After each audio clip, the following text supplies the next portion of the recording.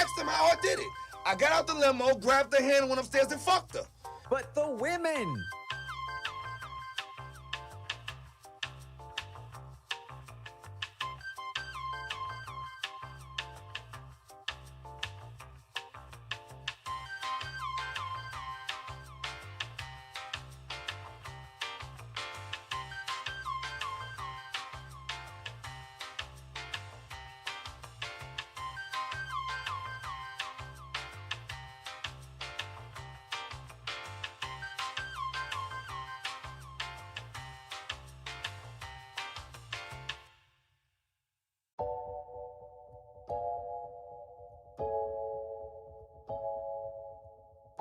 I would have been swallowed up. Have you ever been swallowed up? Have you gone through a time of swallowing?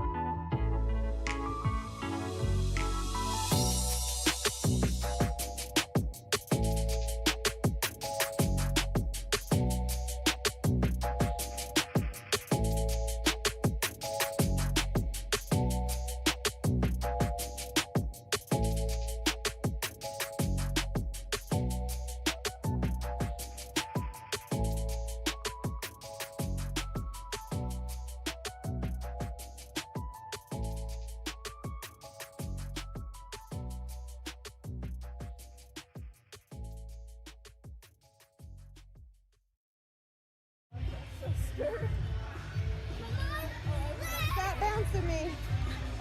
Yay!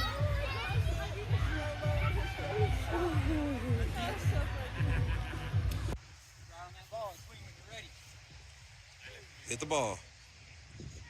Yeah, drop the bat, run. Drop the bat. Drop the bat. Yeah.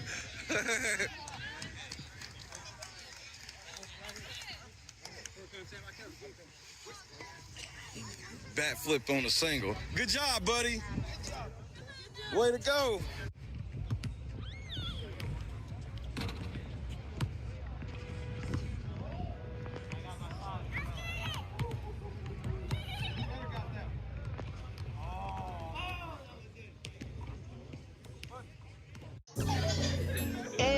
I'm in Miami right now.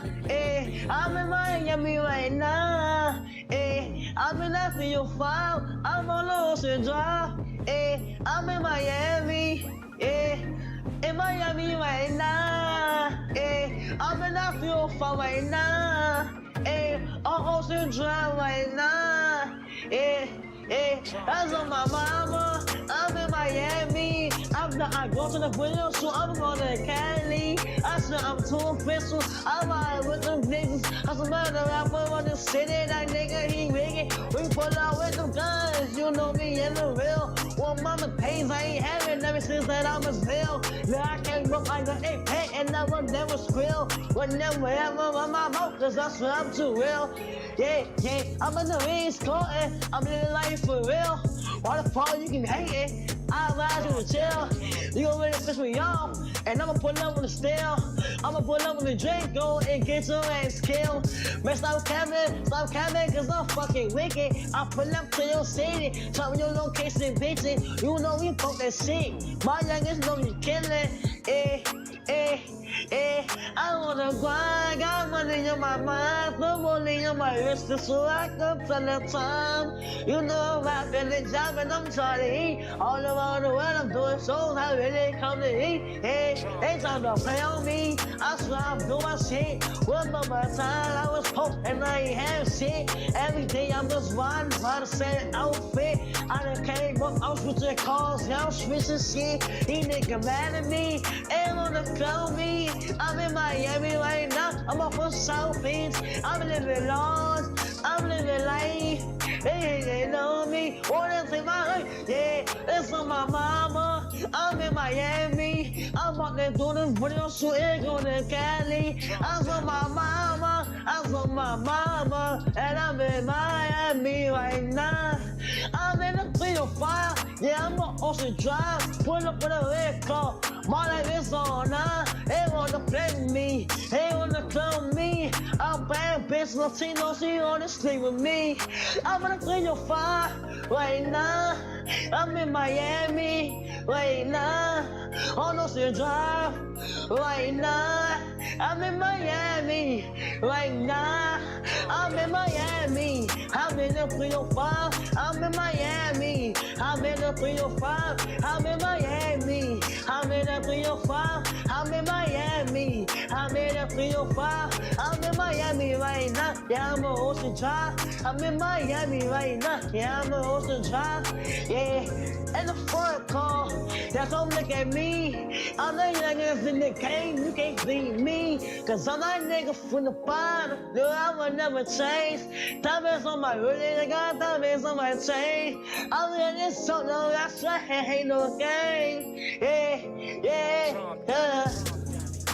In Miami right now. And the 305. Yeah.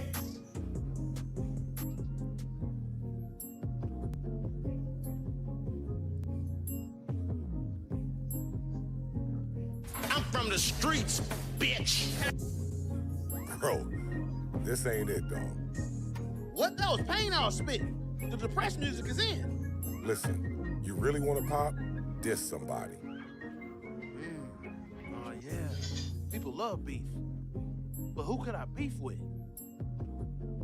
Oh, yeah, I got somebody in mind. DJ Pooh, start that beat up, homie.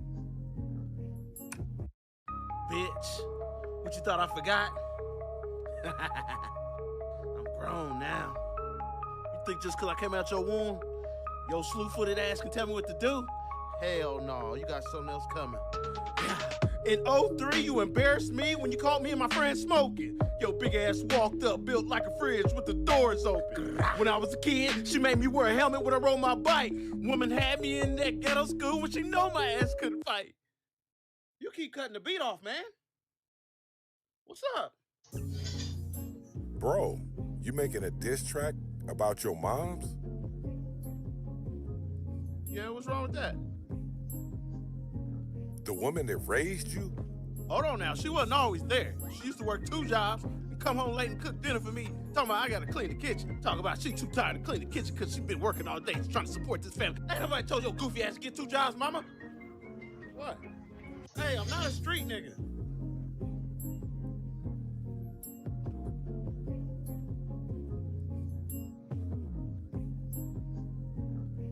I'm from the streets, bitch.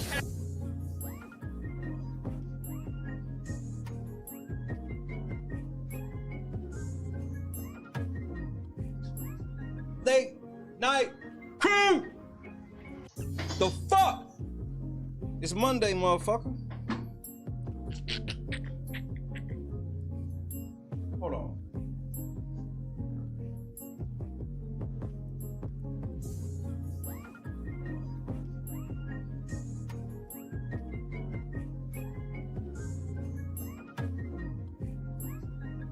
Now you can say what's up to your boy. Hold on, number 5. She wasn't always there like that.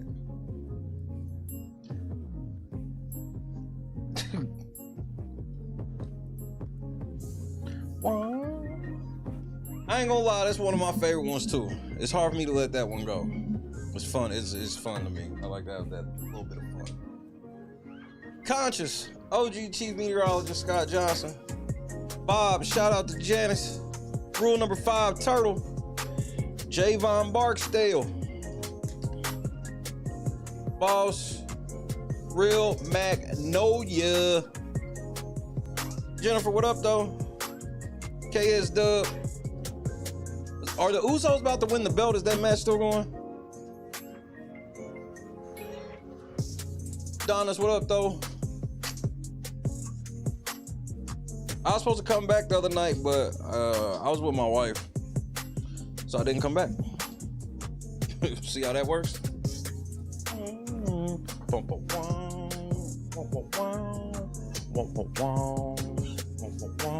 They the main event, so they must be getting ready to win the belts. And they're gonna win the belts, and you still not gonna blame Triple H for it. The way that they built Jey Uso up all winter going into spring for this nigga to end the year with the tag belts is Triple H in a nutshell. I heard the commentary. These niggas sitting there. I'm sitting there trying to get ready for the show, but I'm just listening to the commentary. The way these niggas are sitting there, yeah, singles shit is everything, but this is what they're really. I'm like, nigga, not y'all burying Jey Uso in real time. If the only way that Jay can even survive this is if they get the belts, and that's still gonna be so fucking corny. There was no payoff to them getting back together. They're just like back together. At least if we was gonna do a reunion, can we reunite these? You know what? I be wanting too much. I want too much out of life. I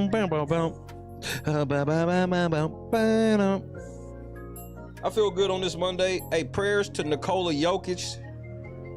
That did not look good, bro.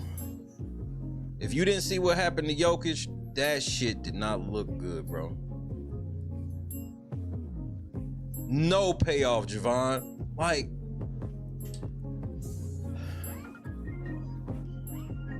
let's just do better. Let's do better.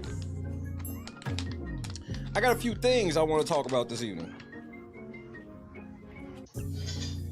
I got a couple things I want to get off. I guess that would be okay, seeing as though this is my show and I can do whatever the fuck I want to do. You're asking for shit to make sense. Crazy concept, huh?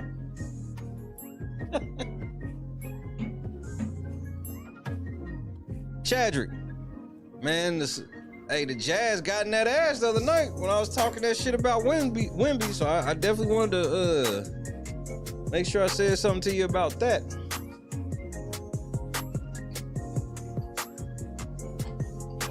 Shout out to the motherfucking Philadelphia Eagles. Nobody had faith in them motherfuckers outside of this household and Janice and Bob household. I stand on that shit. I'm about to prove to y'all, nobody had faith in us but me.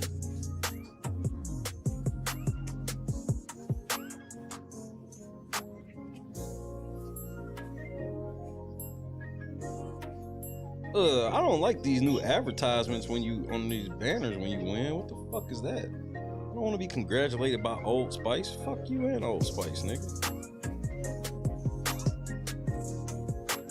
I don't think people paid attention to the fact that we put the motherfucking NFL on notice yesterday, nigga. And so, man, I got to shout out my Eagles, bro.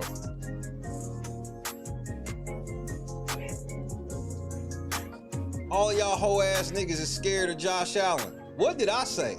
I could have swore I said fuck that nigga. Did I not say? Was it not me that said fuck that nigga? I could have swore. I could have swore it was me. Now, you know, I'll keep it a buck. I could be bugging. I'm probably not. But when I started my fantasy football shit yesterday, so for those of y'all that don't know, there's what's called ownership. And you can tell how many people have selected somebody, you know, to use in fantasy football. When I saw the Eagles defense was 0.94% owned, that shit looked bad, Donis. When I saw my Eagles was 0.94% owned, I said, man, y'all niggas is hating. Our defense is what's kept us in this shit all season. Cooper DeJean, career high in tackles. We was in Josh Allen's whole entire ass. Pause. These things happen. Joy, good evening. Raging, good evening. Ladies and gentlemen, Gardis Watts. Gardis Watts. So, look, man, I gotta be honest with y'all. I'm under a lot of pressure right now. I'm under a lot of pressure. Kathy, what's happening? I'm under a lot of pressure. And when I'm under a lot of pressure, I gotta come talk to the only people I could talk to. With only a 4-man rush all day. Bob, they weren't even paying attention, man. Coop and Reed played out of their fucking mind yesterday. Do you hear me? Yes, I do want the results. I'm still gonna watch it. I'm not one of those type of people where it's like, if I know the results, I won't watch it. No, I'm still gonna watch it. If it's some shit that I don't want spoilers for, then I'll make sure I'm there to watch it live myself. I knew it. I called it. I heard how the announcers did, and I was like, I saw AJ now working out backstage. I was like, man, y'all niggas about to lose the belts to the Usos. I knew it. Hashtag Shay was right. The disrespect that I'm supposed to sit here and celebrate Jey Uso getting demoted to tag team champion. This is a demotion. Just so we all on the same page. This is a fucking demotion. This does not legitimize the Usos. This doesn't make me go, oh, the Usos are back. No, they ain't never left.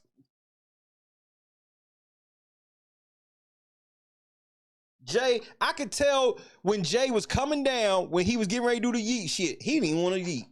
Go back and watch the replay. Jay, he was not excited about winning the belts tonight.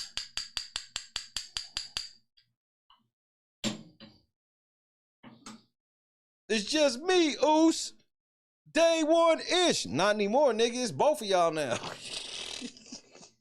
It's both of y'all, Oos.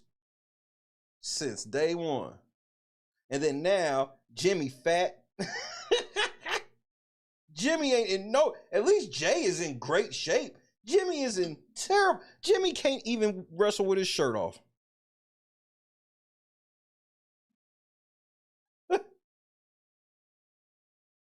Jimmy, the fat nigga at the pool that's too embarrassed to take his shirt off, so he thinks it's less embarrassing to be standing in the middle of the pool with a t-shirt on.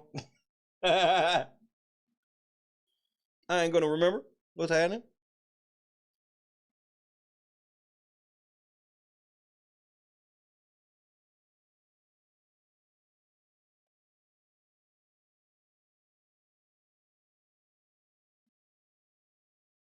Hey, shout out to the Bears and the Niners.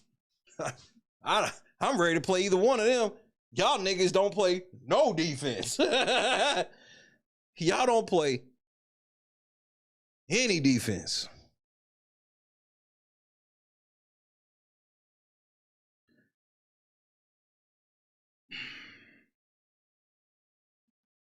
Got those Fatu jeans. I mean, but Jimmy is that size because Jimmy stopped working out and shit. This nigga look like he don't do shit but eat, drink beer and eat nachos.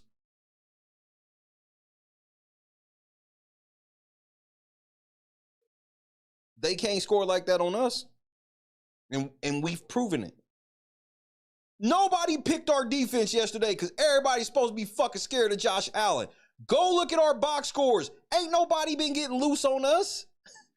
The whole reason we've lost the games we lost and some of the games be close is because of our offense. If we get Lane Johnson back, it's over. Just so the NFL's on notice. If we get Lane Johnson back, all this shit is over. So the Bears ain't putting up 50 fucking points on us. You can wrap all of that shit up. They not even putting 30. You can wrap that up. And if we get any of the help back on our O-line, you can wrap that up as well.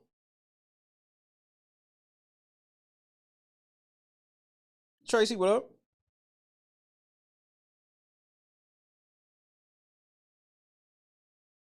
Like, I wonder what the fuck that is, Tracy. That shit, I know. Because I don't have, just for the record, I have no power to unsubscribe anybody. Like, even if I block you, you can still be subscribed to the channel. You just can't chat or leave comments. But like, I have no control over that, so I really don't know what the fuck that is. Not Jimmy, we're pregnant. Straight up, eating for two. This nigga fat as fuck now. I remember the first time I realized, like, this is why your ass be wearing these goofy ass shirts? Because you embarrassed at how much Jay is cut up compared to you. Jay be in the gym all the time. I truly think that when they gave Jay that motherfucking singles push, Jimmy started being on some fuck it type shit. Fuck am I going so hard in the paint for? And I ain't. And they putting his bitch ass on. Got the cap. Tommy, what's happening?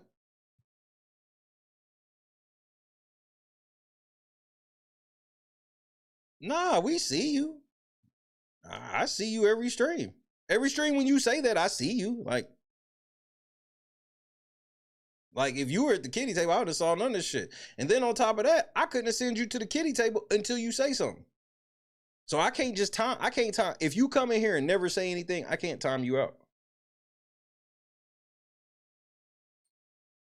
So there's no way I can time anybody out. There's no way I can unsubscribe or resubscribe anybody. I don't know. That's some shit you have to literally holler at them people about. I have no idea, even a little bit. But I hate that is an issue. Napa was happening. Yeah, Jimmy ain't did shit.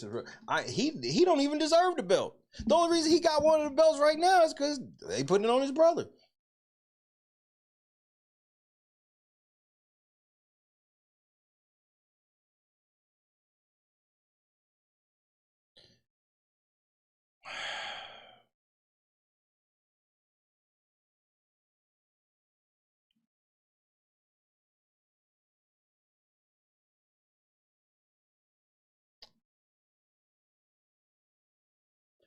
I don't know if I want to start with 50 tonight or if I want to start with Tyler Perry. This Tyler Perry shit look bad for you, little nigga. I ain't gonna lie.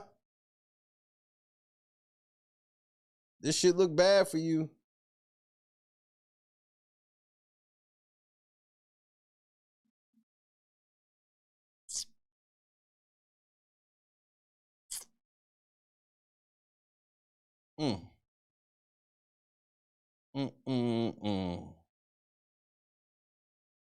But 50 shit looks even worse. And y'all want to know something, bro? Like, the 50 Cent dick riders, I didn't know this was a thing now. So, like, we gonna watch this video, right? And it's rare that I get into the comments of any video. I just don't give a fuck what people say. There's generally, especially once it gets to a certain number, it's like no logic. Like I'll look at just to see what sentiment is, but as far as really like, I don't get involved. But 50 Cent did an interview with, I believe, Gayle King, which we'll go over this evening. And I'm in the comments, and everybody's in the comments acting like 50 Cent is some type of fucking savior. I'm like, none of y'all find any of this weird. Y'all all standing by this shit. But as soon as a white man come on TV talking about I think that this black man who committed this felony needs to go to jail, y'all calling this motherfucker all types of shit. The amount of you stupid ass niggas that think that damn so-called documentary is some key evidence. If it was key evidence, then why the fuck didn't the feds use it in his fucking trial, you morons? Are you niggas really this dumb? Do y'all niggas really just believe everything you see on TV? Like, is that where y'all niggas is at with all this? Y'all believe any and everything you see on TV now. No questions asked.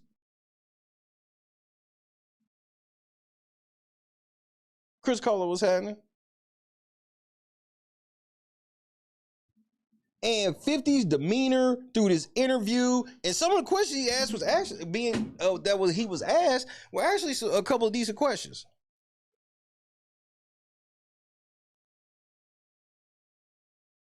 The shit weird. I'll be honest. But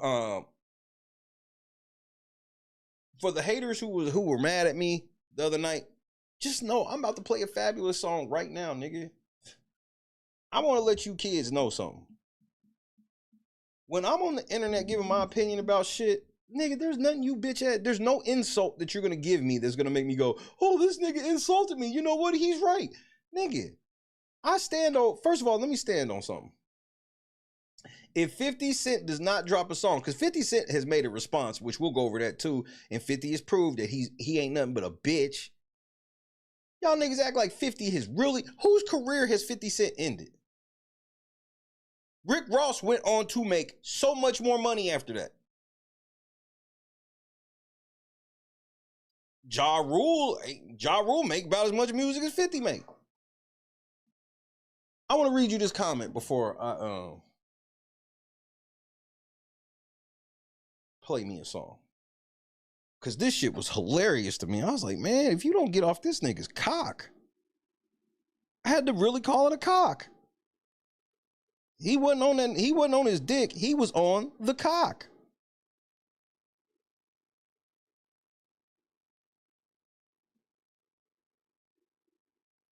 So this is what this motherfucker wrote a long ass comment, nigga. I did respond though. I did, because I didn't want to be rude.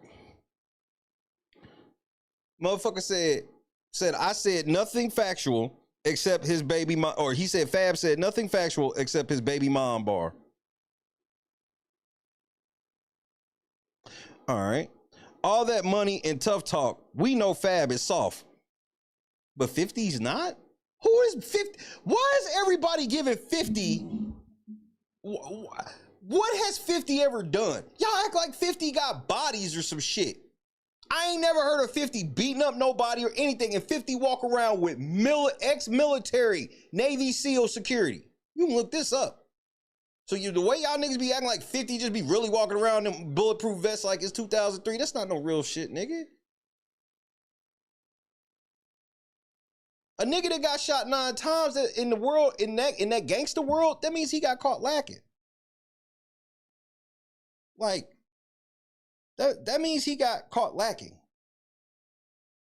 So, like, I just don't understand what 50 has done since coming on the scene that has made him such a tough guy. I ain't never seen him beat up nobody. He ain't never had nobody beat up. He ain't never, look, what, 50 got bodies or something that we don't know about? Like, what is this shit where everybody that goes against 50, the first thing y'all want to say is that nigga soft, but 50 is like just this baseline of toughness.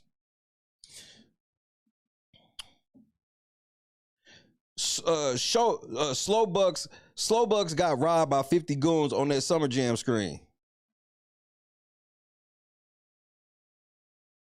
Who got robbed? So now we're talking. So now 50 did something at Summer Jam 20 years ago. Like, what if 50 ain't had it? Let me just get through the comment. This shit was just all types of just, man, y'all niggas be riding this nigga 50 dick, and it's weird. Because I remember there was a time when all y'all niggas hated 50. But that's how this shit works. Diddy disrespected him on Drink Champs, and he just stared and said nothing. Only person he acted tough and hit was Emily. Get Rich or Die Trying better than Fab entire catalog. Let's stop there. Get Rich or Die Trying is over 20 years ago. Hey, Google, when was 50 Cent Get Rich or Die Trying released?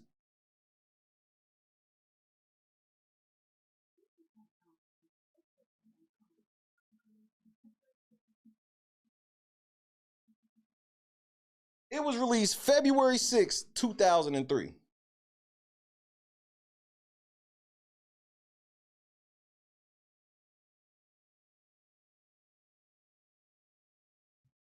He released one good album in 2003, and that makes him better than Fab's whole career. Why? Because album sales is what matters and not the music itself. Y'all niggas just say shit. And 50 still doing world tours while Fab in the South Bronx talking about nothing with the other broke squatters. 50 is not doing no world tours. He actually did a residency in Las Vegas and got roasted. 50 was at a nightclub last night. This nigga said 50 doing world tours. No, he's not. It just feels like he is, though. It feels like he's so much bigger. Actually, 50 ain't showed a lick of proofs to show that them niggas are squatters. He just said the shit out loud.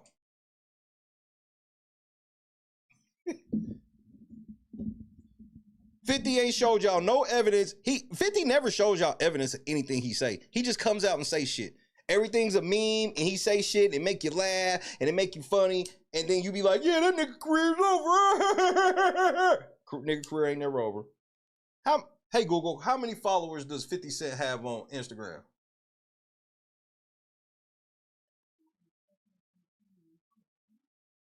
Hey Google, volume 10.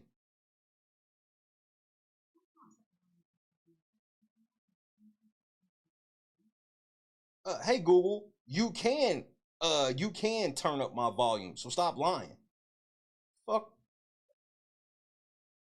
Turn it up some more. Hey Google, turn the volume all the way up.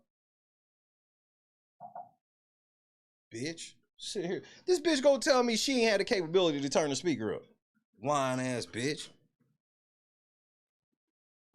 Anyway, hey Google, how many followers on Instagram does 50 Cent have?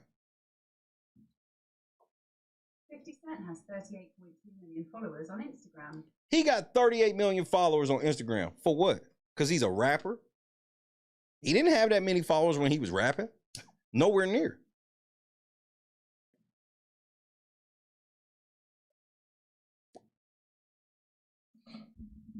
Y'all niggas are so retarded. Fab equals no albums in a decade. That's a blatant lie. No business ventures. You literally are talking about his business venture. You just don't like it. No label, artist signing. What the fuck does having a label or signing artists have to do with you being a rapper? This is, for all of my rap fans, this is why we don't hear rap music no more. You hear what they judge everything on now? They judge who's the best rapper on everything except rap. And a nigga cannot rap in over 20 fucking years, and they'll still say that this nigga's a better rapper than a nigga that ain't never stopped rapping. Fab ain't never put out a trash project. There's never been a project Fabulous has put out that was trash. People forget how many fucking platinum singles and platinum plaques Fab has. Why are we acting like Fab is not like a... Like, I don't know. I don't even know.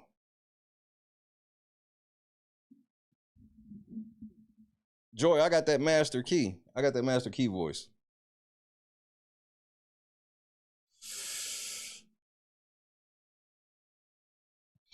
No world tours.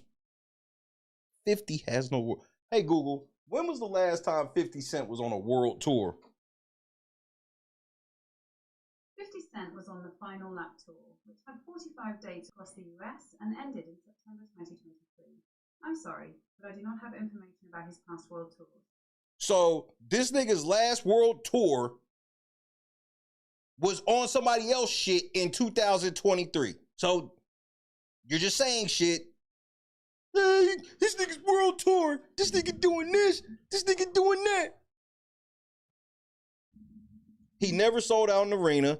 That if you saying Fab ain't never sold out an arena, you just making shit up. You're not getting ready to pull some receipt. You're not gonna pull the fucking receipts for every one of the shows he's done to prove that this nigga's never sold out a show. It's just how you feel. You've never been to a Fabulous show, so that means it wasn't sold out. You ain't never been to a 50 Cent show, nigga.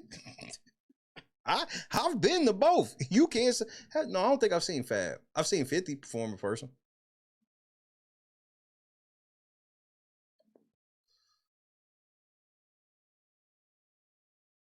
$50 Cent, his second project came out, and I was the only nigga that was kind of feeling it.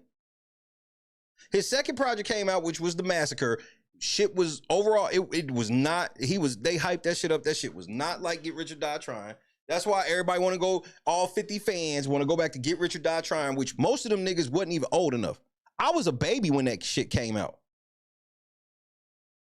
I was 20 years old when motherfucking Get Rich or Die Trying came out. So when you little ass niggas that be like 25, 26, y'all niggas just sitting here because y'all be Googling shit on Wikipedia, think it, man, the biggest thing that makes me laugh about these young kids thinking they know hip hop history is they didn't live it. So I understand that when I research shit. It's like me researching like shit from the 1800s and then sitting here acting like I lived it. Just because I researched some shit. No, I didn't live this shit. So there's anybody who lived this shit or was around somebody who lived this shit for a long time, it looks different.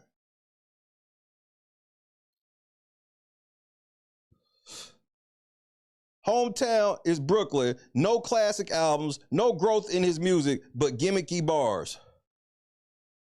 And here's my reply. 50 still loses with no song, no matter how long you type that you meet riding 50. Like, I don't, like, y'all niggas, I don't give a fuck about all y'all niggas sitting here and y'all are all fucking just, oh, y'all are such sheep.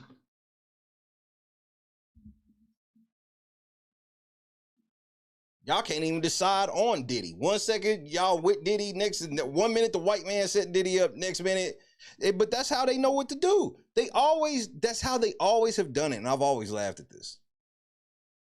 If you want to take down the top nigga, all you got to do is send a nigga to do it. That's how all the niggas are going to get behind it. You find the right nigga to go, and then that nigga would be the one. Because any white person had been notice who is the top famous white person that comes out and really talks about the horrors of Diddy? There isn't one. It's all black people.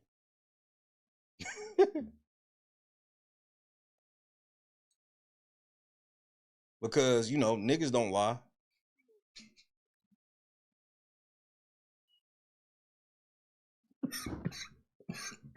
I started. There's a stream I really was like this close to doing tonight, but I'm gonna do it.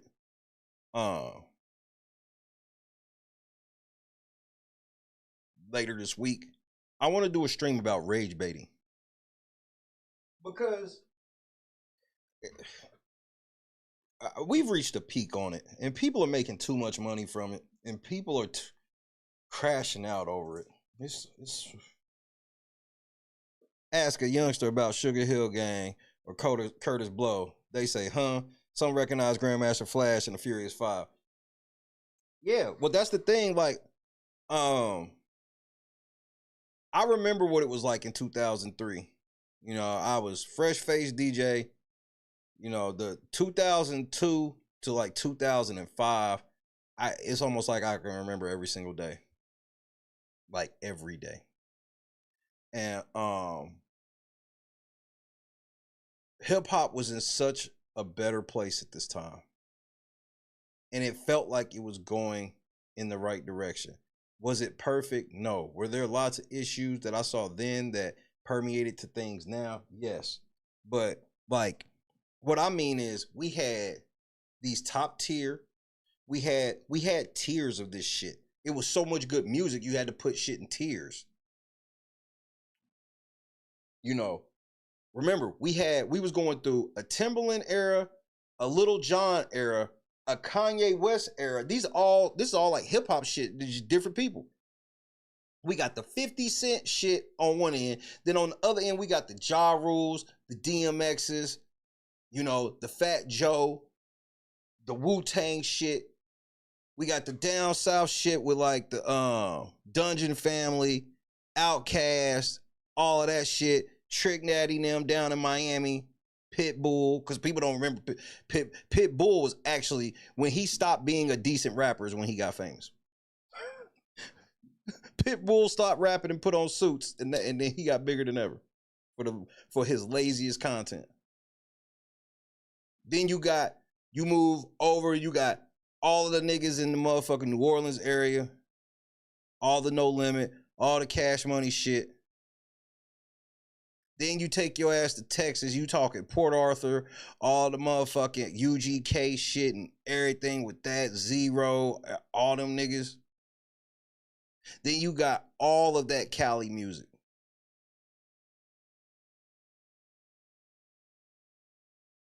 You had Nelly ripping shit in the Midwest, Eminem ripping shit in the Midwest.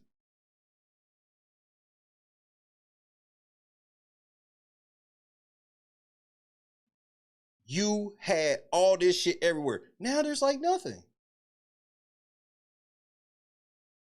We couldn't keep up, bro. It was expensive to be a music fan back then because it was so much good shit. And that's just hip hop.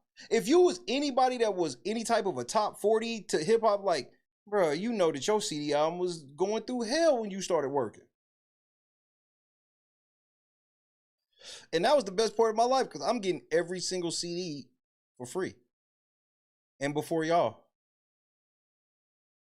E40 and all of that shit, like there was several groups and stuff all in the mix, but now they found out it was cheaper to get people without talent. You know, no disrespect to 8 Ball MJG and all that Memphis shit. I mean, if we really talk about old Atlanta, if you look at new Atlanta versus old Atlanta, this is what they morphed into. Atlanta went through the craziest streak ever, nigga. Dungeon Family, which is Gnarls Barkley, aka CeeLo Green, Outkast, Ludacris, T.I.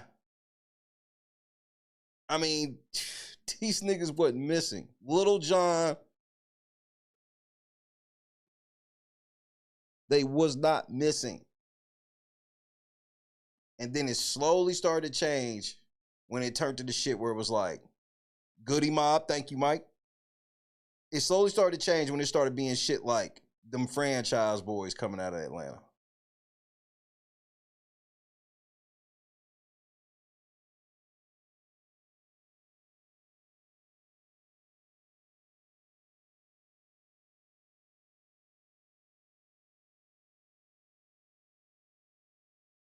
I mean, let's not forget DC area. They was the one that was all the go-go and shit with it.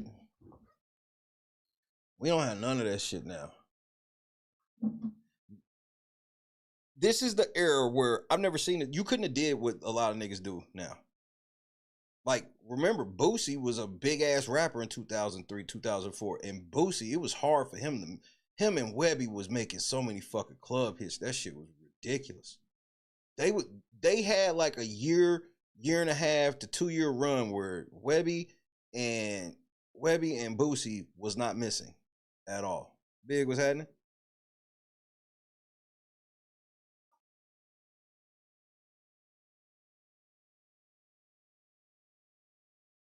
But we had all these other independent artists that had bangers and shit. Like that part of the game is over. You know, you got people like DC Santana. Like I could play y'all a bunch of just like crazy hit records that were big records back then, and it was just like kind of like independent niggas. Like that part of the game is so fucking over. Everybody is just like, we don't even care about, bro. Think about this. And yes, I'm gonna play my song and get to one of these stories. But think about this. Music video shows are over. Music video shows have been around since ever. There is no like Soul Train type show. What's the one show? There ain't no American Bandstand type shit. There's like nothing now. For the first time ever, there's nothing. Our top artists in most genres are top because of them sitting on social media.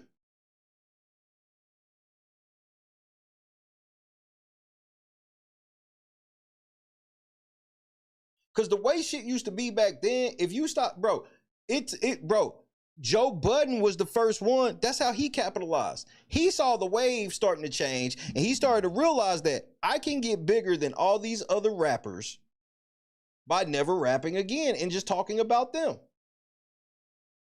And then there'll be people that will respect me on a level of some type of rapping. Then when Joe come out and actually bar the fuck out of Drake, nobody gives a fuck. They care more when he's not rapping than when he raps.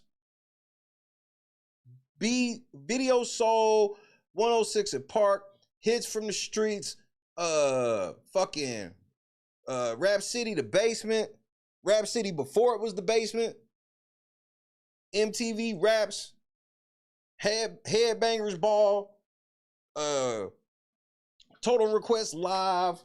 Like this was all like 2000, all this shit was popping. And now all of it's gone like 20 years later. And we can't say that it just popped off, bro. 60s. The 60s had these music shows, bro. The 70s had these music shows. The 80s, the 90s, the early 2000s, and then in the middle of the 2010s when shit started going left. When these record companies realized that, hey, why would we, because they have had the deal. The one thing that the labels have had to deal with since the beginning was, when we sign artists that are talented, even though we hold all the chips, they can have a bit of leverage because they actually have talent. So we don't want to really listen to Michael Jackson, but damn it, the motherfucker's talented. We don't want to really listen to Prince, but damn it, the motherfucker's talented. Same with a lot of these white artists, singers, all this shit. Status quo was happening. Remember when Jen got signed by Rough Riders over that shit? Over Freestyle Fridays? Like, there's no naturalness to it no more. They learn that we have to pay these artists at some point, but if we get these trash ass niggas that ain't really that talented and we don't put on really talented people, then shit, they not gonna have a choice. We'll give them whatever we decide to give them. And there's nothing they can ever do about it because deep down inside, we'll always be able to tell them, nigga, you are not talented and you can only be on because of us. Look what they doing to Drake. Every fucking time Drake dropped, everybody and their mama swore it was the hottest shit ever. There's never been a time where, bro, I ain't never liked Now Drake album. I can fuck with some Drake songs. None of his albums, bro, niggas swore every one of his albums was like the greatest album ever. As soon as the record label said, we not fucking with that nigga no more, guess what y'all all said?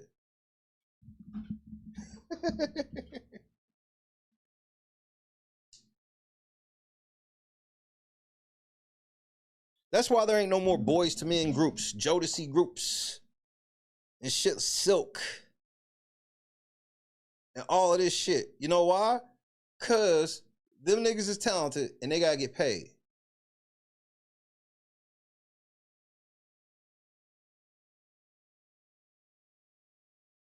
Juwan was happening. That wouldn't surprise me at all. That does not surprise me in the least. What surprised me is they still do it. Now I see that one like MTV like throwback channel, whatever the fuck it's called. J-Rock. But when these lawsuits is over, I'm not bullshitting. We are starting LNC music, and I'm gonna be doing like Donnie Simpson type motherfucking video shows, nigga. This shit would work now. Just don't nobody do it. And then everybody don't know how to do it on YouTube, so it just don't get done. If you build it, they will come. That's something that people don't like. You've heard it a million times, and you ain't never tried it. Yeah, we got artists like Dave Blunts, Ice Spice. These motherfuckers are clearly just like, it's a meme. Old girl was a meme. I done forgot her damn name. Lizzo. She done lost the weight. Don't nobody care. She ain't making music no more. Nigga, T.I. don't even make music no more. Like, nobody makes music no more. But all of these niggas is still like supposed to be relevant to me.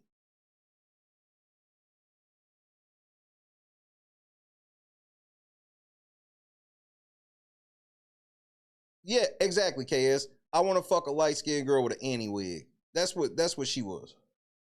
Ooh, this little light-skinned bitch got a jiggly booty and she got on an Annie wig.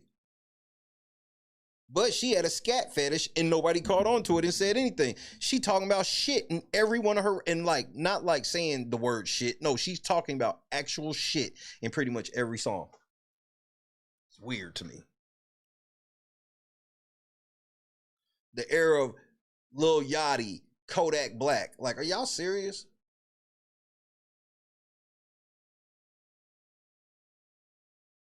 Travis Scott. Like, these niggas lame to me. Without the wig, she looks like Roger from American Dad. You see? And when she took the wig off, that's when niggas stopped liking her as much. When she went and just got that long weave, it was like, oh, you just another bitch. She was always just another bitch. Y'all niggas, you a munch. What? And then in the late 2015s and 2016s, and this is what I'm gonna say before I get to my song. You know what it turned into?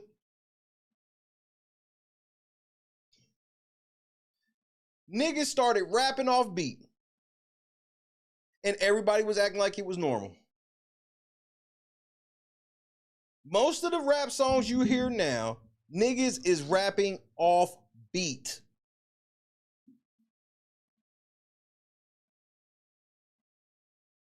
And that shit irks the fuck out of me. And y'all can't tell me y'all ain't noticed that shit.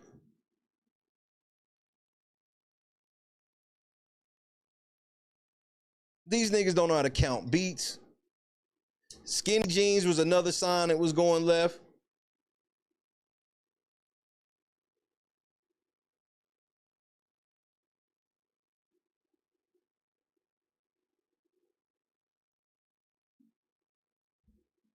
Music, you know when the...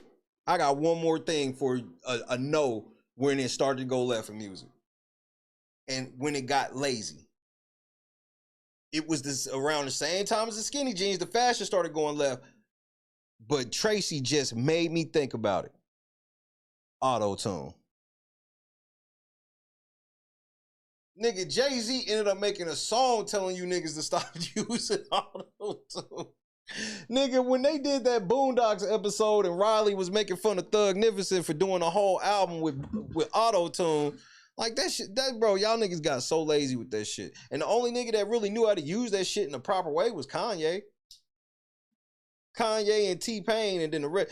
All y'all niggas trying to do that Kanye and T-Pain shit.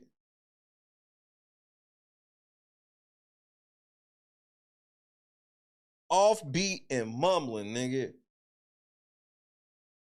I'm like, y'all niggas, can you hear the beat?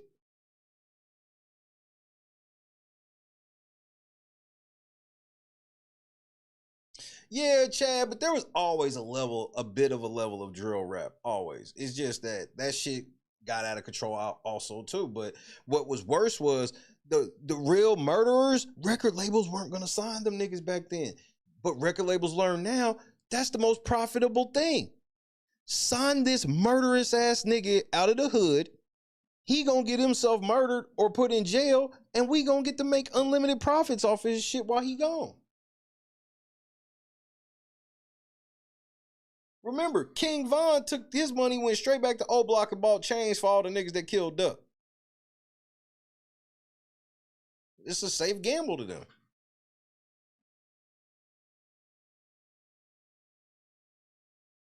That's why Usher gets to hold on for so long.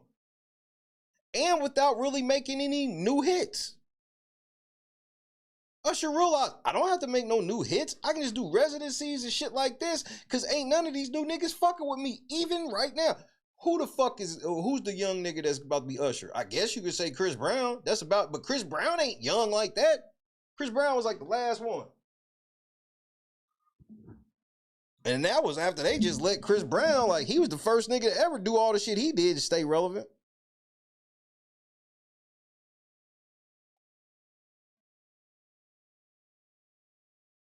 I just had to have my old man rant about it. And like I said, it's deeper than hip hop.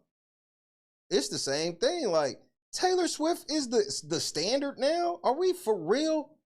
Taylor Swift is the standard now?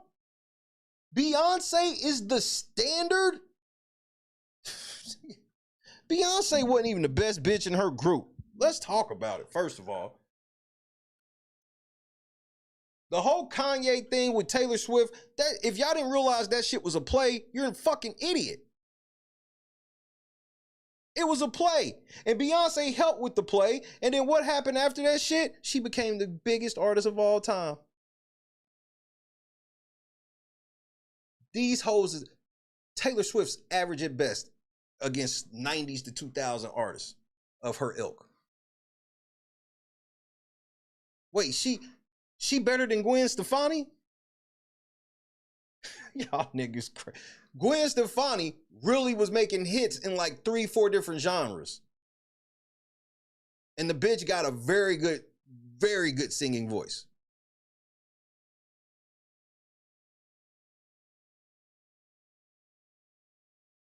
But if you tell anybody that Gwen Stefani is bigger or better than Taylor Swift, they're going to try to fight you.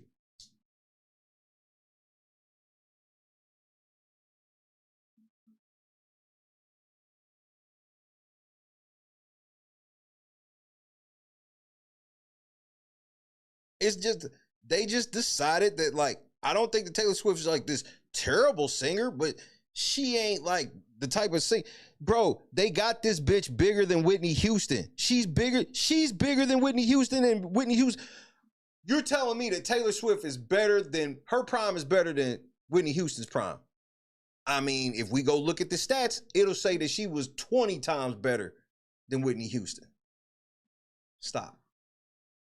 She better than Mariah Carey? Stop.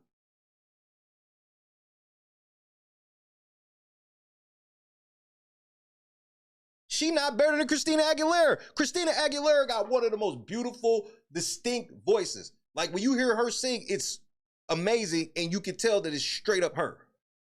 That's why when it was the whole beef, so-called, hold on a second. That's when they had the so-called beef. Remember back in the day, you used to have the so-called beef. Who was better, Britney or Christina? I didn't think it was close. Britney was the beginning of ushering in mid-ass artists and pushing them against artists who got talent. Because that wasn't a battle back then. Britney Spears can't sing. She's a good performer. She can't sing. Motherfucker, Christina Aguilera can sing.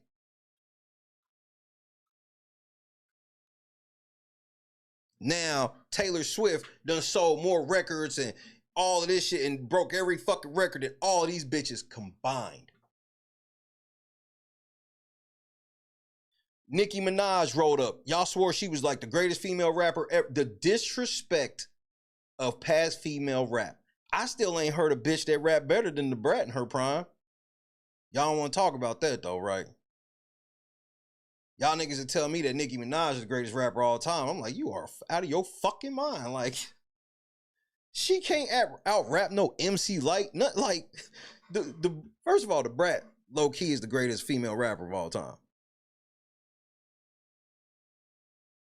Pull out the Brat album that was whack. I can go on and play hits from the Brat all fucking night long. Bitches ain't. Well, the thing with Rod Digger is, I don't know, man. Papoose said he wrote all her shit. And Papoose is, I mean, good nigga to have write your shit. But, you know, we talking about Foxy, MC Light, Little Kim. Like, Little Kim. Bro, show me the Little Kim album that was whack.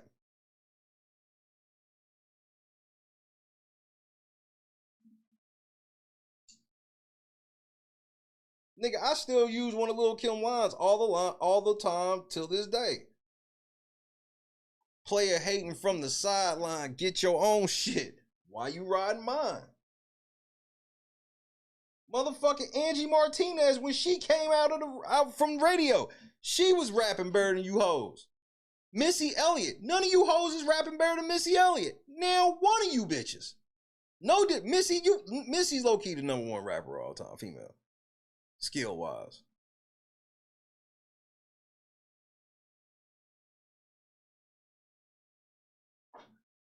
None of these hoes that y'all telling me is like the greatest rappers now, ain't none of these hoes even remotely close.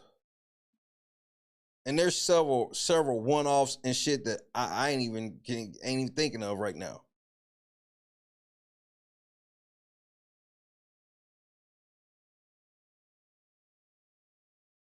Now, you point out that these rap bitches suck, and it's because you sexist. It's like, nigga, what are you talking about? I can name female rappers all day long that's better than all these bitches. This shit's disrespectful now. None of you bitches is rapping better than Queen Latifah in her prime, Lauryn Hill in her prime. None of you hoes is rapping better than Left Eye. Yo. Like, stop playing, bro. Now, I'm supposed to think Sukiana and all this bullshit. Sexy Red.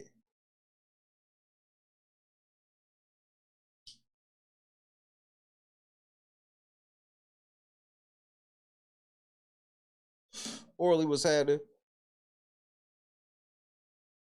And Gardis, I used to think Lil' Kim was so fine that I don't care what she looked like now, I would still smash. Just because of what she used to look like to me. I told my wife that one time because if I'm not mistaken, when it came up, my wife was like basically like roasting Lil' Kim, and I'm like, look, like this is what she look like now. Like, nigga, I'd still fuck her Michael Jackson looking ass right now because of what she used to look like when she wasn't. When she was Black Mike, nigga. Nigga, Lil' Kim was so much. You couldn't tell me shit, nigga. That was a fine bitch, nigga. And I've never seen a descent like this. Ever since she got home from prison, it went left.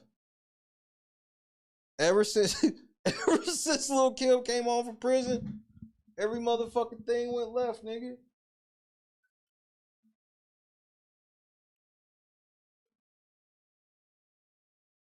This bitch, bro. Devastation. Her and Angie Martinez, like in the late 90s, man, you could tell me shit. Them was the finest bitches ever to me. Now, but Angie Martinez is still fine now, though. Lil' Kim, she can rap.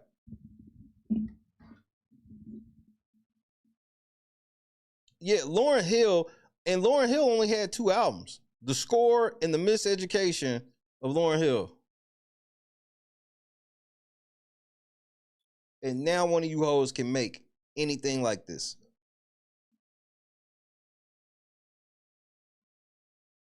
Think about how spoiled we was with just male singing.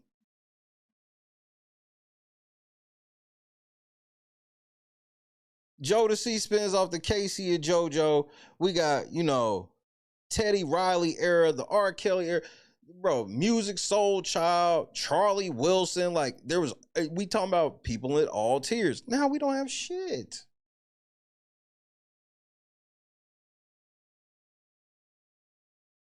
DTP, Shauna.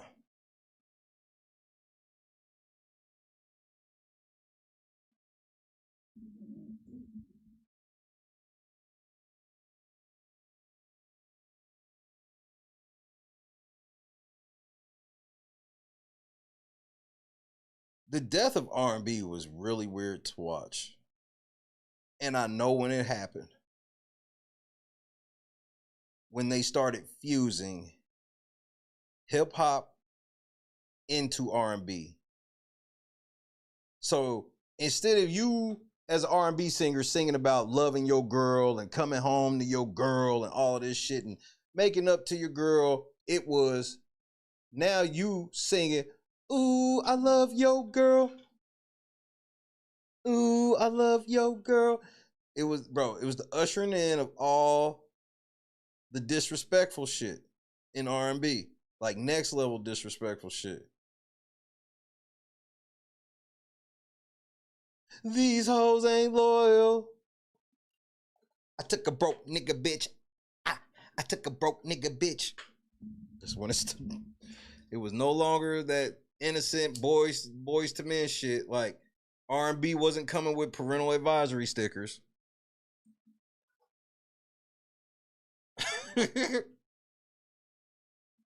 But now I got to talk about a rap beef that Fabulous might quote unquote lose without the other nigga even making the song.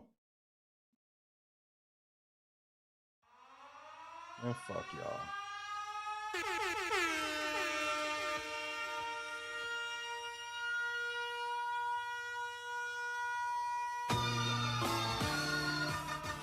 Breathe.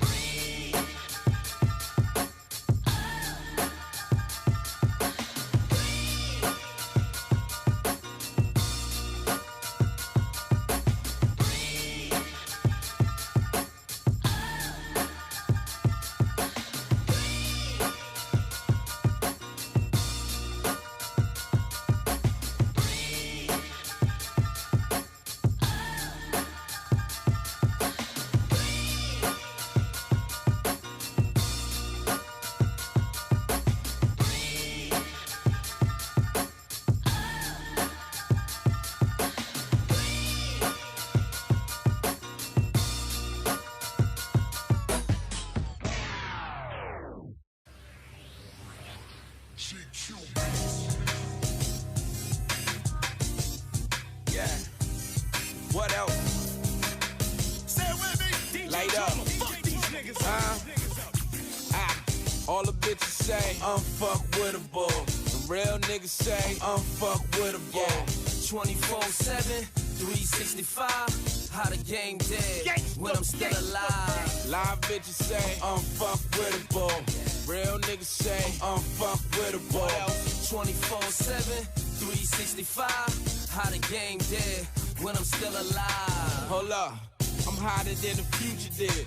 America's most wanted, that swag lucrative. Unfuckwittable, slinging that mineral. Talking that G-talk, living like a general. 10 bottles in the club, sound like the minimal. My niggas, them killers for real, I'm talking federal. It's fuck you, never no subliminal. Stacking ones every day, active criminal.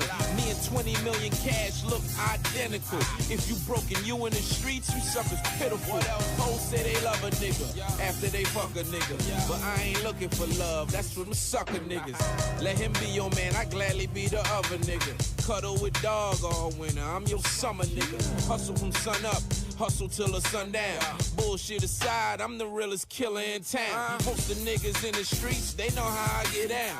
Bad bitch riding shotty when the top lay down. Look, as a young boy, I used to have hoop light up. Now I'm like Shaq, I still got hoop dreams. All the bitches say I'm fuckwittable. The real niggas say I'm fuckwittable. 24/7, 365. How the game dead when I'm still alive. Live bitches say I'm fuckwittable. Real niggas say I'm fuckwittable. 24/7, 365. How the game dead when I'm still alive. I ain't feeling niggas, I ain't that sentimental. I got no words for them, let's just keep it instrumental. I put it down where I stay, word to incidentals. And guess who opened the door? You niggas entered in through. Y'all would never measure up using my ruler. You're more soft than a second year high schooler. My nigga Hov told me finish my breakfast. And now I'm looking at you niggas like breakfast. French toast, turkey bacon. Shit's in bad shape, too many squares circulating. Money talks, and y'all voices are unheard. When they ask about us, one word, unfuckwittable. We be in the town too, that's why them boys call us the not fucking around crew. Brooklyn keep on taking it, known to get our Debo on. When you touch down, bow down, get your Tebow on. If you won't say it in the street, don't say it in your tweets. You won't say it when we meet, don't say it on them beats. Real nigga shit, R&S. Last night was a movie starring us. All the bitches say I'm fuckwittable. The real niggas say I'm fuckwittable. 24/7, 365. How the game dead when I'm still alive. Live bitches say I'm fuckwittable. Real niggas say I'm fuckwittable. 24/7, 365. How the game dead when I'm still alive.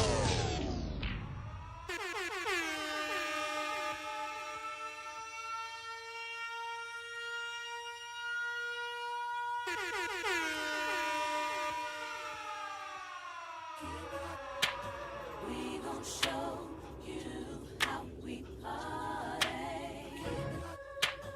We gon' show you how we party. We gon' show you how we party. We gon' show you how we party. We gon' show you how we party. We gon' show you how we party. We gon' show you how we party. I fiend for all beats like girls jump for dicks. Don't salt the next man, keep that Lindbergh shit. Up in the cut like gay niggas in butt. I'm black with Indian, my race should be nut. I cut with razor blades, play spades with Aunt Venus. Evaluate this rap, take heed, a fucking genius. Up in the sky, up high, don't puff lie. Do you smoke crack, Sam? Prepare to fucking die. Fuck Crazy Joe, my name is Crazy Flow. You thought I had 8, but I got 10 more. Off beat and on beat, old school like Beach Street. I stink like Pop's feet, make sweat with no heat. I'm up on this track like Pam Grier in movies. I heat up the beat like water in a jacuzzi. I fly to LA, then come back to Virginia, then call Maggie New to see if he's got some in there. Then back to the crib to pick up my brother G. G, don't forget to bring the house keys. Hops in the 850. Now here we go. Please, please, brother, don't slam my car door. It costs too much money to get that shit fixed. I need all my money to pay my bills with. Don't have no time for the shucking and jiving. Peep my rhyme, cause that shit's off time. I'm in the Marriott, the place to get got. After I smoke pot, he sticks me like shots. Funky like farts, connect tongues like dots. Lick his lollipop, this kid named Scott. Me, my hot self, myself be so hot. Touch my hot spot, I scream till I can't stop. Give it to me, daddy, and yep, like Teddy, ready with the 1-2 checker, no diggity. Missy be the bedroom wrecker, double decker, make you wanna beat your pecker, and then leave your bitch, cause this be better. Boogie jumps, up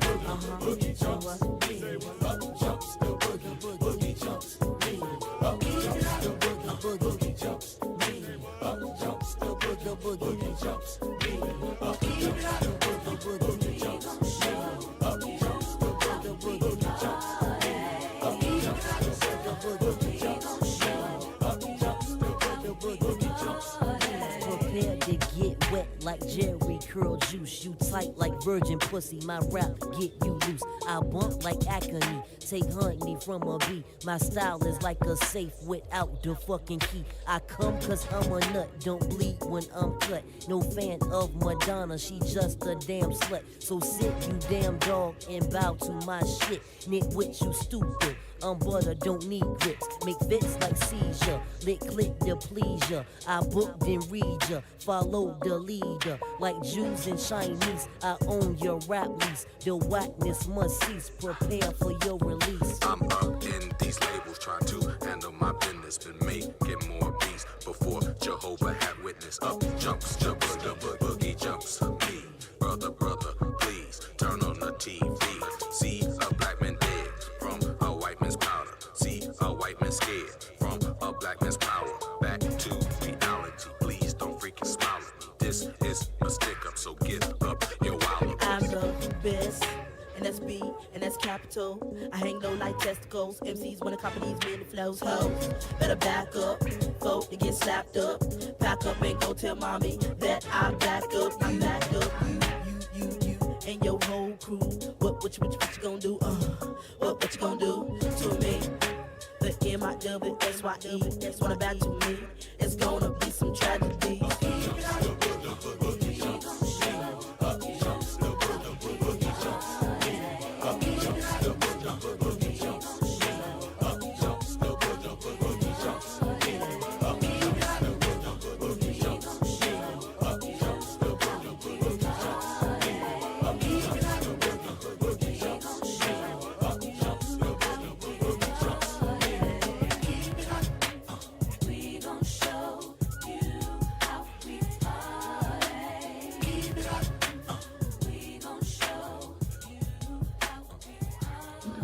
Late Night Crew. We gonna show you how we party. R.I.P. baby girl. I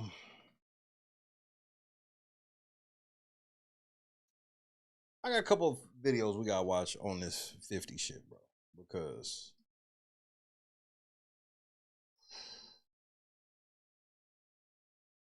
bro, you got some splaining to do.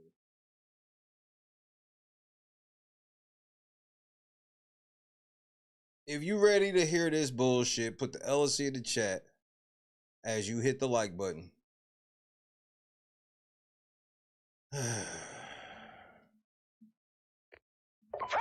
nuke incoming!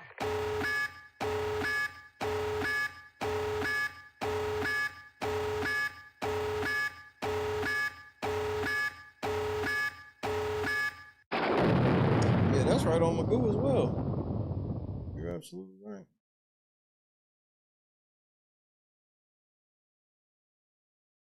A new Netflix docuseries about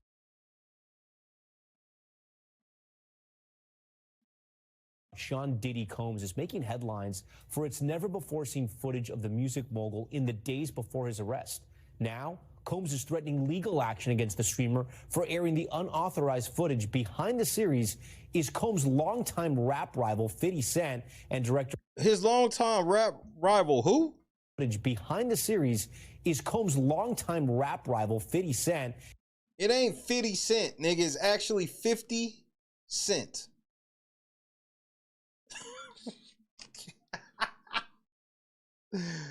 This nigga didn't know how to say 50 Cent. He actually goes by 50 Cent, and they call him 50 for short. The nigga ain't never y'all niggas who can't talk call him 50. He ain't never been 50. He always been AKA 50, AKA the informant, AKA I'm telling. Cam, what to do? Eagles mind what's happening? And director Alexandria Stapleton, who sat down with NBC News' Chloe Malas ahead of tonight's release. Tonight, Netflix releasing never-before-seen video of Sean Diddy Combs filmed just days before his arrest on charges of sex trafficking and racketeering in 2024. And y'all don't believe, and y'all don't question none of this.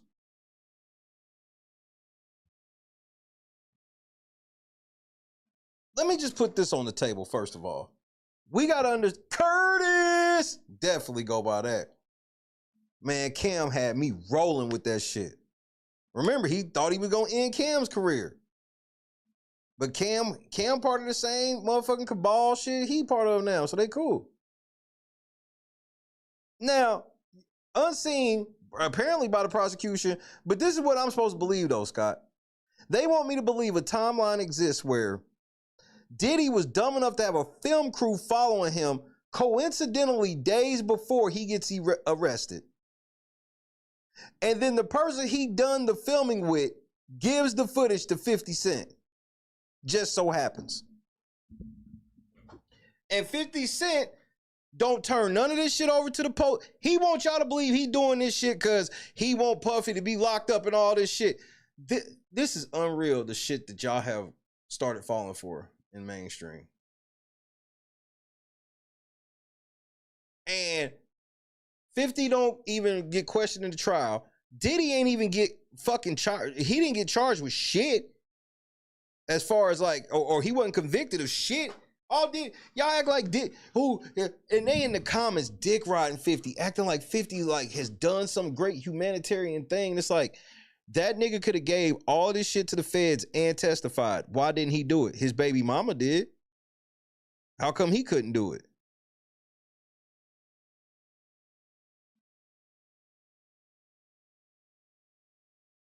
Livers, what was that? Liverson? Squad, we in the building. In furtherance of the scheme, I be trying to tell you.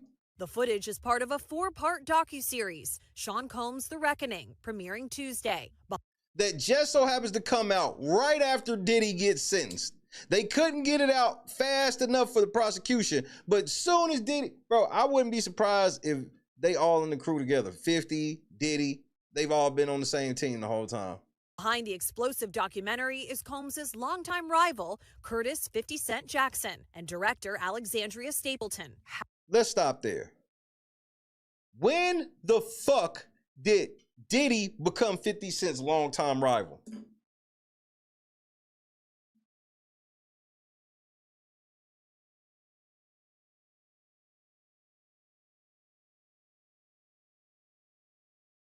Has Diddy and 50 Cent been in a long time rivalry? Press 1 for yes, 2 for no.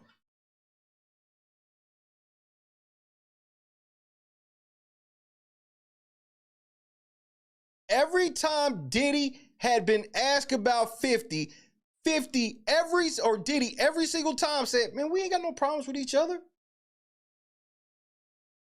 He likes me. Y'all don't know that? He actually likes me.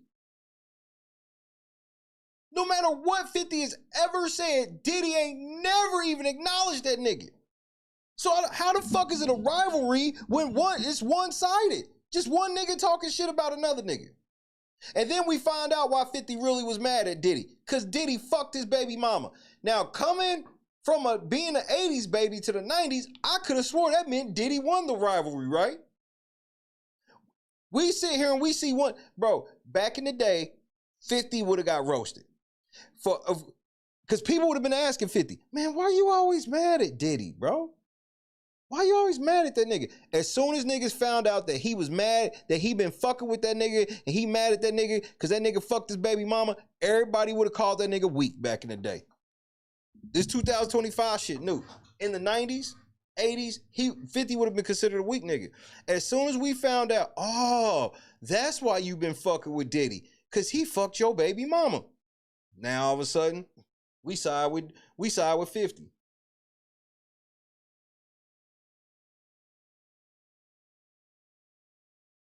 They never, Sigma, they will never say it. They straw man they sitting here got 50. They got a long time beef. No, they don't.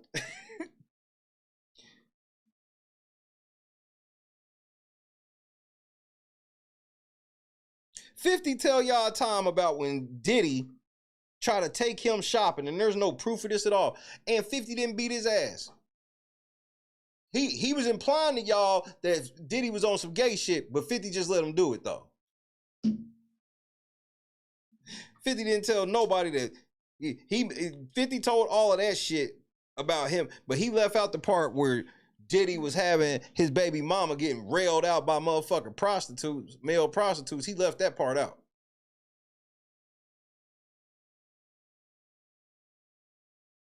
Y'all niggas left all that. Diddy got convicted of prostitution, and y'all niggas is acting like this nigga 50 out here saving the world.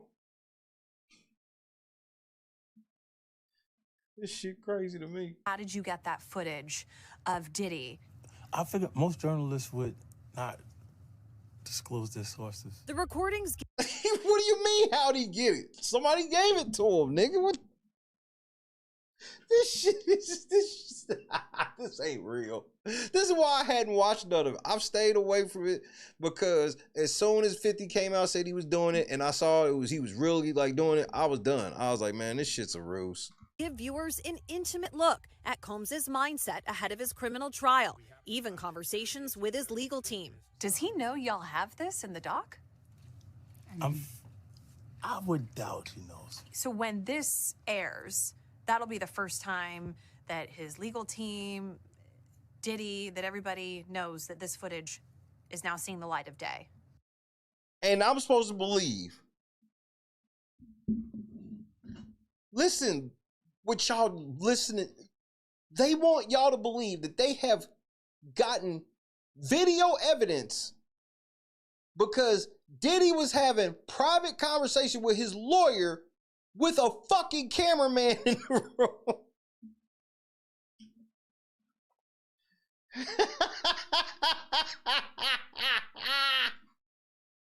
Hey, man, whatever, nigga. Y'all got it. Perhaps. What was he intending to use it for? I have no idea.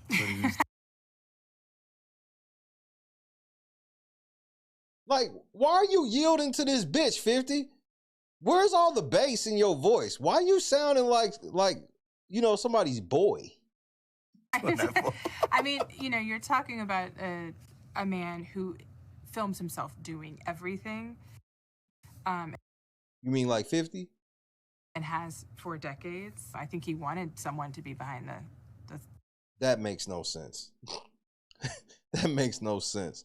So y'all niggas ain't telling us where y'all got the footage from, because I think you got the footage from Diddy and them yourself. I think y'all all in cahoots together. This is part of the humiliation ritual. Like, this shit ain't none of it. There's not a damn thing in that documentary that's gonna get Diddy one more day in prison.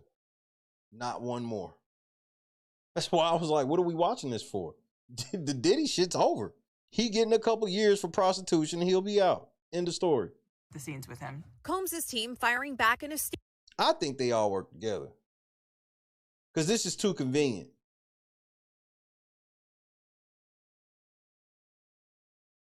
This is too convenient.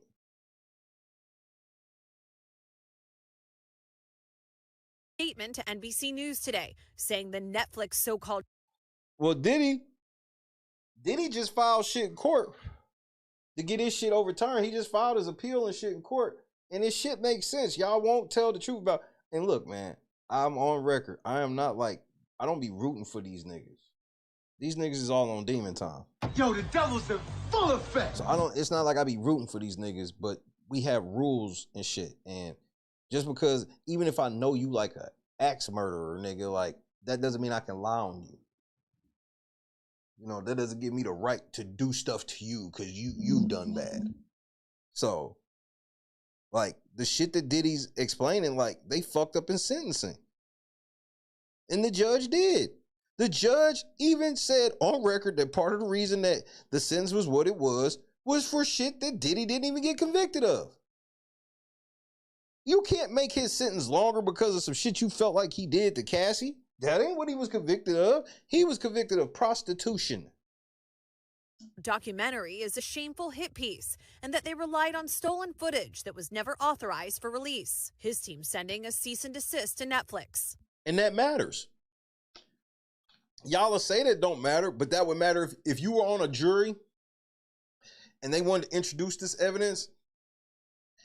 They would instruct the jury that they have to judge the fact that this footage and shit was stolen. I don't even think it's stolen. I think 50 and Diddy play on the same team. That's the only thing that makes sense as far as 50 getting this shit. And he ain't been sued yet. Netflix referring NBC News to a statement from Stapleton in which she... Look, Gardis, I'm going to have to watch this motherfucker now. I really didn't want to. But I just felt like it was just going to be an old rehashing of a bunch of fucking Diddy rumors. And from everything I've heard, that's what it is. Like, if they had shit about him killing Pac, they would have charged him with it. They only got him on prostitution. So everything else is just fucking hyperbole. He said they lawfully obtained the footage. After a nearly 8-week trial, Combs was acquitted of the more serious charges of sex trafficking and racketeering and sentenced to 50 months in federal prison for 5 years or 4 years for prostitution is insane. 2 counts of transportation to engage in prostitution. Combs 2 counts of transportation to engage in prostitution got him 4 years.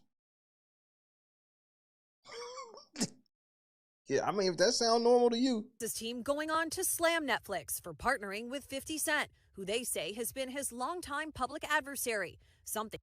Well, I'm not seeing this. All you showing us is pictures of these niggas hugging this shit. How you gonna say these niggas is longtime adversaries and the first 2 pictures you show is these niggas being the coolest niggas ever? Partnering with 50 Cent, who they say has been his longtime public adversary. Something the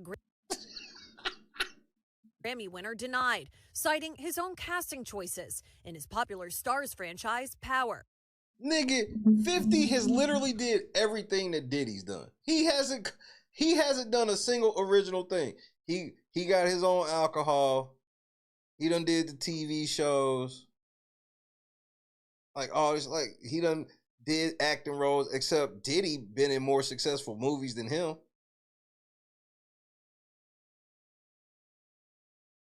Long-time adversaries. Well, show me where it went wrong. What happened? What happened? Where did they fall out? Because you just showed us pictures of them hugging and shit. One could watch this and think that you really hate Sean Combs. What would it be? Wave. The dumbass judge admitted it in his sentencing report. That's why I was like, Diddy got a chance on appeal. Because the judge was dumb enough to admit that part of the reason that, like he said, I can't just let go some of the things that came out of the trial in your sentence. I'm like, but he was only convicted of prostitution. You have to let the other shit go now. Fuck you mean? Thinking that. Because of the things that you post on Instagram, Yeah, because of the... Look at this. And let's stop for a second and do say that I would... Franchise, Power. One could watch this and think that you really hate Sean Combs. Of course he does, right? Why would they be thinking that? Because... Why would they be thinking that? Why wouldn't 50 just say, because I don't like that nigga? He's literally, this bitch is like, anybody watch this gonna think that you really hate Diddy. That nigga's like, why would you think that?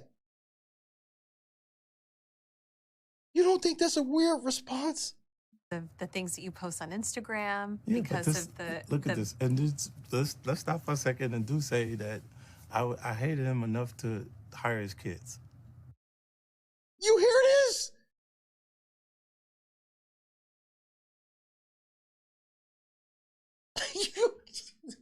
You hear this?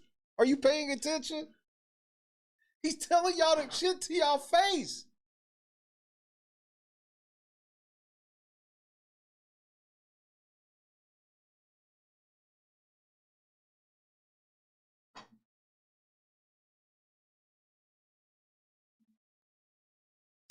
This nigga's like, look, why would you think I hate this nigga? If I hated this nigga, why would I have hired his kids? Exactly. And we've never done anything to each other. # Shay was right. I hadn't seen this video. I promise you, I ain't. My whole thing about them working together. Here we are. So it's just competitive energy and things that you say about other artists while you're in hip hop culture. This documentary is one of several that has chronicled Combs's. Okay. 50 Cent is the executive producer. Okay. So since he's the executive producer, what exactly were his responsibilities in the creation of this project?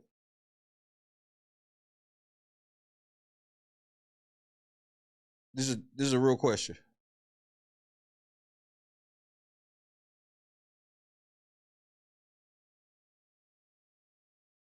What if 50's being honest? We have to ask that for real.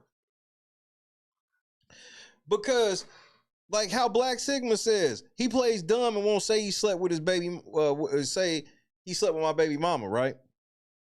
But what if 50's actually telling the truth? What if that's what these niggas do?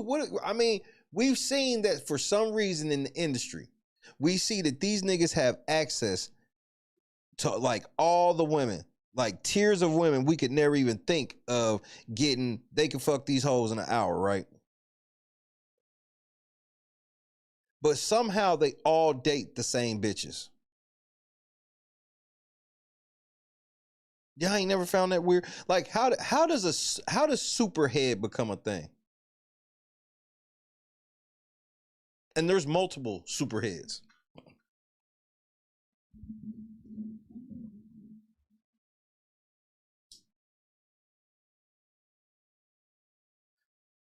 So Diddy hitting his baby moms like that, we've yet to hear 50 say he was mad about that. And he has the chance to now.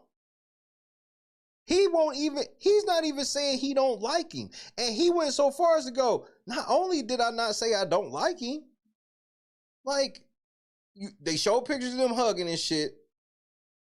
Everybody knows whatever he say on Instagram, you can't take serious because it's trolling. You ask him about it, and he points out, like, man, I ain't never done nothing to the nigga ain't never done nothing to me. And if I hated him, why did I hire his kids? And you have to ask yourself, why the fuck would 50 put his kids on any of them fucking shows if he hate Diddy?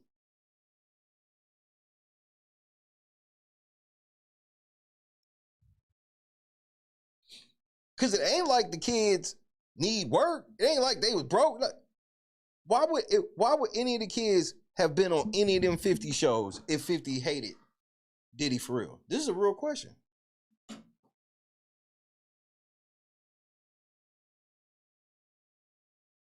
Rise and fall, but Stapleton says theirs is different. Yeah, there's a lot of new information. No one had ever really put it together like that before. For 50 Cent, Doc, let's just, before 50 continues, I just want to point out something.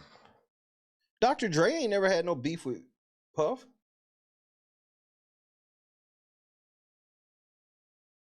And we know Dr. Dre, throughout his entire career, ain't had no problem getting on wax telling a nigga, fuck you. Remember, Dr. Dre surprised us out of nowhere when he hopped on Eminem's album to diss Jermaine Dupri.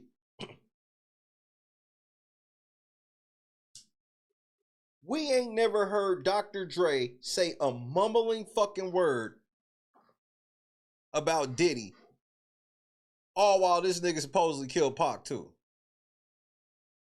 When the fuck has Dre ever been shy of saying fuck you to somebody?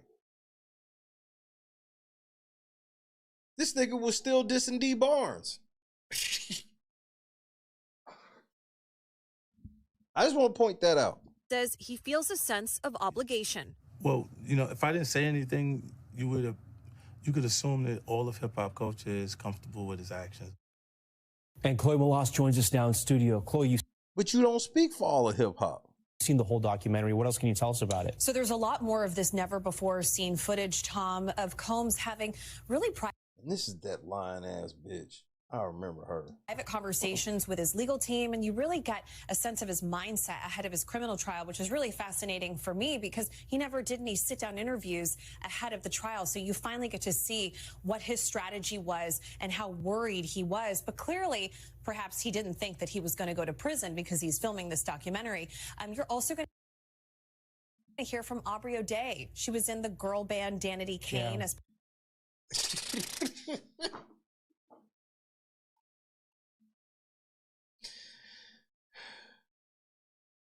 Y'all might as well put Gene Deal in this motherfucker, bro. Y'all might as well put Jag right in this motherfucker. part of making the band, she has an explosive allegation against. Yeah, we've heard it before.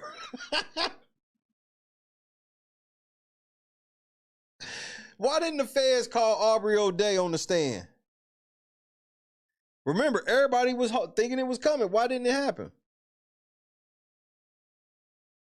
And then they called the one chick from Dirty Money, and they should have never called her. Combs. And then there's quite a bit that focuses on the murders of Biggie and Tupac, and people from Combs's inner circle raising a lot of questions. People are going to also have a lot to say about that. All right. Yep. Diddy killed Pac and Big.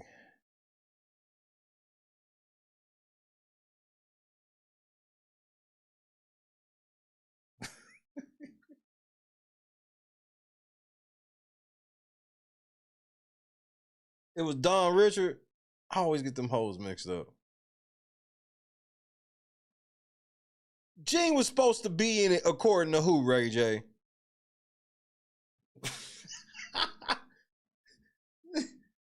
Also, according to Gene. Nigga, look, man.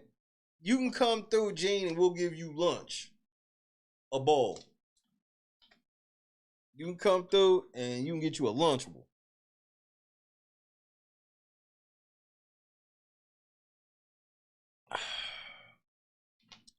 They won't pay him enough. All right, Chloe Molas, we look forward to that. Why does this nigga act like that when he on TV? Like, he talks so soft-spoken, you can barely hear him talking, and all this shit. Like, why? Why? Why?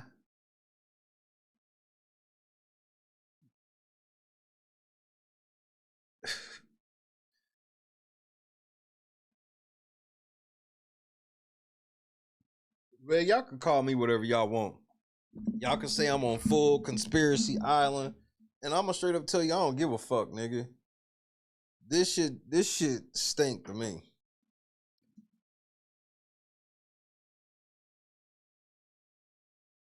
Very public, long-standing feud that you've had with.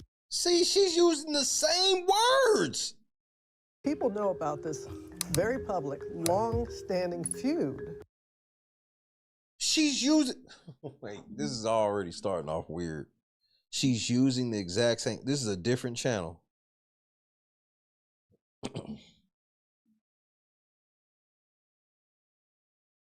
That you've had with Sean Combs. So what brought you to this project? Well, was there anything that surprised you when you were watching the footage? That didn't surprise me at all. How did you go about getting the footage, and do you know the intent of the videographer? Why? When you're a reality star, you're so used to being able, you know, you have a camera around you all the time, but when you have that kind of. Why does 50 gotta be with this bitch? Why can't we just be interviewing 50? 50 is almost like he doesn't know any much about the project itself. His name. I get the vibe he doesn't know much. Like, he's seen it and shit, but like, as far as like making this, he don't know much. Power and everything, you know, I'm gonna edit this. I don't think he even know how they got the footage.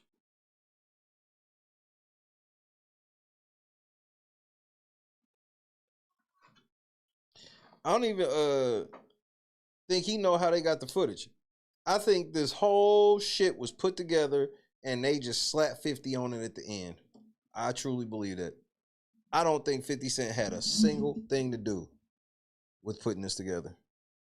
And do you think that hip-hop culture was on trial as much as Sean Combs was? Look, if I didn't say anything, you would interpret it as the hip hop is fine with his behaviors.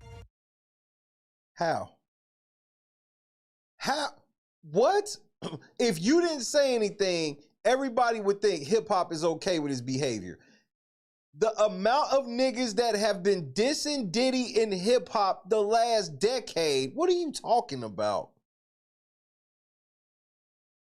You ain't even, bro, Eminem said that Diddy killed Pac in a song. When that nigga went in on motherfucking MGK, Eminem lit up motherfucking Diddy. And then at the end of the shit said, I'm just playing Diddy. You know I love you.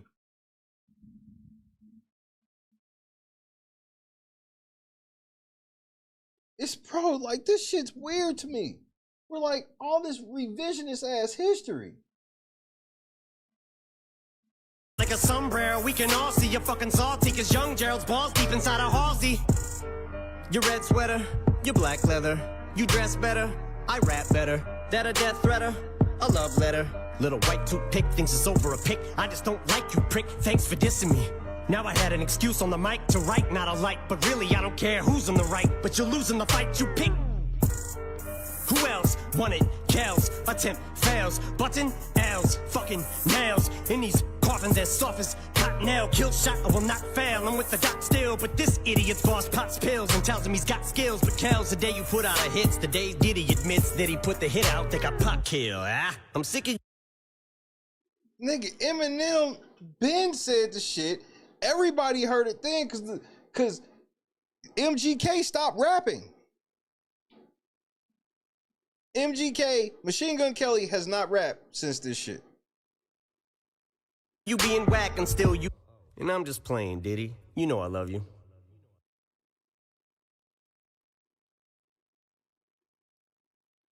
So what is this shit where 50's talking about? What? And who would care? Who the fuck is gonna sit here and be like, I ain't buying this nigga album because this nigga didn't come out and say nothing for Diddy or against Diddy? What?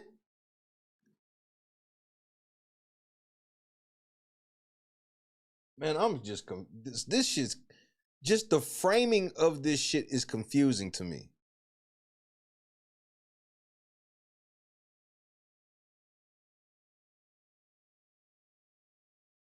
$50 has done nothing but make jokes about this nigga for 1,000,000 years, and then 50 Cent say shit, well, if I didn't do nothing, you would make it seem like hip-hop's okay with it. Nigga, you act like you are testifying against this nigga. That's when you can make that statement. If you went and sat on the motherfucking trial, then you can make that statement. Like, nigga, what the fuck are we talking about? Jones was having the same to you. This morning, never-before-seen footage of Sean Diddy Combs in the days leading up to his arrest in New York last September. You want to put the stuff in my fanny pack, King? The exclusive video obtained by Netflix shows Combs debating with his lawyers about strategy. Listen to me. I'm going to get off the phone right now, and I am going to let you professionals look at the situation and come back. This don't seem like a setup to y'all. Diddy has been so careful this entire time to never let us see behind the curtain. All we've ever had is rumors.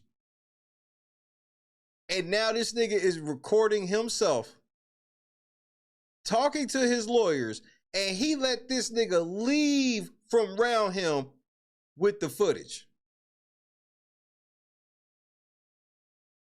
And this makes sense to you. Diddy has owned his own filming company for how long now?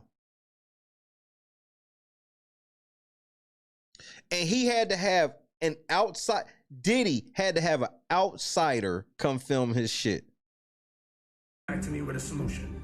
No matter what, no matter what nobody said. Let's just here and there, y'all are not working together the right way. We're losing. The footage is part of a new, highly anticipated docuseries by director Alex Stapleton and rapper and executive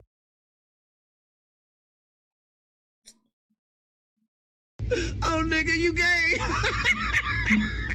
producer Curtis 50 Cent Jackson, titled Sean Combs, The Reckoning. Curtis, Alex, thank you. Curtis! Thank you so much for the time right now. I'm looking forward to talking about this, and this is something that a lot of people have been talking about for some time now. Alex, let me begin with you. The docuseries is entitled Sean Combs, The Reckoning. How The reckoning of what? How is this one different from the others that have been out there? Well, you know, I think that the biggest marker of what makes this film or this series different is how much time we took into putting into the making of the film, doing our due diligence to get the right voices, you know, to the table, and you know, this is a series that spans over 30 years, so just by covering that much time, it took a lot of time for us to dig in and to kind of make sense of this story and to put this timeline together. Yeah, and there's like some never before seen footage that I'm going to talk to you about. Never before seen. So how are we seeing it? Exactly. In just a moment. But Curtis, people know Curtis! about this very public, long-standing feud that you've had with Sean Combs. So what brought you to this project? Well, you know, I just want to make really hit television. I like the idea of... He giving different answers depending on the platform. I just want to make great television. Wait. So he's telling y'all to his face, to y'all face, it ain't important to get justice for anybody or anything. He wants to make great TV. And you know what has to come with great TV sometimes? Lies. The truth is not always great TV. It being exciting, and I picked this project and started working on it about 5 months before I found Alex, and I know that she has the artistic integrity that it would take to make it a great project, you know. And there's the Quincy Jones era of production is find me that bass player because he's the baddest man out there in Chicago. What are we talking about? I'll go and find me that keyboardist and fly them in from Miami, and we put them in and have the greatest jam session they ever heard, and it just always resulted in great and hit music. And I take that concept into television production. You take Wait, what?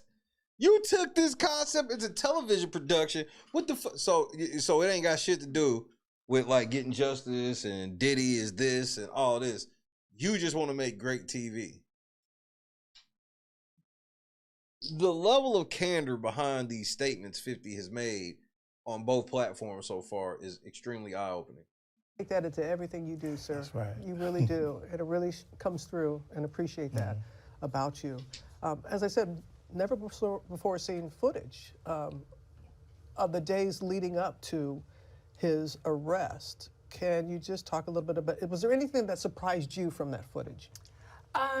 The footage, well, I mean, I think it's rare to find someone who's being, you know, talked about all over the country. You know, all eyes were on him, you know, so to speak. And it was really interesting to see his last days of freedom, you know, and what was sort of important to him. Obviously, you know, there's phone calls with his attorneys, you know, with his team. It was very interesting to watch a man who's known for his brand presence. You know, he has a really amazing knack for marketing and all of that, and how he was sort of taking that into account and how he was coming off to the public, you know.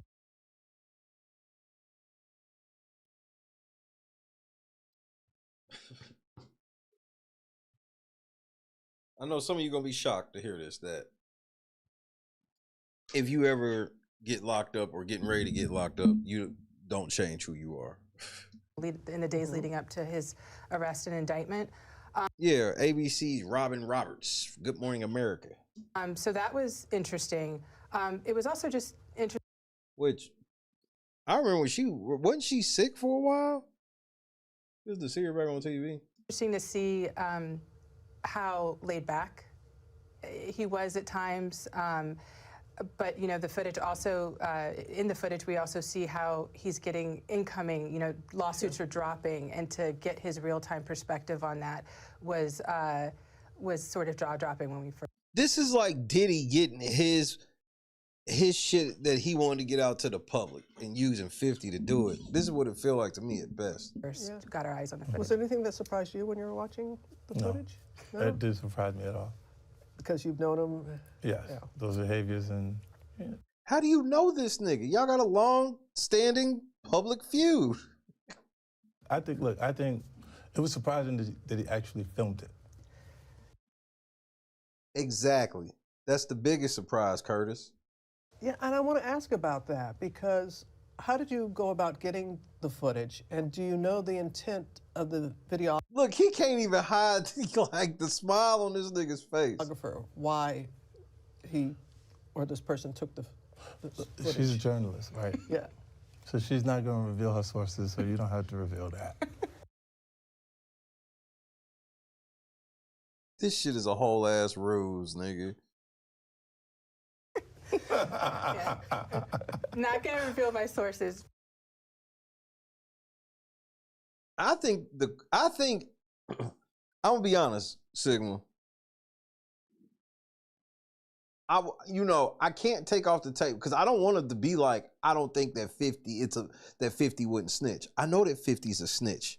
Ja Rule and them showed us paperwork of 50 snitching, and y'all niggas just let that shit go.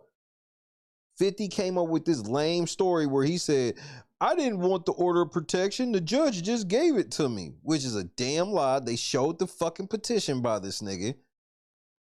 Because that's when 50 had to admit the shit. And like, again, a lot of these kids don't remember 2004, 2005.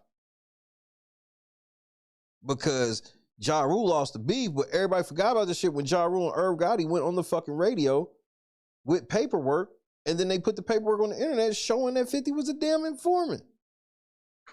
So I know that 50 could be a Fed and could be talking to the feds. I think it's just a situation where it's like,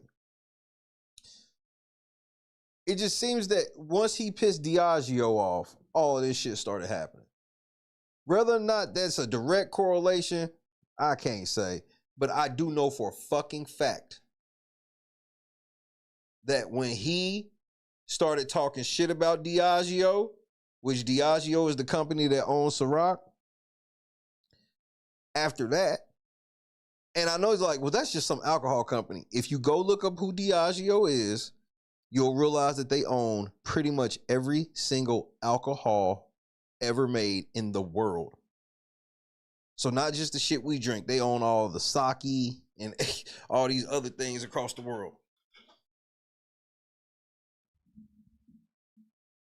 That and Sigma, that all happened after the Diageo shit.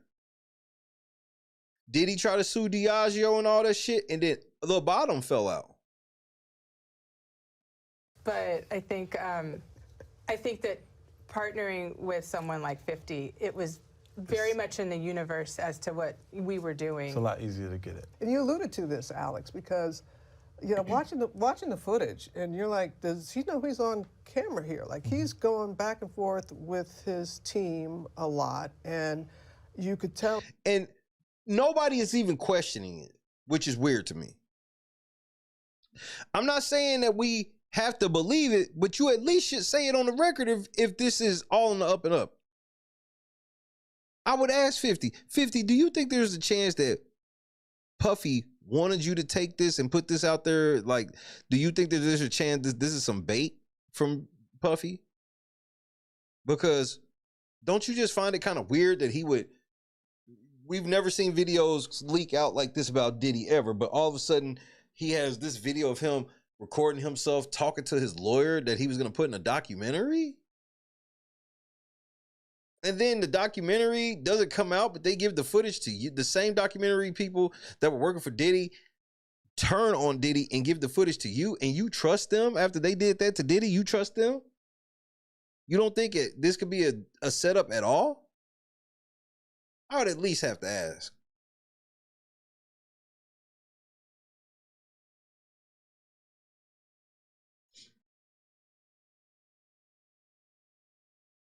The Cassie number has changed so many times. It was 36, 40, 50. We don't know what the fuck Cassie got, to be honest with you. And Cassie embarrassed herself. Nobody asked the question that I asked for day one. I said, let me ask y'all, how the fuck did Cassie have enough money to get a law firm so good that they made Diddy motherfucking settle within 24 hours of filing a lawsuit? I always felt like the feds gave her that lawyer to get that money, because as soon as the Fed case came, it was a big ass regurgitation of her whole case. So Diddy, he looked stupid for settling, because he settled that shit so he didn't have to talk about it, to only literally get locked up and still have to fucking talk about it. I know she got 10 from the hotel, but we really don't know what she got from Diddy. It's total speculation. But nobody ever asked. Because remember, Cassie and her husband were living with her fucking mama. So how the fuck did she get the money to get some? And she asked Diddy for the money first. And Diddy was like, basically like, nah, he wasn't giving them shit.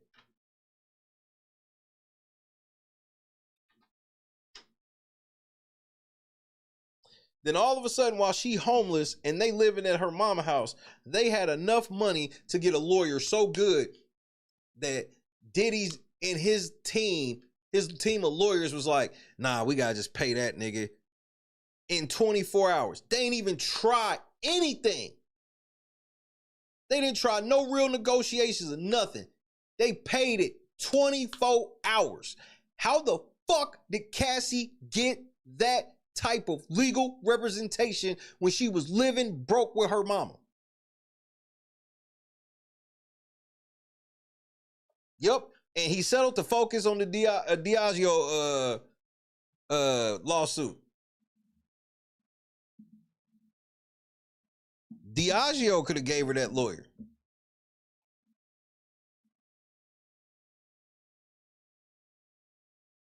And I think whatever made Diddy settle, the feds never seen. I truly believe that. Whatever they showed Diddy when he called about settling that made him settle immediately, the feds didn't get to see that, because that's what made Diddy pay. And that shit would have got him locked up for life. That's how I feel. That's just all pure speculation. Yep, through the Diageo case, right out the fucking court, Diddy lost, and all hell rained down on his life.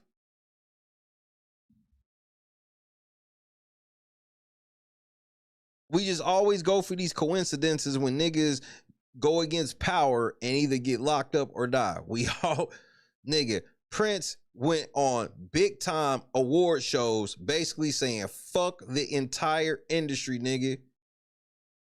Gone. Michael started telling y'all niggas all about the industry, so much so that Michael Jackson had the audacity to do a retirement tour.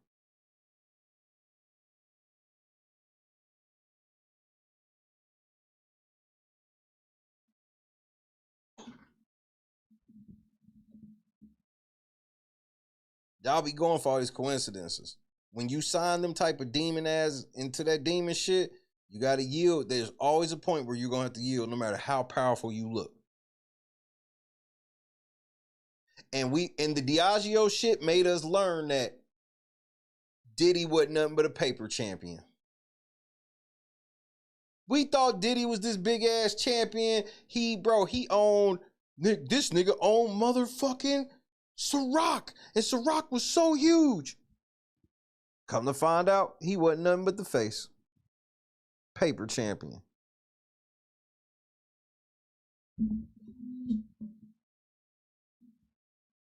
At one point, he was wanting people to change their opinion of him, and he was very clear about it. Just, can you talk a little bit more about that part of the footage? Yeah, I mean, I think that hopefully when you watch the film again, because it spans so much time, you understand that this is a man who's very comfortable in front of cameras. You know, he was Is a reality star, and kind of at all points of his life, it seems as though he always had somebody following him with the camera. When you have that kind of power and everything, you know, I'm going to edit this.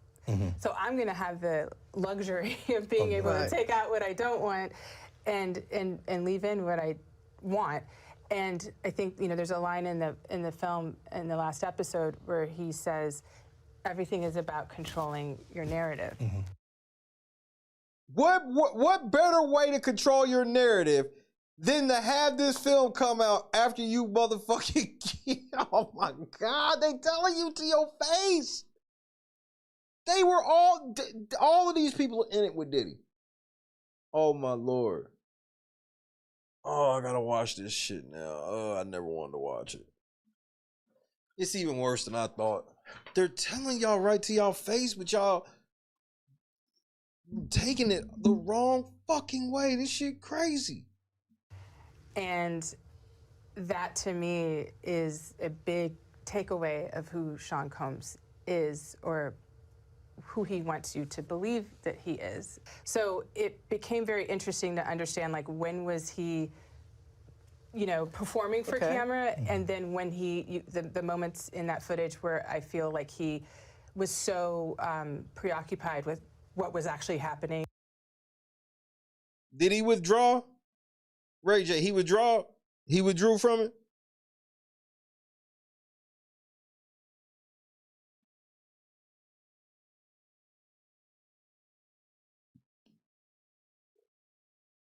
If he withdrew, it's definitely on the table that they had some. But what are the terms of the settlement?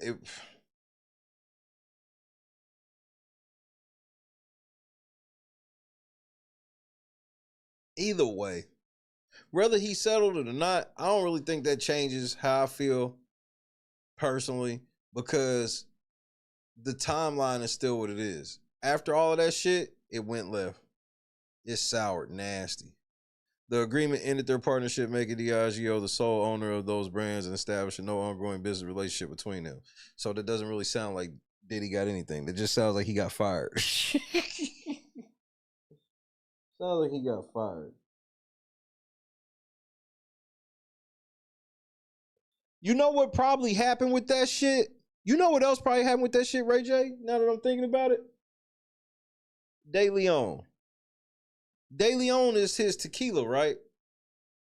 What if Diddy was trying to do that De Leon shit and they either A, they didn't want to fuck with it, or B, they wouldn't let him do it on his own?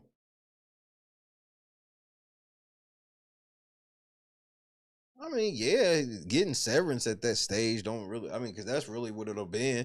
If they was like, look, we'll give you this and you ain't, and we just gonna keep all this shit. Really just a severance package, I guess.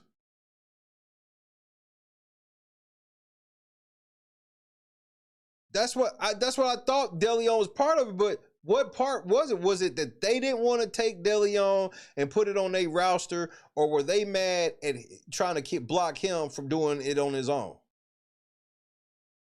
That's my question.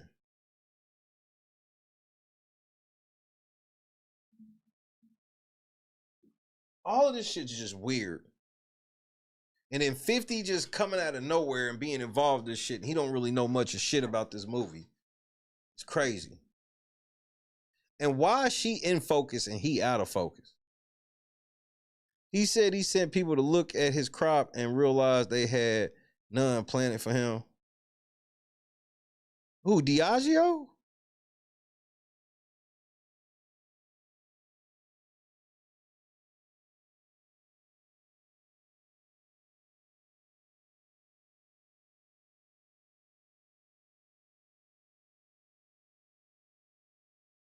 I don't even understand why Diddy was crashing out. Like it's just silly for him to have crashed out like this over something so minute on his portfolio.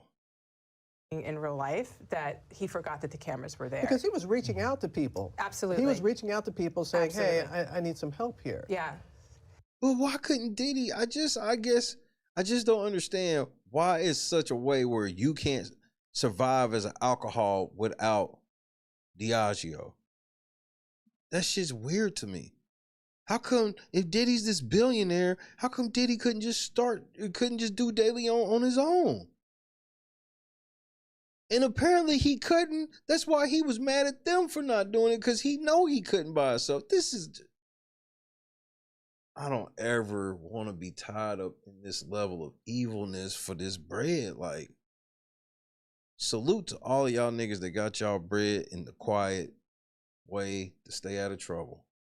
And that's, I think when you hear about allegations in the news and when you hear about things that are going on, I think there was a lot of confusion, at that time as to what's real, what's not. And I think that, this is an opportunity for people to see what was really going on. The exclusive. Yeah, okay, Mike. So let's say I give you, they corner the market, right? But we know in every market, there's slips in the cracks. There's something that will slip through the cracks. It's like somebody. Like McDonald's, Burger King, Wendy's, these niggas have cornered the market. But we know every place there is a fast food burger joint that is highly successful that slipped through the cracks. It may not ever be successful as this, but these be people that ain't even got the money of a McDonald's or shit. That grind it out. Diddy walking into the game, he wants his own tequila, and he can't make his tequila pop with a billionaire push behind it. Like, he had to have Diageo. But when you go look at Diageo's roster, that shit is kind of scary. Hold on. Let me pull the Diageo shit up. Because the Diageo shit is scary to me.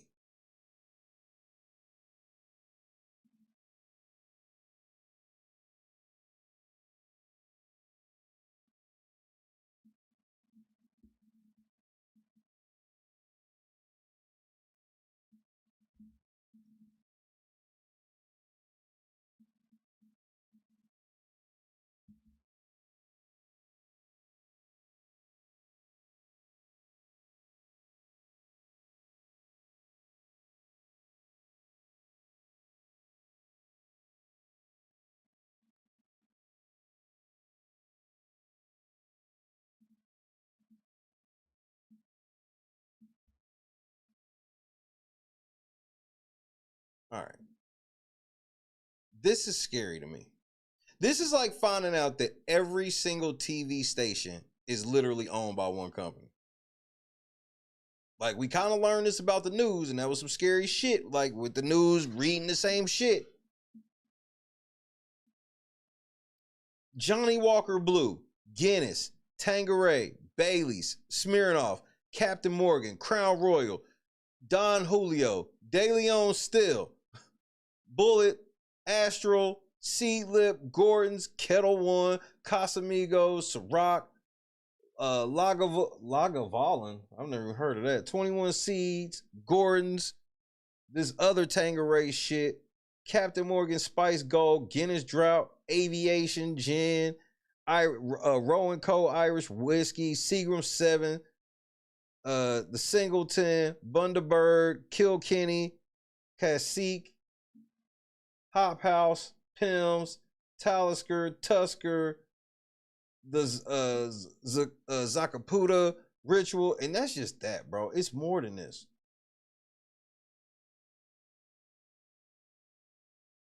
This ain't even. This is just the shit over in this country. This ain't even. Oh, this is just a fraction of it. Like, that shit's crazy, bro.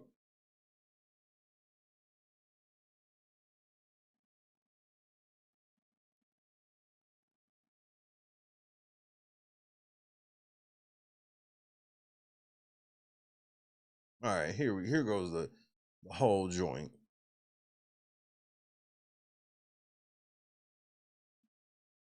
They own all of these Scotch whiskey joints. Look at all this. This is just Scotch and whiskey. Then it's Scotch whiskey grain distilleries, Irish whiskey, American whiskey. Now here are they brands, nigga. Just in the whiskey. Look at all these whiskey brands. Then the Scotch whiskey brands, English whiskey, Irish whiskey, the American whiskey, then of course the Canadian Crown Royal whiskey, Seagram 7, all these beers.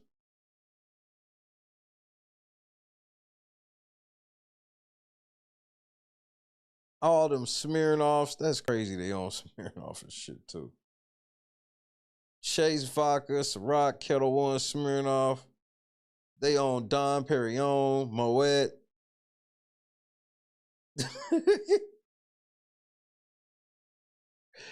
They own all of this shit.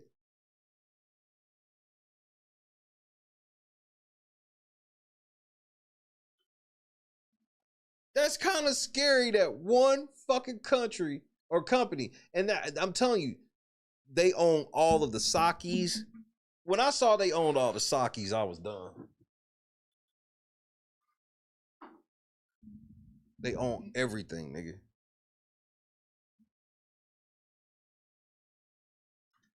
And that's scary that Diddy's this supposed to be this billionaire nigga, and he couldn't just have his own little shit on the side. He had to go through them so bad that he tried to sue them for not doing what he wanted them to do with this shit. Crazy world, bro. Exclusive video also shows Combs in Harlem greeting fans. Oh, fuck that, bro. Lord, you win. I'm gonna win. Lord, you win. Be with it. I'll accept it. That's cap. A nigga gave Diddy his coat off for wait, what is happening? Lord, you win. I'm gonna win. Lord, you win. Be with it. I'll accept it. I need some hand sanitizer. Hold on. I got it. I've been out in the streets amongst the people. Yeah, I gotta take a bath. You know, Rick is so wild and has went so far off the meter. It's shit that I can't even tell you on TV. I mean, you know, for the sake of our friendship, you know what I'm saying? I'm not even gonna bring it up. But trust me, he's went there. He has went where it's like, yo, Rick, man, what the fuck is wrong with you, man? You done took this shit too far. And his response is like this: there's no such place. Darkness. Let's go to the abyss, nigga. I'm not with it, man. I don't want to go to the abyss, man. You know what I'm saying? Rick wants to go to the abyss. In fact, he dwells in the abyss. Rick James dwells in the abyss, okay? And he wants company sometimes, you know? And for some reason, he likes to reach out for me. Whenever I'm around, when he wants to go there, he will reach out for me to try to take me to the abyss with him. And I'm not with it, man. I'm not with it. And that's when we end up, you know, tussling or whatever, you know what I'm saying?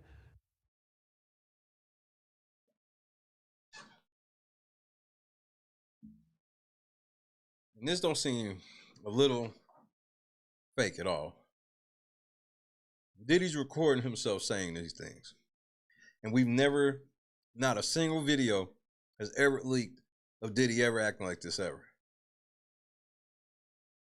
Then one finally leaks after he gets convicted, and he was the one that recorded it. And nobody questions this but me, all right? Bet. Like the amount of people that actually I'm coming in contact with, like that's what I have to do. You know what I'm saying? Oh. It's like 150 hugs. And you saw him going out and meeting his fans, and you're a public person as well, and there was a... Yeah, so 50, you ain't never said no shit like that?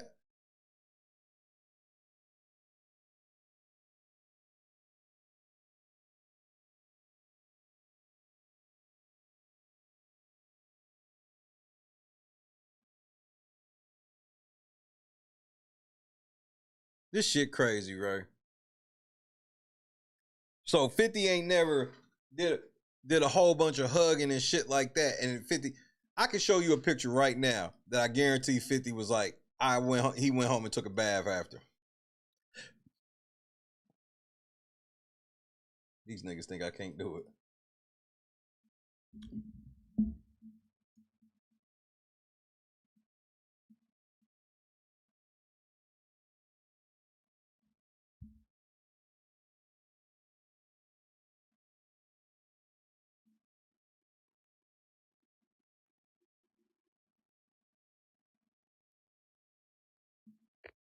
Tactical nuke incoming!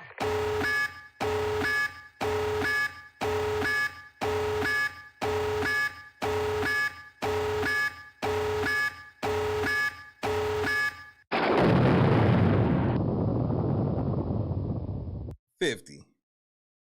You telling me that you didn't say that you needed to take a bath? You didn't need no hand sanitizer after this? Nigga, Buck was like, I'm over here, nigga.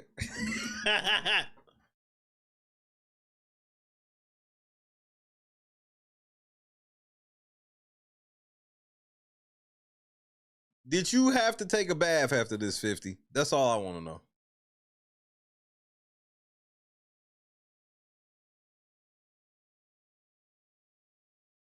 One instance in Harlem, and his reaction when those people went away. Got in the car and said, I feel like I need to wash, like I'm dirt.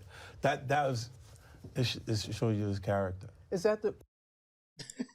All y'all niggas is like that. Stop.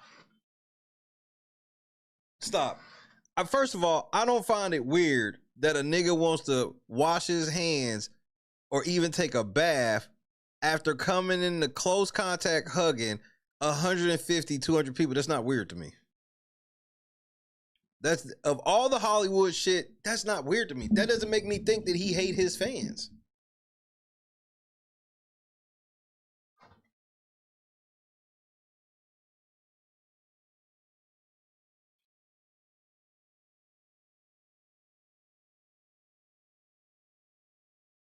Like, I guess I look at things a little more with a little more common sense. If you think about, if Diddy walks down a public street, the amount of people that want pictures, hugs, high fives, all this shit, right? If he obliges everyone, like y'all all feel he should, we all will go on record and say, we made you famous. You can at least say what's up to us if we see you, as long as you know it ain't intrusive like dinner or something like that. To wit, some people don't give a fuck. But he obliges everyone. And on the ride home, he say, damn, I probably should take a bath. I need some hand sanitizer. Matter of fact, I should probably take a bath after that. I don't see the problem. I can see it with a lot of other shit. There's shit I can see where I'm like, you're just a dick to your fans. That one ain't it. Like, I couldn't be like, I can't believe that that Puffy wanted to take a fucking bath after he signed autographs and hugged all of us. What a fucking jerk. What? That doesn't even make sense. Was that the reason for including it? Yeah.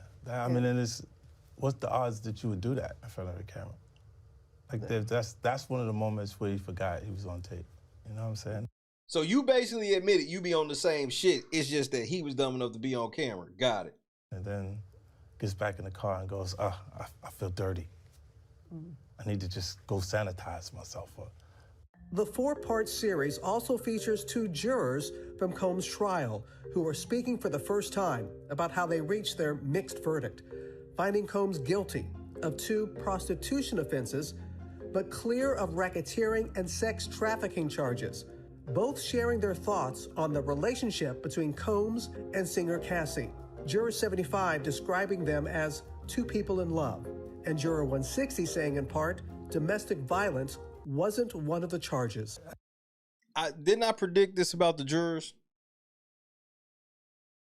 And then I also predict to y'all that when the jurors come out, people gonna be saying that the jurors didn't get it right, because that's what they never blame the prosecution. They only blame the jury. Didn't I tell y'all this? Did I not tell you this? Just okay, you won. All this had to be played out in front of a jury of his peers, and you included a couple of jurors. Was there something that stood out? He talking about 50. To you about how they perceived what happened in court and what they learned about him? I think, you know, the jurors felt that they did the right thing. I think that they were very comfortable in, you know, the decisions that were made. But I think that the goal of what the film is trying to do is... Put it on your mama. Do you remember me telling y'all that for real? Do you not remember me telling you that after the shit, this is when the jurors would come out and speak, and it was in real time while the prosecution was fucking up. I was like, at the end of this, everybody's gonna blame the jurors instead of the prosecution. Here we fucking are. Is to let the audience kind of come in to ask questions like, you know, in a trial where there's so much media coverage, you know, before, during, and after, were there decisions, you know, colored by certain things, and who got the benefit of the doubt, you know, in that courtroom? And it seems as though Sean Combs received the benefit of the doubt. But it was pretty aggressive. Like the government came 3 different agencies at one time: Miami, LA, New York, raided all those places. So I want to ask y'all a question. This is a serious question. Diddy's a billionaire, okay? He got a crib in LA. He got a crib in Miami. He got a crib in New York, okay? Are you sure that, how do I want to ask this? Do you think that Diddy has any other places of residence besides those 3 places? 1 for yes, 2 for no.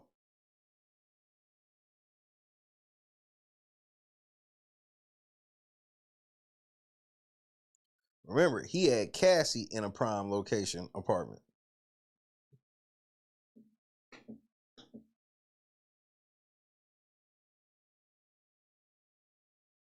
I don't think they hit all of his places, because I know he got some other he probably got other places out of the country. This nigga, like, you can miss me. All he got is just three spots in 3 of the most popular places in the world. He probably got a fucking crib in Montana. You think that something extreme had happened? You guys heard from people or had people that the media, we asked, they were like, don't want to talk to us. Yeah. But sat down with you all. Why do you think that was the case? Me. Because we paid them. Y'all wasn't trying to pay niggas. We were. It's a lot easier to do it because you feel like they know that I don't mind taking on the responsibility of it. What? That don't mean shit. That's not how that works. Who would be dumb enough to be like, I'm gonna talk to 50, because at least if Diddy try to do something to me, 50 gonna get in the way. Since when would you think that that's something? You've never seen him do this before, so why would he do it for you? This crazy. Like, there being the truth, he's not gonna be afraid of, like, 50 will just let my story be my story and not be afraid to change it. But there are also some people that feel or want to know, and how do you respond to people who say that it's more about the disdain that you have for Sean Combs than it is for giving the victims a platform? What they consider Hold on a second. Hold on a second, y'all.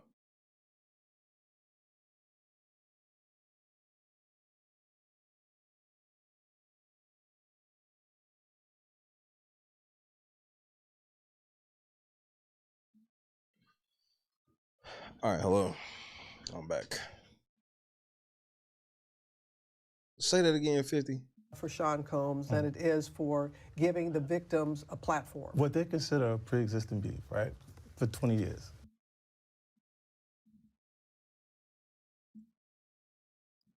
I wish we can just establish what they are mad at each other about.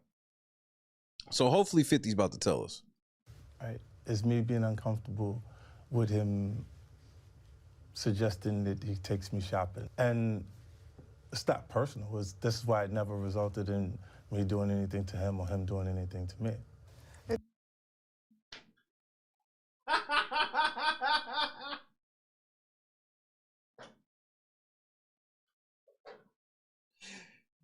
They got y'all thinking it's a long-standing beef, and 50 keep telling y'all there ain't no long-standing beef. I said something about this. I felt like the nigga trying to take me shopping. I said something about it. I ain't taking personal. That's why I ain't never did nothing to him. He ain't never did nothing to me.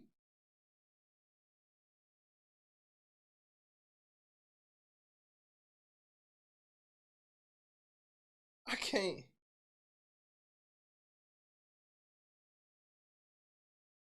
Oh man, I'm floored by this.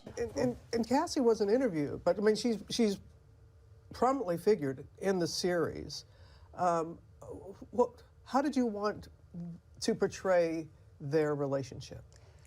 Well, just to piggyback just really quickly on what he's saying, because I think it's important to also let people know that the show is not completely the perspectives of people that did not like Sean or people that were, you know, anti-Sean or people that...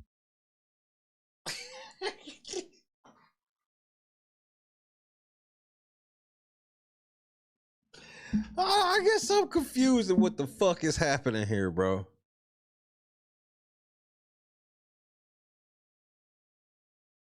I'm confused.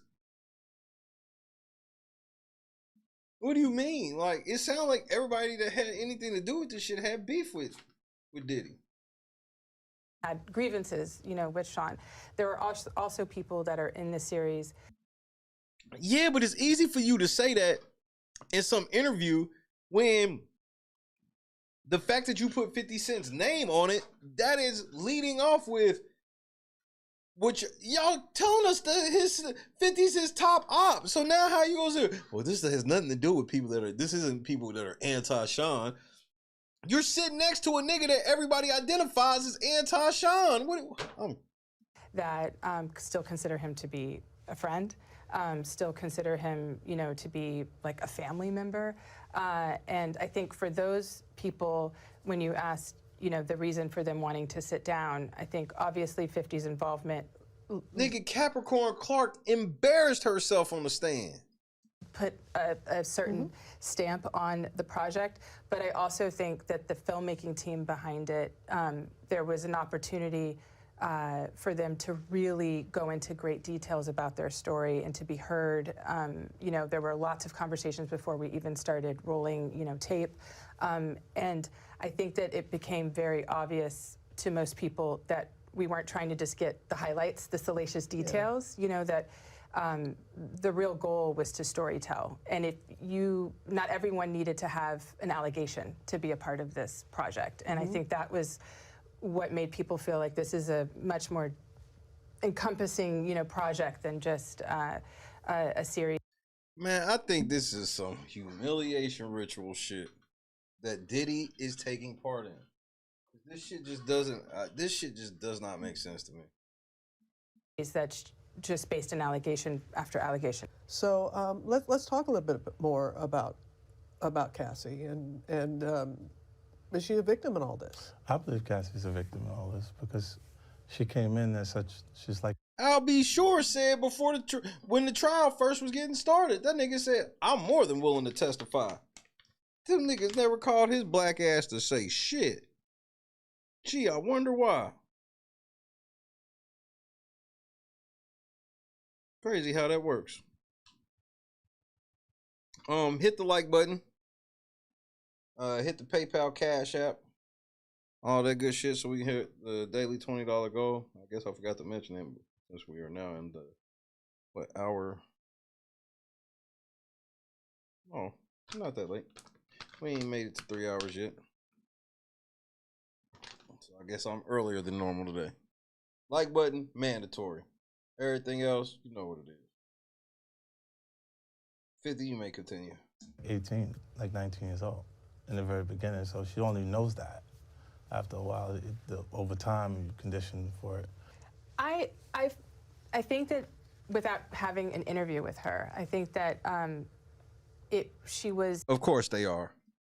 someone that was really important to bring up with, other people that, were witness or were around during her relationship with Sean Combs. I wanted her truth and her perspective to be, a part of the fabric of the series.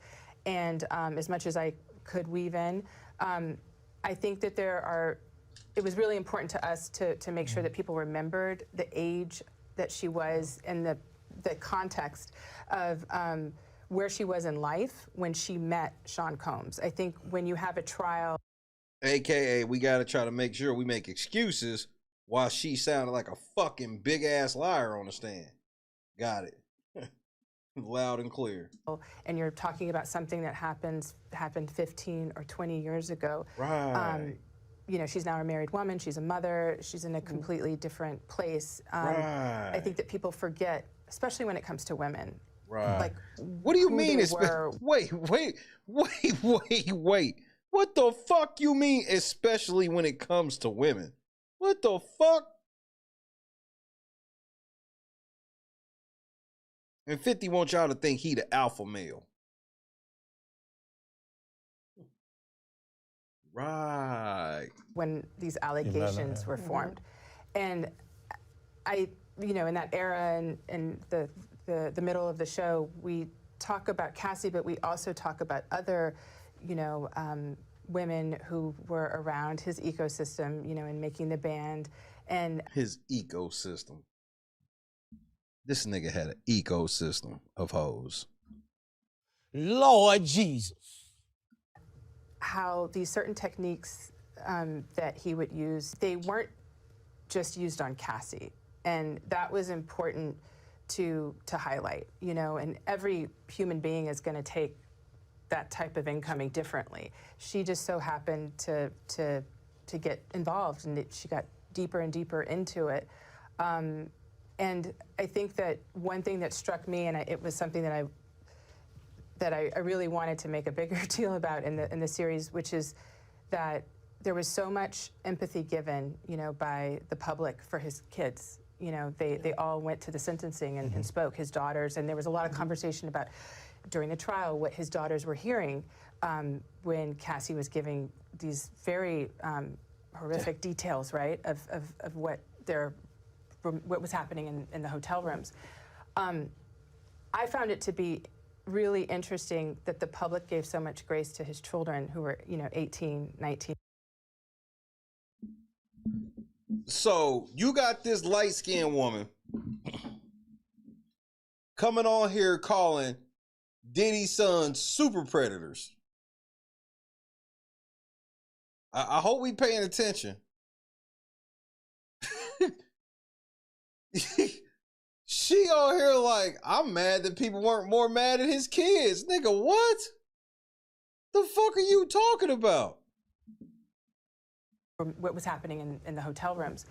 I found it to be really interesting that the public gave so much grace to his children who were, 18, 19 years old. And this is the same age that she was when she met him.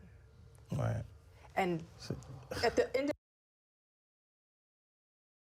But his kids ain't been charged with shit. You're not getting ready to try. No, I'm not letting you do that to Justin them.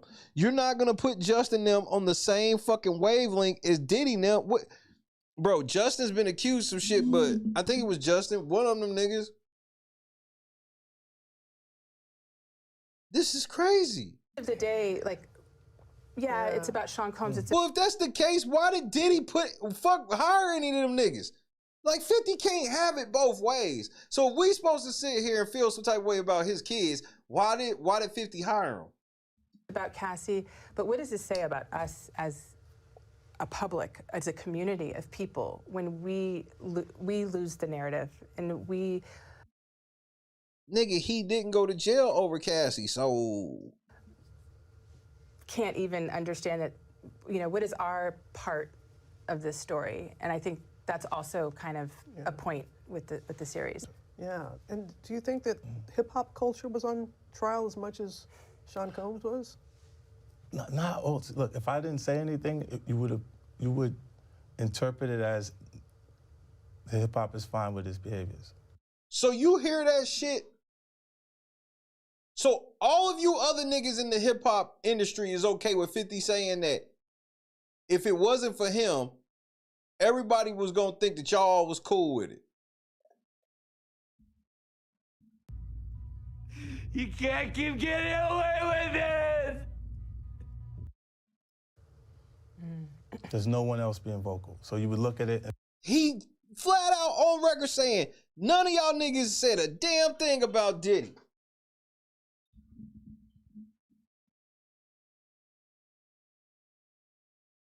just say, because that mind your business, or let me not say nothing about nothing, or those things, it would allow the entire culture to register as if they're for that behavior. What's your intent with the series, with the film? I mean, I think the intention is to give a more full-bodied experience to what happened, you know, from the people that agreed to sit down and to participate. And I feel like the film asks a lot of questions, you know, maybe more questions are asked than answers given. So, wait, what?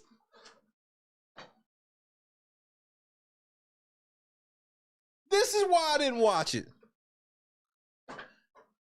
So she just admit, so all y'all niggas running around acting like this motherfucking documentary is just like some facts. This bitch said it gives you more questions than answers.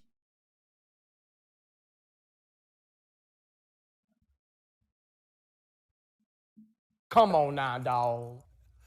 Come on, man. And I think that it was important to both of us to preserve the culture of hip hop, because I think. Why?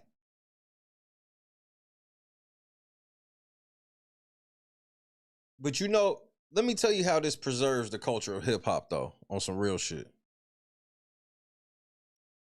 It's the same shit they tried to do with Epstein. When a nigga get caught doing some shit, they always try to make it seem like a one-off. So getting rid of Diddy preserves the hip hop culture, because ain't nobody else on some bullshit but Diddy. Meanwhile, there are multiple big rappers that are allegedly tied in murders, and nobody cares. Nobody's like, we should probably investigate these rappers and get justice for this shit.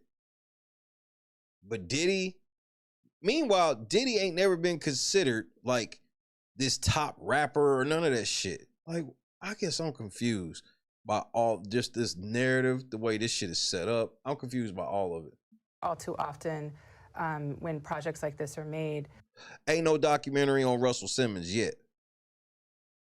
This nigga literally left the country and never came back. We have yet to see the Russell Simmons story. It's almost like they helped Russell leave. Our culture is diminished, you know.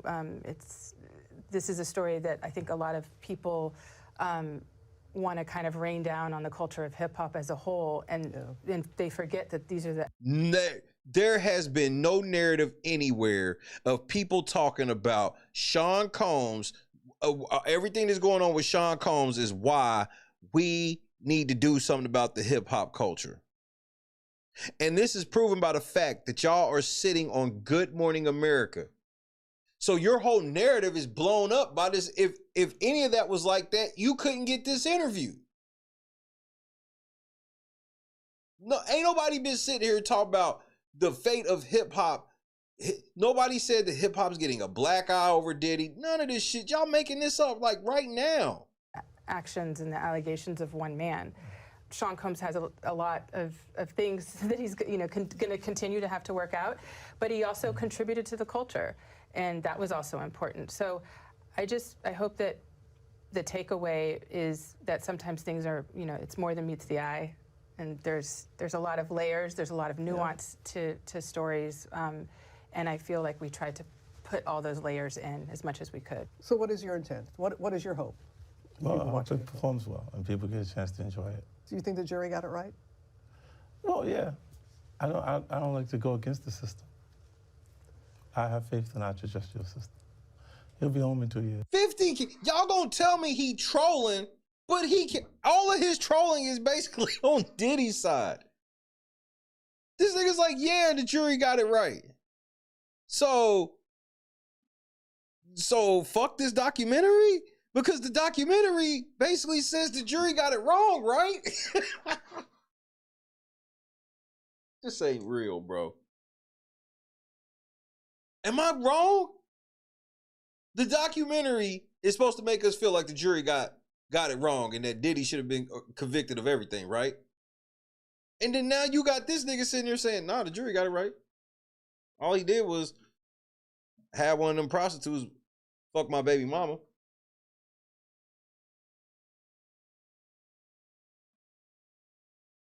right, it'll be fine. Anybody else that you wanted to speak to? Sean Combs. Sean Combs, Yeah, he's the missing ingredient, you know. I think that, again, another interesting thing about the series is that because of this footage that we have and because of the incredible amount. How was Diddy fucking 50's baby mama and nobody knew about this shit? There was not one rumor. We hear about, like, anytime people step out of bounds like this, we hear about it. There wasn't a single picture, nothing. I'm just wondering. Of archive. I ain't saying it ain't possible. I'm just wondering. It's not just from the last days of, you know, leading up to his, the last days leading up to his arrest and the indictment. I do feel like there's a presence of him that happens throughout the series. Like, you kind of feel like you're with him. Why is 50 out of focus and she ain't? Do you not see that? Can you see what I'm talking about? 1 for yes, 2 for no. He's out of focus, but she's not. And you get to know his personality a little bit more than him just not so much from this angle, but that other angle for sure. Being, you know, in a documentary with photographs. Right here. Y'all don't see how her face is clear as fuck and his face is blurry? He's down there fucking with my eyes. You know, and you never really get to hear from him. But it was a holy grail for me from the very beginning to try and get him to sit because I have so many questions. And what are your questions? I'd love to know more about the pockets of his, you know, upbringing. I'd love to know. Why? Know more about, you know, the school he attended. What? I'd love to know more about some of the closest friends that he had that were also a part of, you know, the creation of Bad Boy that he leaned on heavily. And I'd love to get just his perspective on, you know, at this moment, what yeah, give her the line, Fifth. Give her the line, Fifth. What the fuck? What is this bitch ain't talking about trying to find out if there's more girls, victims. What is happening? This is why I hadn't watched this shit, bro. Everything I told y'all, here we are. Is it all worth it? You know, like, what would he potentially have done different? If Sean Combs watches this, what do you think he's going to feel? Like, wow, this is amazing.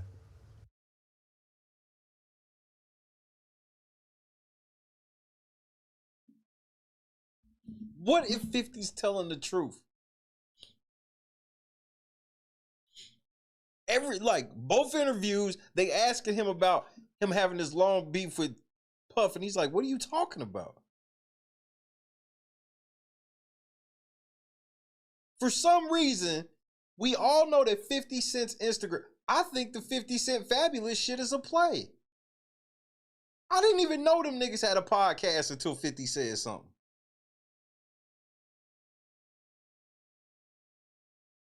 These niggas, have their numbers gone up or down? Up. And then 50 talking about, I'm busy right now, but everybody knows what happens when niggas say something about me. Yeah, they end up making more money. Remember, Ja Rule was involved with Firefest and didn't do a day of time.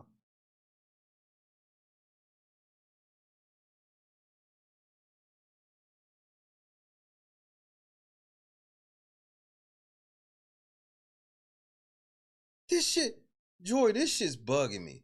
because 50 is sitting here, and that's why I even said it, and then 50 basically piggybacked off what I said, where it's like, y'all calling this a long-standing feud when it literally ain't been nothing but there was one time when 50 went on a fucking, what was it, Drink Champs, which is a show where they get drunk and talk. So 50 goes on a tour, I believe it was Drink Champs, wasn't it? Wherever the fuck he was at. He there, calling Puff gay, a fruit pop, all this shit.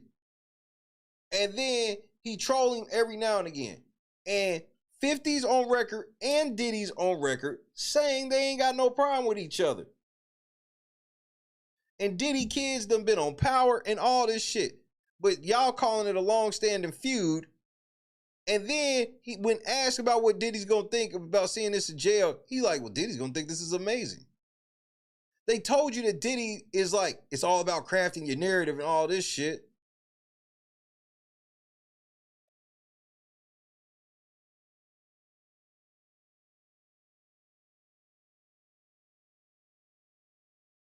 This shit weird. I think he's gonna say this is the best documentary I've seen in a long time. Because you'll see people saying that. I mean, he may feel a different way about pieces and bits of it, but he knows the truth. He may feel a way about bits and pieces of it, but he knows the truth. Oh my goodness, man. Just everything he says just sounds weird and could have multiple meanings. Everything. I think he'll see the truth in it. You said what? It's the truth. I think he'll see the truth in it. Of it, but he knows the truth. I think he'll see the truth in it. And here goes the statement from Diddy's team. Netflix so-called documentary is a shameful hit piece. Today's Good Morning America teaser proves that Netflix relied on stolen footage that was never authorized for release. As Netflix and its CEO Ted Sarandos well know, Mr. Combs has been amassing footage for decades, since he was 19 years old, to tell his own story in his own way. I mean, but like the clip, when you show me a clip of this nigga saying, I gotta take a bath after, bro, I used to DJ in the club and I'd be like, I gotta go take a shower because I've been in the club around all these fucking sweaty ass people. It was never any malice in my heart. I never felt like I was too good. Nigga, I was sweaty too. like, I just find it weird where it's like, that was supposed to hit me in a way. I was supposed to feel like Diddy hates his fans.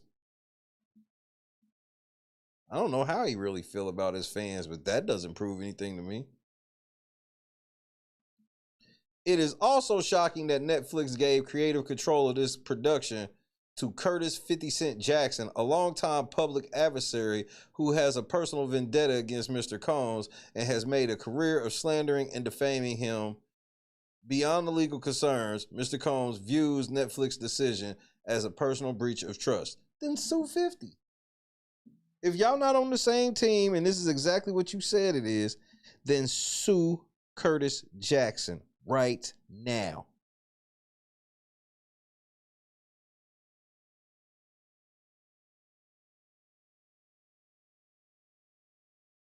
Sue him right now.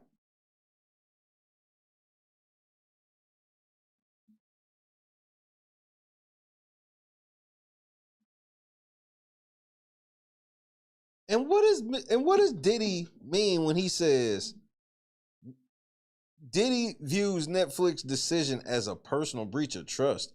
Why would he feel that with Netflix?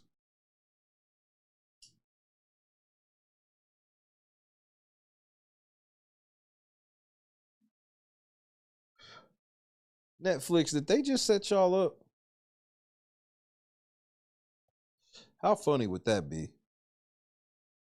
Because remember, I told y'all about Hollywood and how they have to feel about Netflix basically creating their own Hollywood. What if they set Netflix up to take a hit right here? That'd be crazy.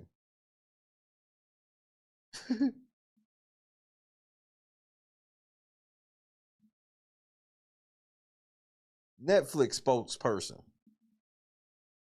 The claims being made about Sean Combs, The Reckoning, are false. The project has no ties to any past conversations between Sean Combs and Netflix. The footage of Combs leading up to his indictment and arrest were legally obtained. This is not a hit piece or an act of retribution. Curtis Jackson is an executive producer but does not have creative control. Oh my Lord.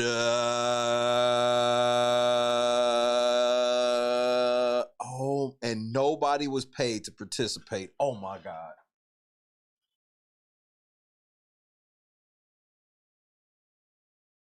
All these niggas agreed to do it just for the love? Yup, Netflix is getting ready to get Warner Brothers. Which means they gonna start fucking up Batman. It's the Warner Brothers Batman.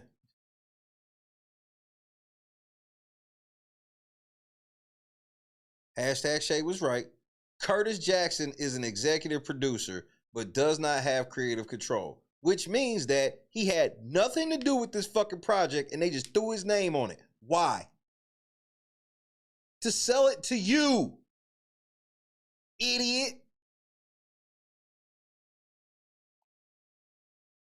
They put his name on it because you niggas will watch anything with his name on it. They realized that he started off hot. They put his name on Power, and then next thing you know, they did 55 Power shows, and somehow you niggas watched every one of them. You watched every one of them.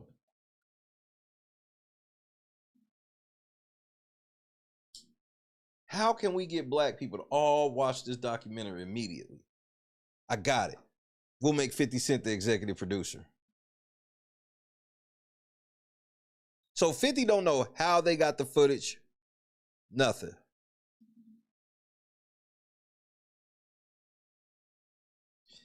Mind you, they put this at the end. They're not. So let's just say that you working a job or you at the gym or something. Let's say if you listen to me right now without looking at your phone. Shout out to all the people in the bushes. Shout out to my third shift folk on the way in. You would just thought the video was over. They put all this important ass information at the end. They don't even tell you that these statements coming up. They don't have Robin Roberts read it. None of that shit. They just put this motherfucking shit on the screen. So if you just listen to the shit, you don't even know.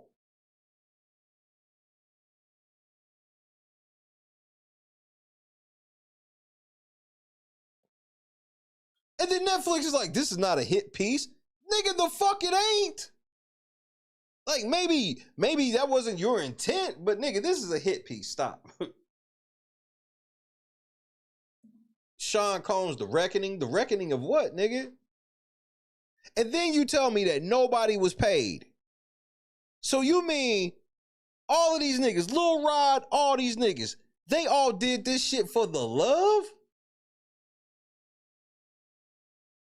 For what?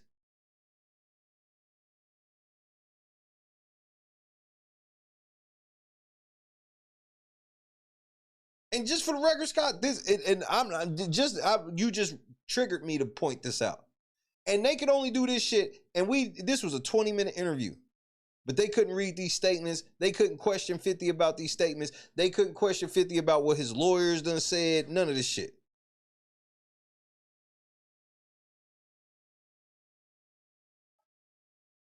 $50 was the executive producer, and everybody in the shit, Aubrey O'Day, all these motherfuckers weren't paid. So why were they in it? For what? To get justice? It's over.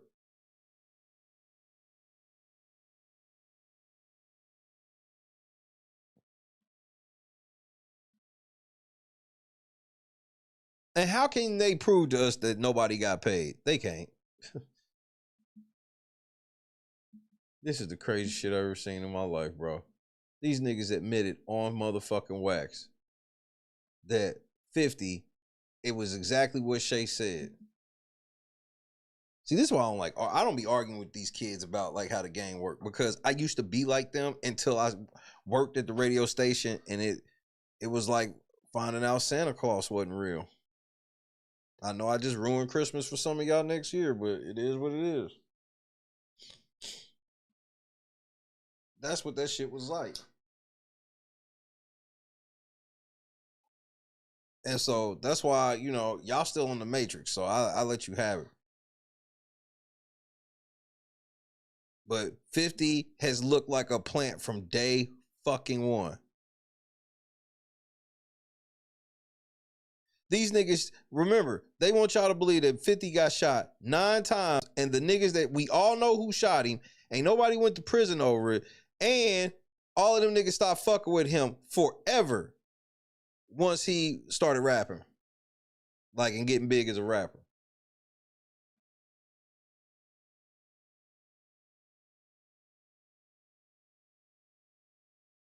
Well, Bob, I'm proud of you for having control of the remote. So I guess it's okay. You rest up, old chap.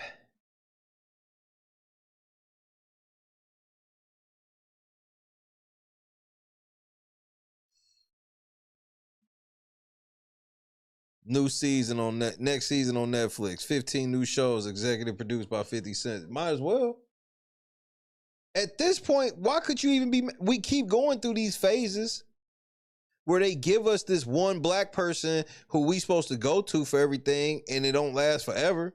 Like, how come Spike Lee ain't making movies and shit for real no more? It's just...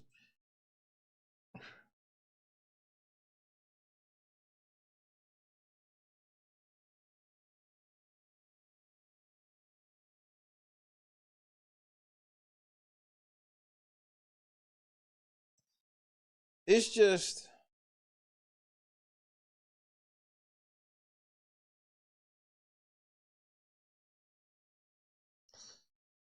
This shit is way more rigged than a lot of you niggas know, and it hurt my heart to learn. Like, one of the biggest lessons I had to learn about radio is called the theater of the mind. And that's what, like, social media content has expanded on that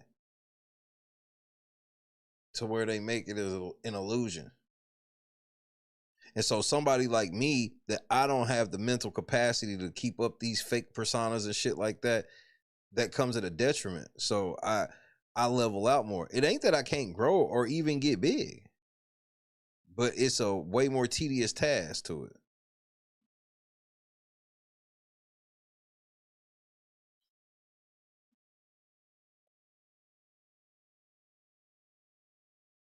But KS brings up a point. KS said they wanted this to be the next Surviving R. Kelly. Is it not?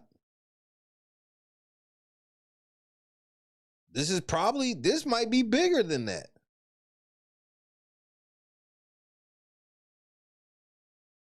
Because Surviving R. Kelly didn't have like real clip, like R. Kelly wasn't recording himself.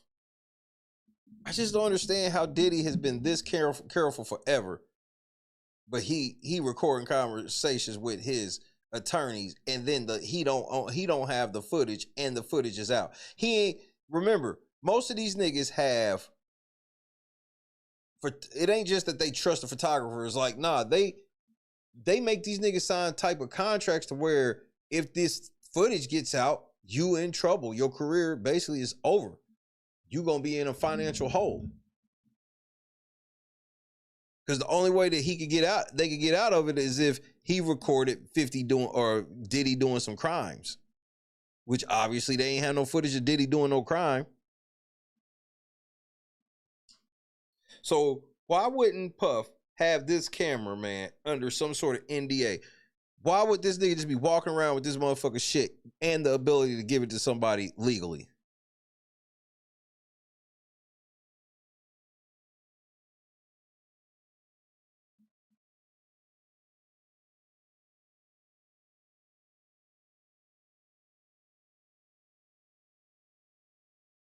This is like, because remember, this is almost like the prosecution bringing like Let's say that Diddy had to talk to his lawyers over video, or they just had security system in there where they're videotaping them.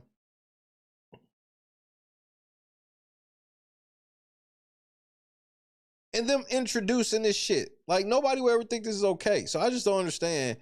I just don't get it. I'm going to really look into this. According to the cameraman, he hired a substitute freelancer for 3 days, and he sold the footage. Oh, okay. Let's say that happened. Let's say that happened, Ray J. What I'm saying, it makes it way more likely. It would be a little bit believable if it was somebody that Diddy trusted for all these years. If it was some substitute nigga, that nigga would have been up under such a fucking airtight NDA. There's no fucking way. I'm sorry. No. You can maybe I can maybe believe it if it was one of his regular cameramen went rogue. But some substitute nigga, no. And if Diddy didn't have him under no motherfucking shit, Diddy would have been under his best behavior. Period. I'm gonna have to read that motherfucker when I get off here, Ray J. Thank you for that.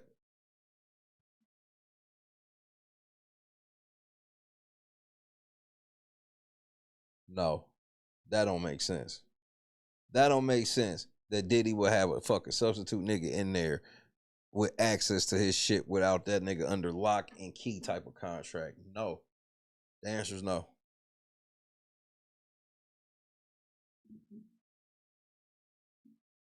Because if Diddy was this sloppy, he would have been got years ago.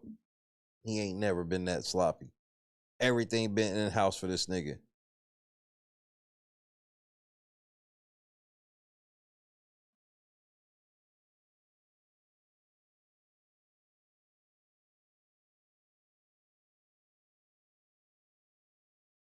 Yeah, them and the substitute into oblivion. And it be airtight. I'm talking about it be open closed in motherfucking in civil court. I got this contract, Your Honor. They were never supposed to leak this footage. Airtight, date of loss, everything.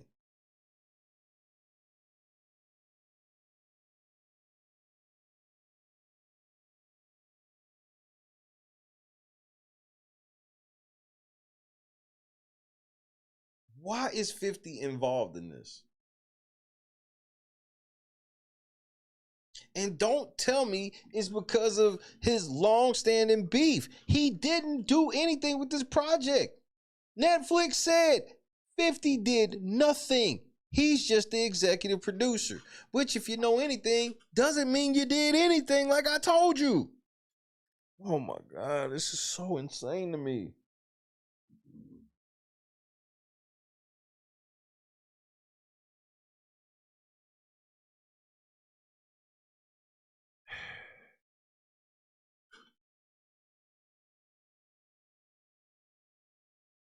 Curtis!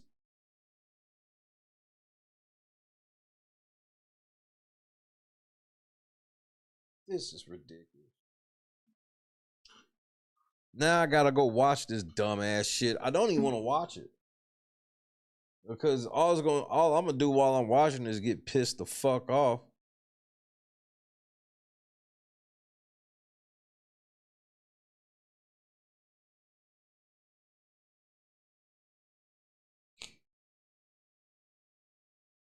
They got 50 Cent name plastered over this.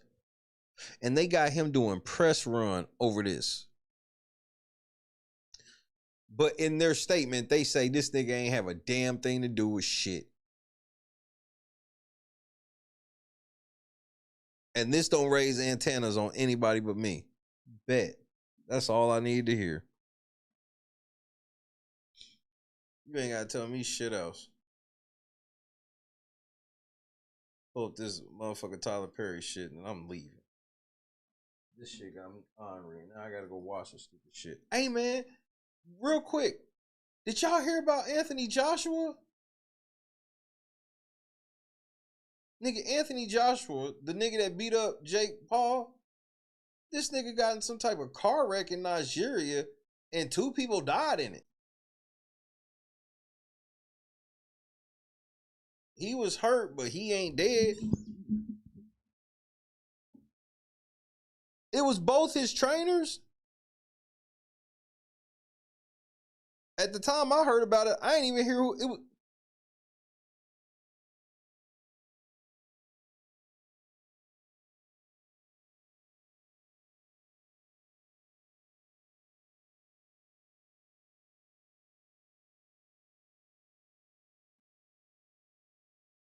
I ain't saying anything, but it just, what if Anthony Joshua was not supposed to beat up Jake Paul? I'm just asking. What if he was not supposed to beat this nigga up? Because Jake Paul looked really stunned when that nigga socked the shit out of him for real.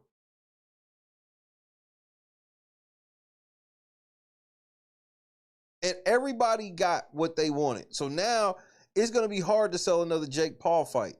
The thing about selling Jake Paul fights was you wanted to see him get his ass whooped. And he never got his ass whooped for real.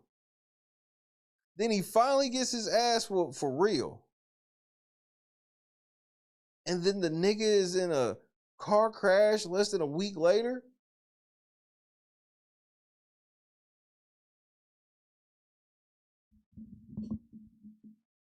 Because we know that Jake Paul is propped up by some type of big ass entity. Sheena, what's happening?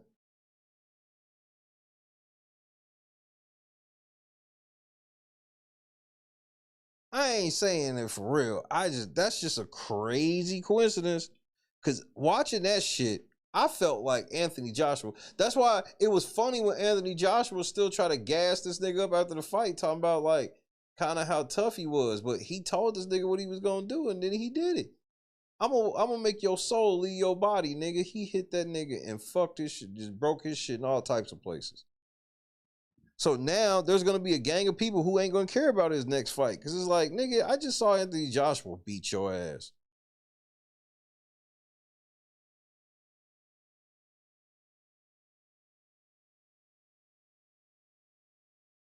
Cause what if Anthony Joshua was on some shit where he's like, yeah, I'll agree to take this money, and then I'm gonna beat his ass anyway. I ain't losing to this nigga for what? All I'll say is we can't take that off the table. That's the way I be looking at stuff. It ain't necessarily that I go, because some people ain't gonna mention that shit where it's like, bro, like, you don't find that weird?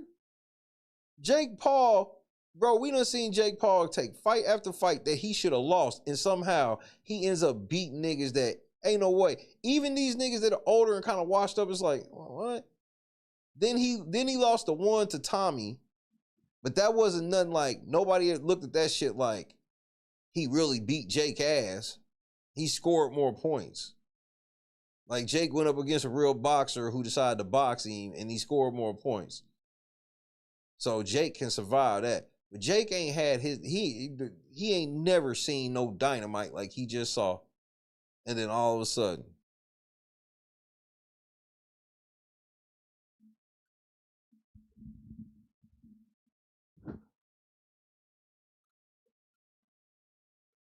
I mean, because Jake Paul looked weird in that fight.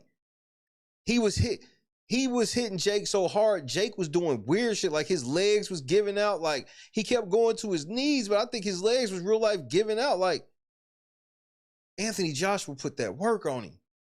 What if he wasn't supposed to?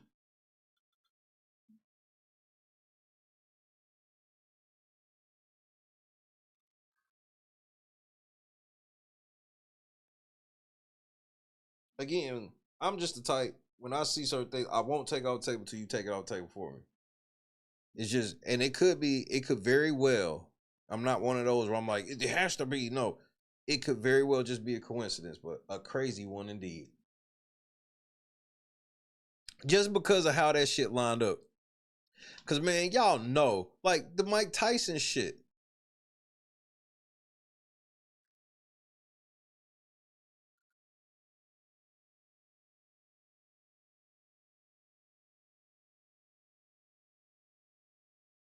Y'all do know that Mike Tyson could whoop his ass right now, for real.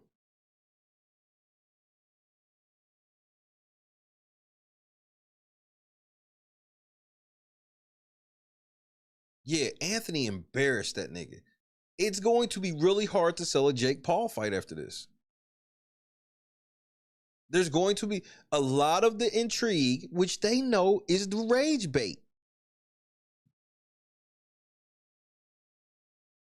It's just like Great White Hype. When did all the hype go away? When that nigga not just whooped his ass, but embarrassed him.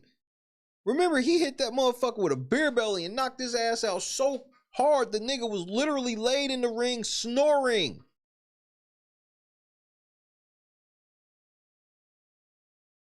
Like, the hype with Jake Paul is over. The main reason people that's why Floyd was so successful. Floyd was another rage bait fighter, but he actually knew how to fight. So Floyd would spend the whole up until fight rage baiting you. I'm richer than you, talking all this shit and everything. And then after the fight's over, humbled in a motherfucker on the microphone. Just full rage bait. And that's why motherfucker his fights was so successful. Same thing with Conor McGregor. Yes, these people would have fans, but they would also have so many people that wanted to see them get beat up so they could get what they deserve. And then once you see them get it, you don't watch no more. When Holly Holm fucked Rousey's world up, it was never the same after that.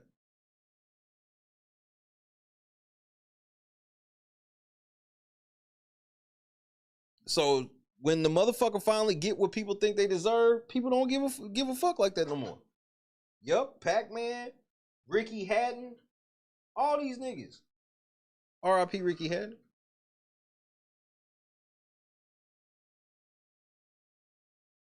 So, I mean, that shit's like...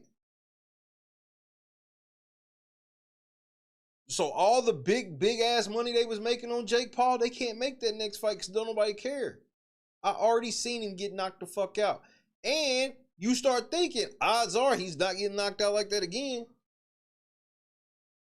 Like, why would he have ever taken that fight? Anthony Joshua is like twice the size of this nigga.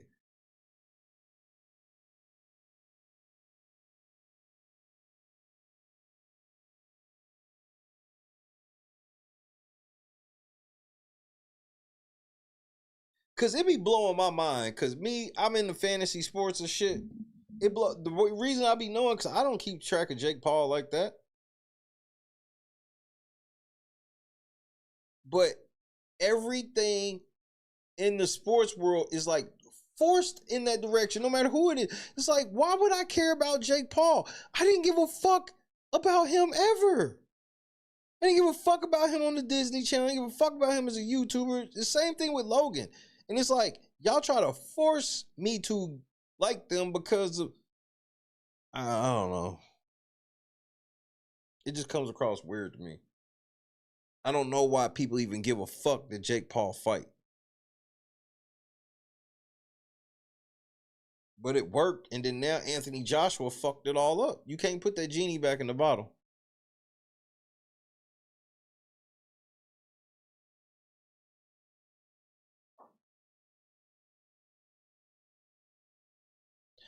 Man, KS, I don't think Pac-Man would have got him in his prime. The thing with Floyd was Floyd mastered defense. And and people used to call it running, but I'm like, you understand the goal is to not get hit. And some of the shit that I saw Floyd, the thing I noticed about Floyd fights is the other corner. He would demoralize the other corner. They be thinking they could get this nigga, and then by like the 7th, 8th round, you start seeing the CompuBox numbers, and it start getting crazy. When you start seeing a nigga only hit somebody like 8 times in a round, it's like, damn, you threw like 60 punches and you only hit him 8 times? And then the corner's over there like, come on, man, don't do this to us, man. Because now Floyd done won 7 rounds in a row.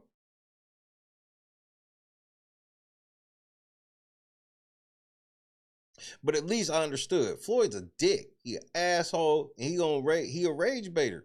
Boxing is the first thing that taught niggas really how to rage bait. And that's why I said I want to do a stream about rage baiting, because this is where we are with it. 50's the master rage baiter. Logan Paul's a master rage baiter. Jake Paul's a master rage baiter. Do it on purpose. This is by design.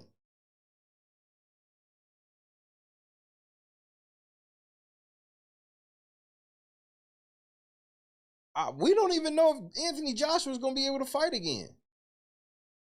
They said he was hurt.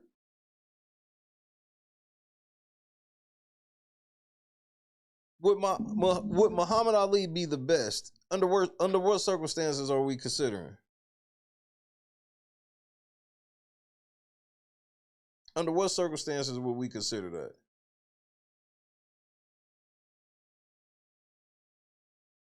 Yes. Yes. Ali would be a top rage baiter. Top.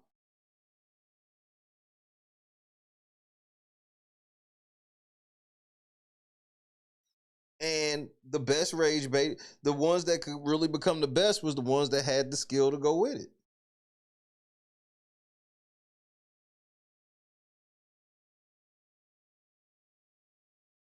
But you think Jordan wasn't a rage baiter? Jordan stuck his tongue out at you every time he was going to go do something.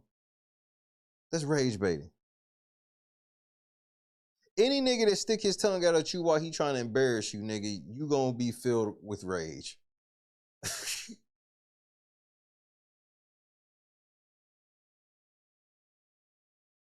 But see, that's how that shit go. Donis is almost like they do that shit by design, where it be like, niggas, it's always like they just miss each other. Because there's a lot of niggas that certain people just missed. Yeah, then put his nuts on your face and dunk on you, bro.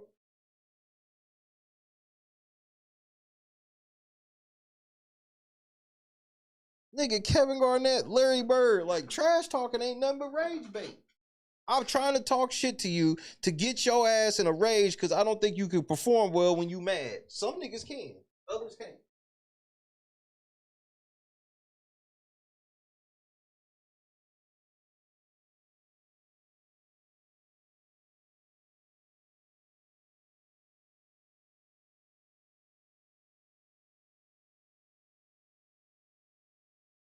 And so it's gotten like out of control.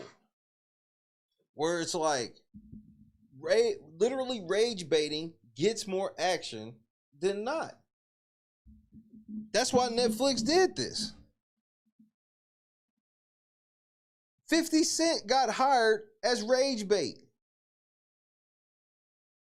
Cause if this documentary comes out on Netflix, it's just another documentary about Diddy.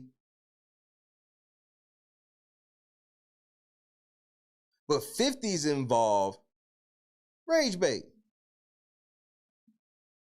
Everybody watched these interviews hoping that 50 was going to say some Instagram shit. No, I'm not on Instagram. I'm at my job.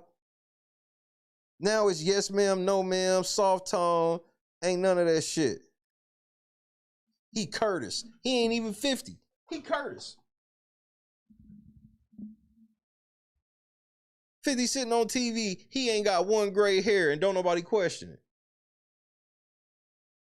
50 just young forever. I got it.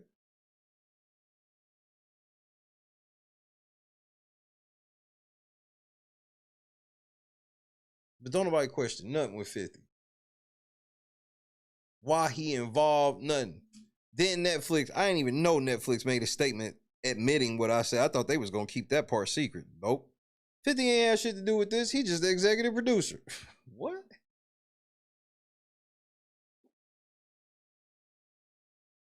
Well, a good wrestling heel, that's what he do. Rage bait. What town are we in? Oklahoma City? Oh yeah, fuck the Thunder. Boo. I mean, that's just the easiest cheap pop, cheap heat you could get. You suffering in your promo, all you gotta do as a heel, all you gotta do is diss one of the local sport teams, one of the local heroes, one of the local businesses.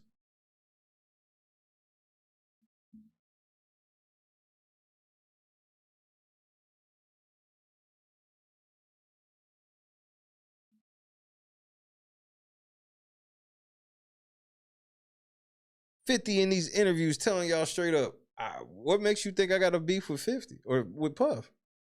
Why? Because I said some shit on my Instagram when everybody knows my Instagram is known for me trolling.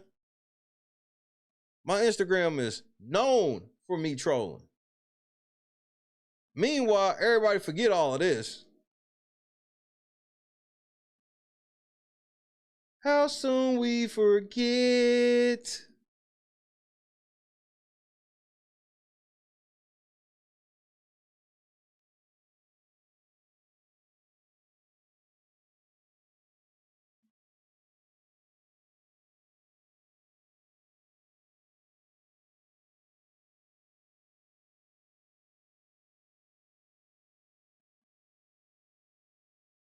Like, it was weird that Donald Trump wouldn't even diss Puff.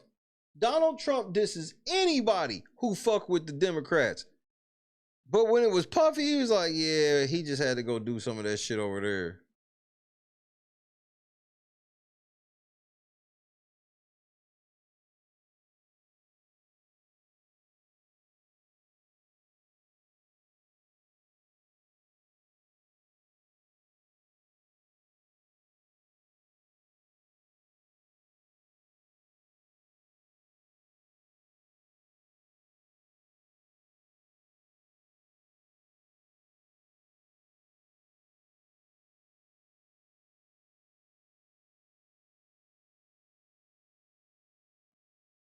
I guess I'm just confused.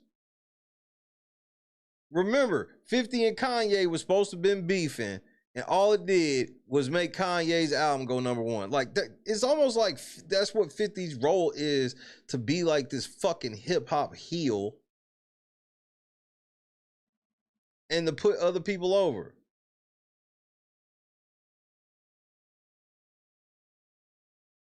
You guys had this long-standing public beef. Have they?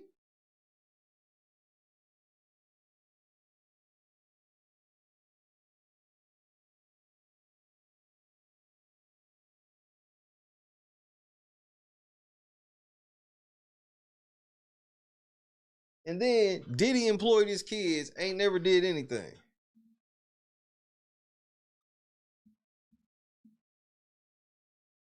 This shit is just weird to me.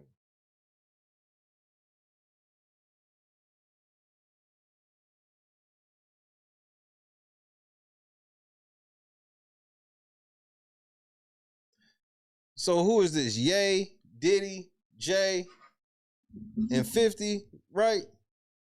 So 2 of them niggas is basically falling off as far as within good graces of, you know, the mainstream. Jay, 50, y'all next.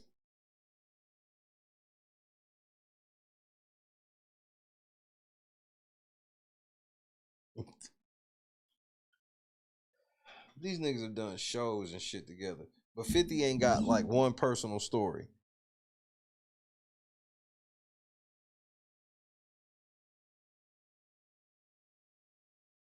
Meanwhile, 50 get to do shit like this, and then nobody says anything about it. Everybody's just like cool with 50 doing shit like anybody else to do some shit like this would get canceled and be like, you can't talk about women like this. 50 do this type of shit, nobody says anything.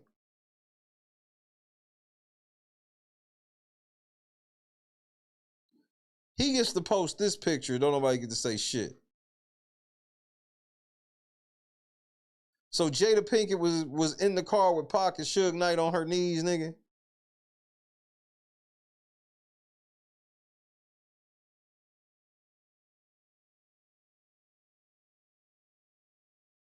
And then you'll interview 50 and ask this nigga about this shit. And this nigga be like, what makes you think I got a problem with Jada?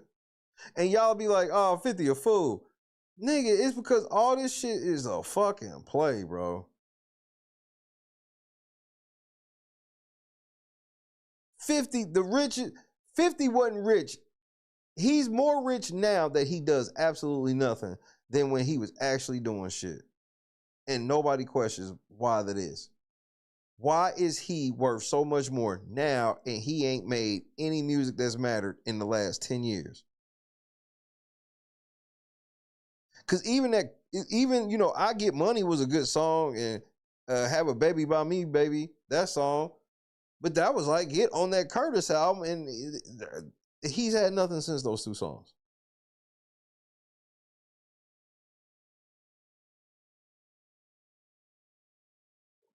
Saw a headline earlier claiming Beyonce is a billionaire. Here we go.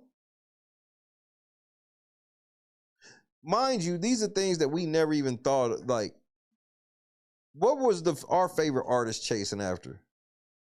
Platinum plaques. Because that was an indication of how you was moving in the streets if you could sell 1 million records. Or sell 500,000, get gold, 1 million, you get platinum. Now, all of the artists want to be billionaires, which is weird to me. For what?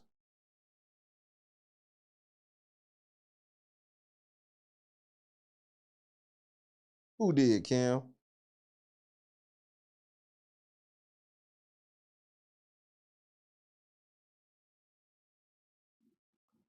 Me too. I always felt like 80 to 90%, maybe even 95% are fake.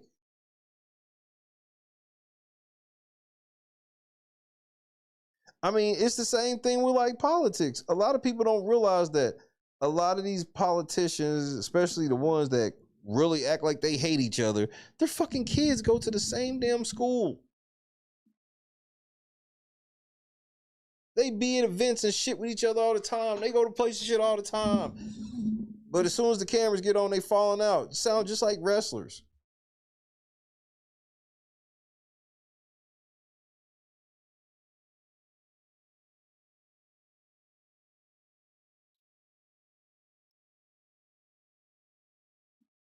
And what's the best way? What is the absolute best way to get some motherfucking coverage right now? Like social media wise. To give, not just, look, what would you rather, what do you think would be better for you to promote yourself? Let's say you had a chance to get 50 to promote you on his Instagram.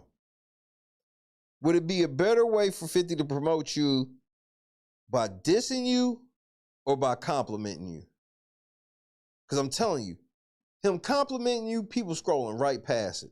Don't nobody give a fuck. This nigga post a picture of you, man. Big shout out to woo, woo, woo, woo, woo. Nothing. This nigga diss you, TMZ reporting it. The blogs are reporting it. YouTubers is reporting it. Man, 50 dissing. We don't even know who the fuck this nigga is. And 50 just going in on this nigga. But if 50 big upped you on his Instagram, none of these places will report it. We are in a total rage bait culture to where it's literally good marketing for you to pay certain niggas to talk shit about you. Because even if a lot of people laugh at you, there will be a few people that may go check your shit out and go, man, this nigga's actually cool. Or, especially, like, let's say you don't like 50. So now you can pay 50 to literally promote your shit to people that don't like him, and all he gotta do is diss you, and the people that don't like him gonna go check your shit out. I promise you, Davies, Fabulous, all this shit, I had no clue they had a fucking podcast together until this shit. And I said, and what was weird to me was, when people was talking about it at first, I said, why would 50 come out of nowhere and diss them niggas? Like, why? Why does he give a fuck?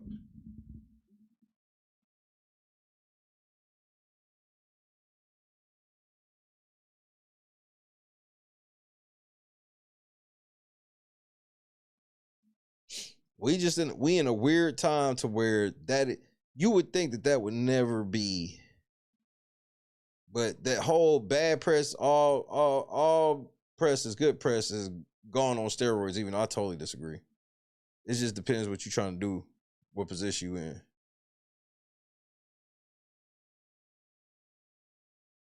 But if you think about it like that, you would get way more traction on 50 page if he diss you than if he compliments you. Because even if you unknown, Like, let's say you was plugged in and you could pay 50, somehow you get $100,000 to dish you on his Instagram. Do you know how crazy your traffic gonna go? Just because people like, who the fuck is 50 talking about? Especially if he tag you in it, like, hey, so-and-so, let 50 tag you in some shit and say, have my money by Monday.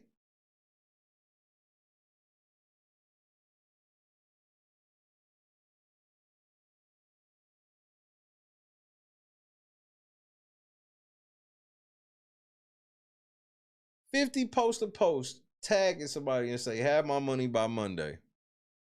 That nigga's account is going to go viral. Whoever it is. Even if it was my weak ass shit, it would go viral. And I don't even post on Instagram. If I could pay 50 to motherfucking tag Late Night Crew and diss it. Viral.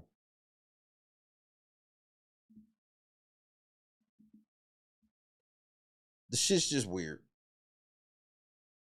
The way all this shit works is weird. And I can't even work in the industry. You can't quite put your finger on certain shit because you just can't. But you can smell when certain shit is afoot.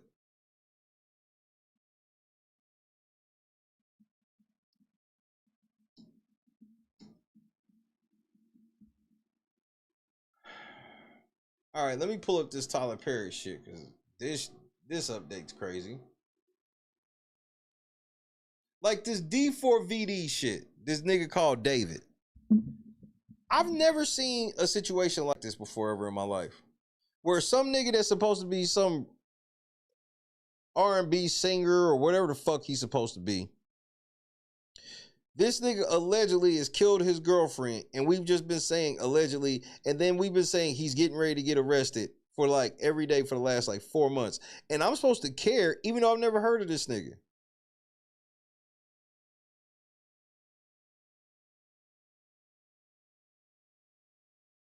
The David shit, the D4VD is how he spells David. It's like the weirdest shit ever to me. I'm like, who is this nigga? And why are we like sitting here saying that everybody knows all this fucking evidence about this nigga and everything, but we still can't arrest this nigga? Like there's literally, here, let me show you this shit on TMZ right now, which is crazy to me.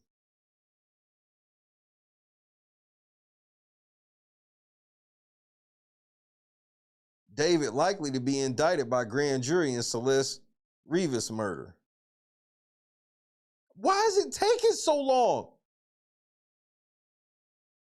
Never even heard of this nigga. My daughter ain't never heard of this nigga.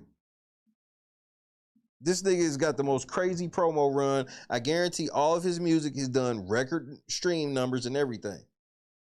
And all it is just keeps being rumors of the police going to arrest this nigga. And then people will come out and be like, if you listen to this song, was he talking about killing her in this song? And that was a whole bunch of shit with that where it was like they kept pointing you to his music.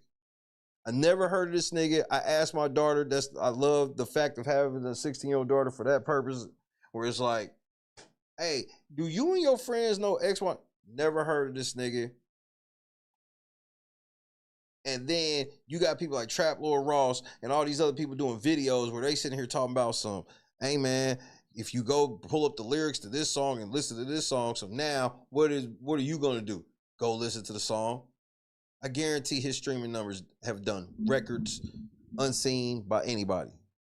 And they just keep saying, oh, he's getting arrested. He's getting arrested. He's getting arrested. At one point, they said it was like he had a boyfriend and his boyfriend did it. And just rumor after rumor after rumor, bro. Trap Lord is a big boy clown. And I got a couple videos we probably going to review about him this week. We might have a Trap Lord night. When I saw this video where I didn't know that Trap Lord Ross has been a clout demon well before any of his research shit. And it's crazy. The rap songs that this nigga was doing and how he was in his rap songs talking about how he used to sell drugs and like, yeah, we got to talk about Trap Trap Lord Ross this week. We got to talk about Trap Lord Ross. Some shit I saw this weekend dropped my jaw. Yep. They use artists to blow up social media now. Yep. Either pay a bunch of people to give you a cosign or you get into some beef with some motherfucker.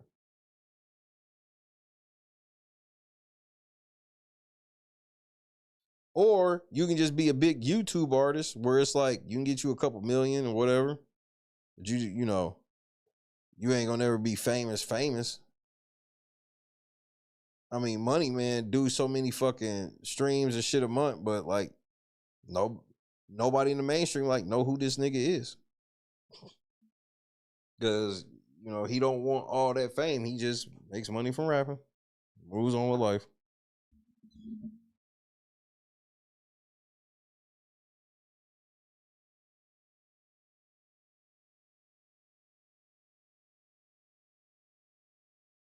See, it must be an Oklahoma thing. Everybody know Juice and X and shit like that here, and they still fuck with that shit. Like, nobody know that David nigga around here. And like I said, I don't think that like he was. I don't want for the record. I ain't want that to imply that like he was just created out of nowhere.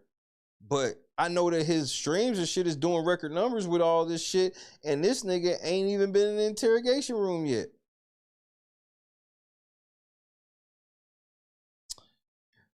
Tyler Perry alleged text from sexual assault accuser asks Perry for money. Now this could be bad. Tyler Perry's alleged text messages with his sexual battery accuser, Mario Rodriguez, seemed to show the other man asking Perry for money prior to filing a lawsuit against him. We've obtained alleged text messages between Rodriguez and Perry, with several sent on August 31st of this year.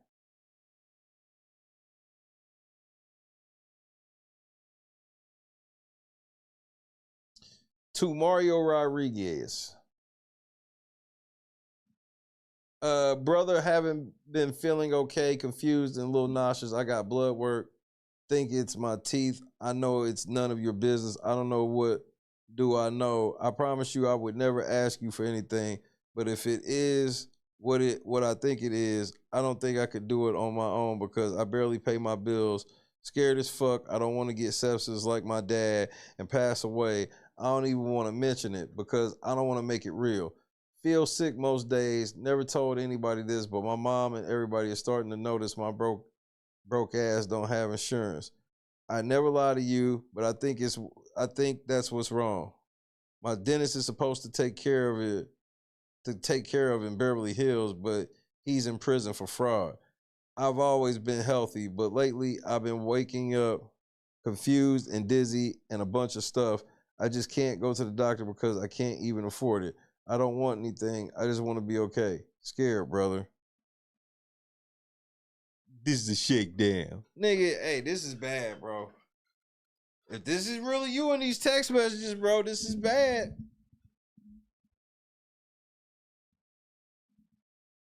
Because why would you be hitting Tyler Perry talking about, I got to go to a Beverly Hills doctor? What?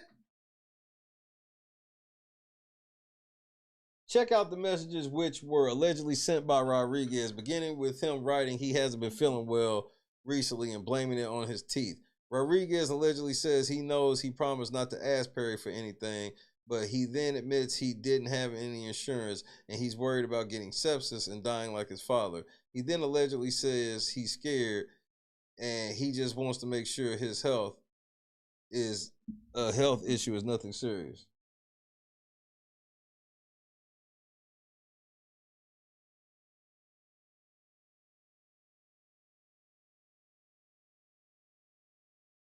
Just know that I love you. I thank you for everything. I appreciate you to the moon. You got my Mexican ass out of a lot of bad places, and I just want to tell you thank you. Oh, my goodness, bro. I can't buy you anything, but I just want to tell you that your boy right here appreciates you more than anything. Straight up from my heart, bro. Nothing I wouldn't do for you, man. Anyways, enjoy your time, and I hope I see you again soon. Happy Thanksgiving, my friend. Yep, you've been through it. I'm glad you're doing well. You don't have to give me a thing or pay me a thing. I'm just glad you're good. Mario. I'm still going through it, but you know me, man. I'm a survivor just like you are, and I'm glad that you're my friend, and I love you, bro, respectfully.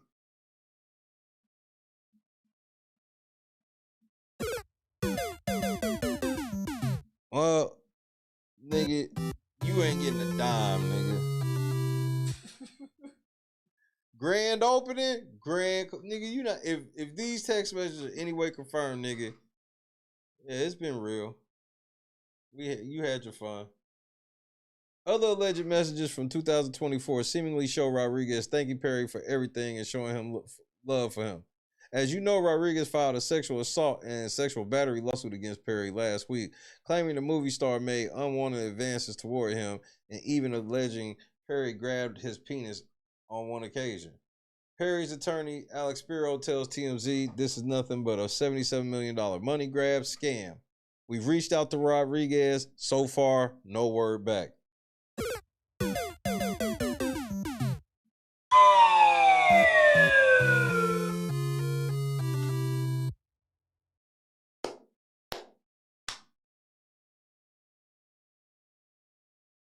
There you have it. No further questions, Your Honor.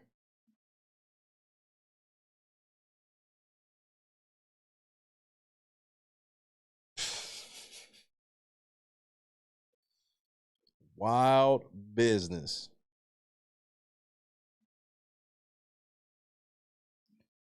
Hey, so Tyler, here's the problem though.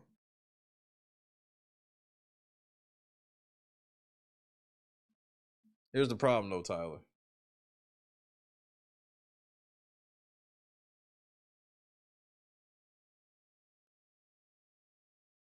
Now people are wondering why you ain't exposed the first nigga like this. They get you coming and going, don't they, Tyler? Coming and going.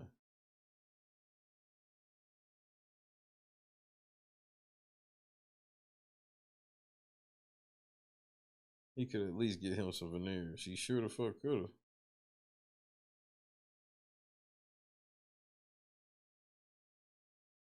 He sure the fuck could have.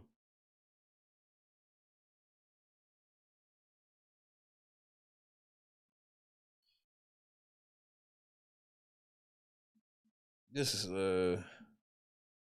like that nigga's case is over. Like there's nothing like, you know, the other one when I read that shit that was bad, but this one like nigga, nah, you can't be on record saying shit like that and then turn around that. Cause especially when I try to give you the pass for the 5 bands you allegedly took each time.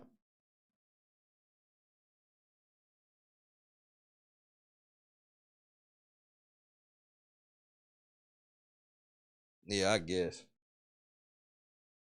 Damn, we done been on down there 4 hours already. This was a fun evening.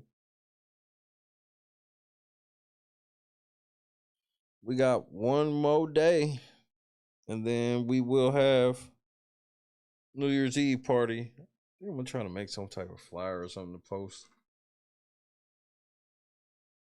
New Year's Eve bash should be fun.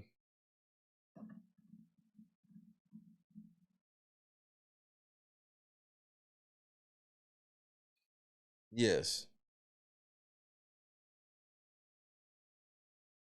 I have to agree with that. Shannon shit was bad, bro.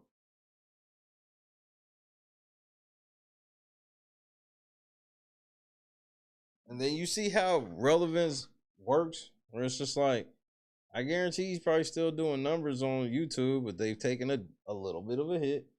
And like he ain't getting like no mainstream coverage now. Like nobody gives a bro. They was reporting on damn near everything this nigga said about everything before that shit came out. Everywhere you look, everybody reporting. Now you have to go see what the fuck this nigga talking about now.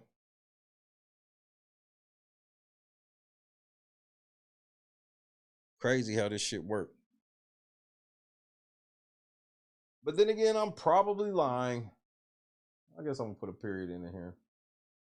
Hit that like button. Hit the links. Let's hit the goal. Say goodnight to you, boy.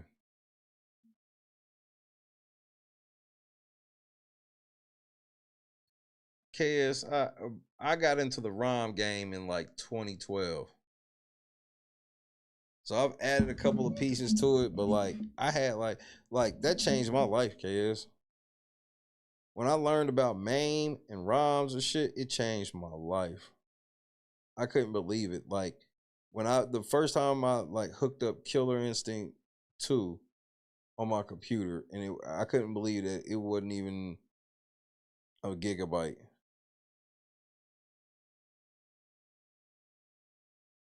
So big ups on that. Janice, we got a big win yesterday, damn it. I'm so happy. Fuck the Patriots. I know y'all got y'all little help from us. That shit was purely coincidental, nigga. Fuck you niggas. We should have beat y'all niggas in that first Super Bowl.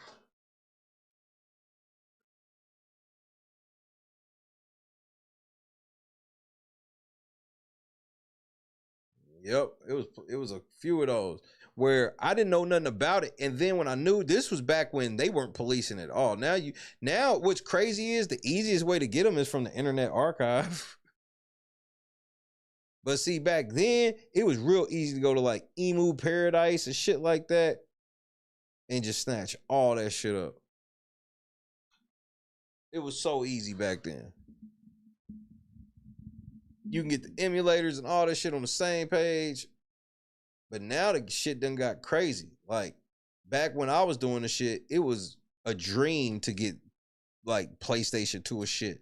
Now I got a PlayStation 2 emulator, a couple of games. Crazy.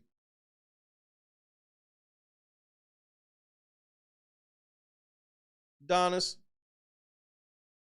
Big, yeah, you welcome. I appreciate you at least being grateful, so I ain't gonna dish you like that. So you welcome. That's what I was on, KS. That's what. See, now you ready for it. That's exactly what I was on. And obviously, you know, I had like, and this was my setup. I had MAME. I had Retro Arcade, which was like N64, then I had this Super Nintendo emulator and NES Topia. Me and football used to sit and play Mario together. I gotta get that old footage off the hard drive. I can't wait to get the hard drive fixed. There's so much cool shit on there. Hiram. So yeah, it was great to like go grab shit like Mike Tyson's Punch Out in these games that I loved, and then games that I wish I could have played and didn't get to play. That was a lot of what I did while I was off work. Rain King, I forgot. Oh, let me type that down. Oh, Rain King, I forgot about fucking Rain King. What was the one wrestling game that was like, it wasn't even like, what was it, Pro Wrestling All-Stars? Or it might have just been All Pro Wrestling. Or was it just Pro Wrestling? That was my shit.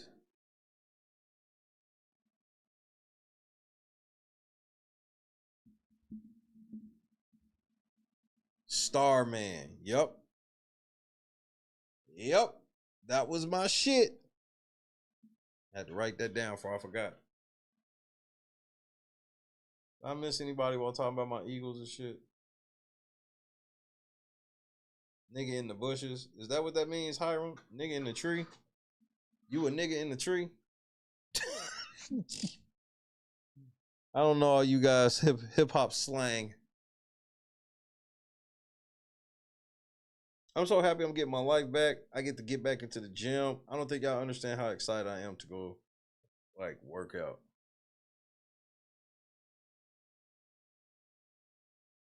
Saturday Night Slam Masters. Why does that sound familiar? Write that down.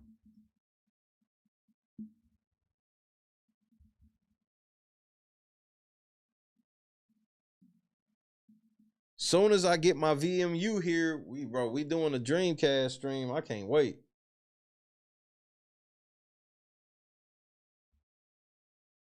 That was the best part about Nintendo. Nintendo had so many games that you and all your friends could all have a Nintendo and y'all all had different games. That's what made it the shit. So if you had two buddies you was really cool with, nigga, your collection actually was big as fuck. Now everybody got the exact same games.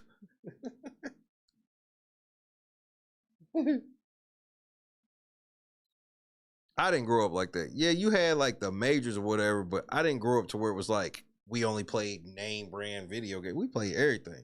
You played the games that had the wrestlers with the names or the basketball players with the names. You played the ones that didn't. Nobody hated Double Dribble because you didn't know the names. And as a matter of fact, me and my friends literally would play Double Dribble and call, like if you used the Celtics, we would be saying that you was shooting with Bird. Nigga, if you was playing with motherfucking the Bulls, when it turned to that dunk animation, we was saying that was Jordan. But now it's like, if somebody come out with a really good game that's better than 2K, a lot of people ain't gonna want to play it because, man, it ain't got Steph Curry on it. I grew up playing multiple basketball games and shit and loving them that didn't have the NBA players on it. Yes, I played the NBA games, but I played the ones that didn't have NBA games. And then I grew up in an era where some NBA players made their own basketball game that had like none of the players in the NBA but them. Even Bill Laimbeer's Combat Basketball, one of the worst games ever. Jordan versus Bird was a fun fucking game.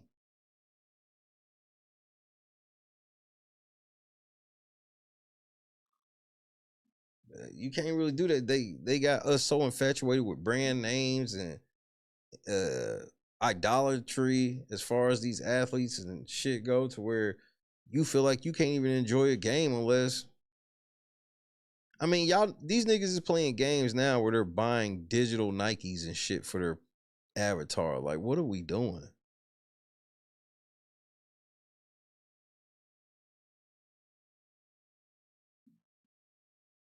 But that's another rant for another day. I'm hungry. You hungry? I am.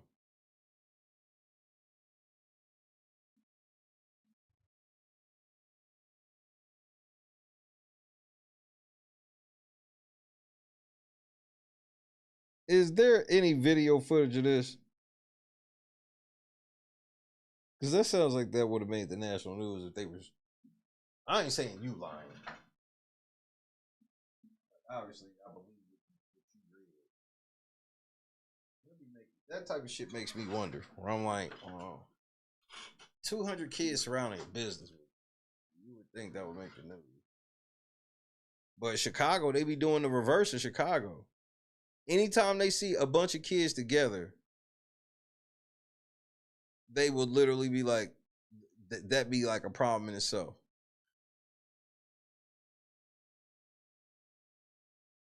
I'll look for it. Hopefully I'll find it. We'll see you tomorrow. That'd be good to look at. So I will check that out. At the Skateplex.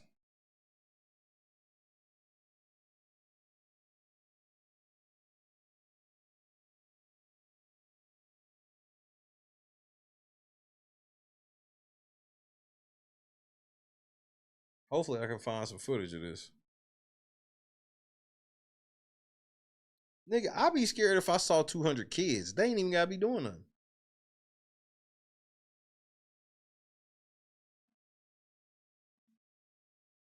So with me knowing that, I'm like that, then yeah, I'm gonna have to see some footage because I'll be too biased and be like, yeah, they did it. You fucking right, they did it.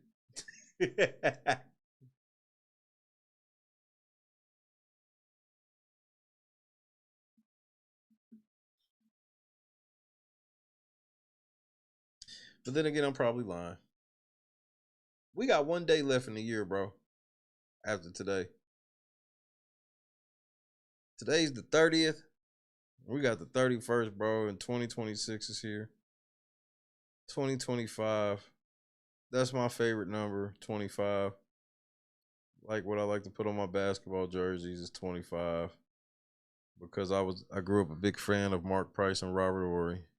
Houston Rockets Robert Horry. I had a Houston Rockets Robert Horry jersey, number 25. So I always imagined that 25 would be the year of Shay. Boy, was a nigga wrong. When the calendar turned to 2025, I had such hope that this was the year of Shay. Man, a nigga was wrong. NBA Tecmo basketball and great basketball on Sega was the shit too. Charles Barkley basketball. Didn't Corliss Williams have a basketball game? Or wasn't that college basketball that had Corliss Williams on the cover? Corliss Williamson? Fuck a Corliss Williamson, a name I ain't said in forever. I love y'all, man. God is indeed the greatest. God is indeed the greatest. Speaking of Shannon Sharp. Y'all bitches always worried about what they doing. Who they Why I hit the wrong one? Why ain't I hear her no more?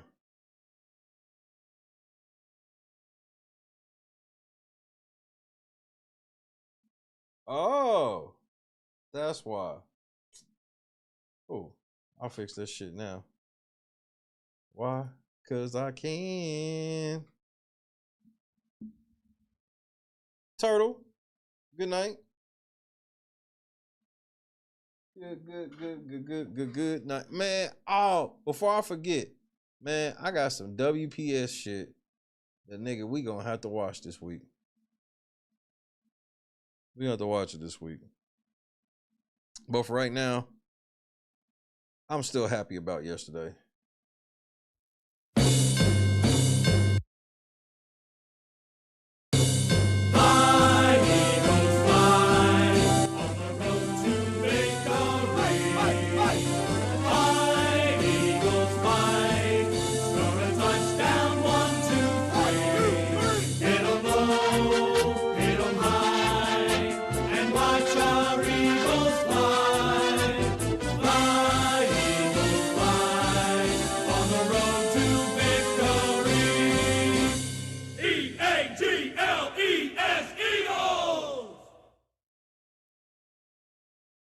I only heard from two teams. Guess what the two teams that called me, Ocho, say, what's your phone number, where you gonna be? Who that? Hey, Shannon, one of them little white girls at the door, she got on a Gucci dog collar talking about she came over here instead of letting you choke her in public. Shut the fuck up. Hey, don't think you can start disrespecting me because you got the little white girl at the door and you live on the air, bro. I don't care about you being live on the air. Who you think you talking to? Next door.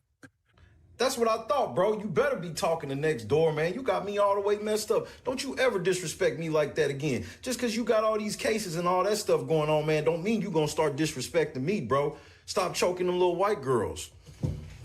Got me all the way messed up. Hall of Fame head ass. Cincinnati Bengals was one. Y'all bitches always worried about what they doing. Who they fucking.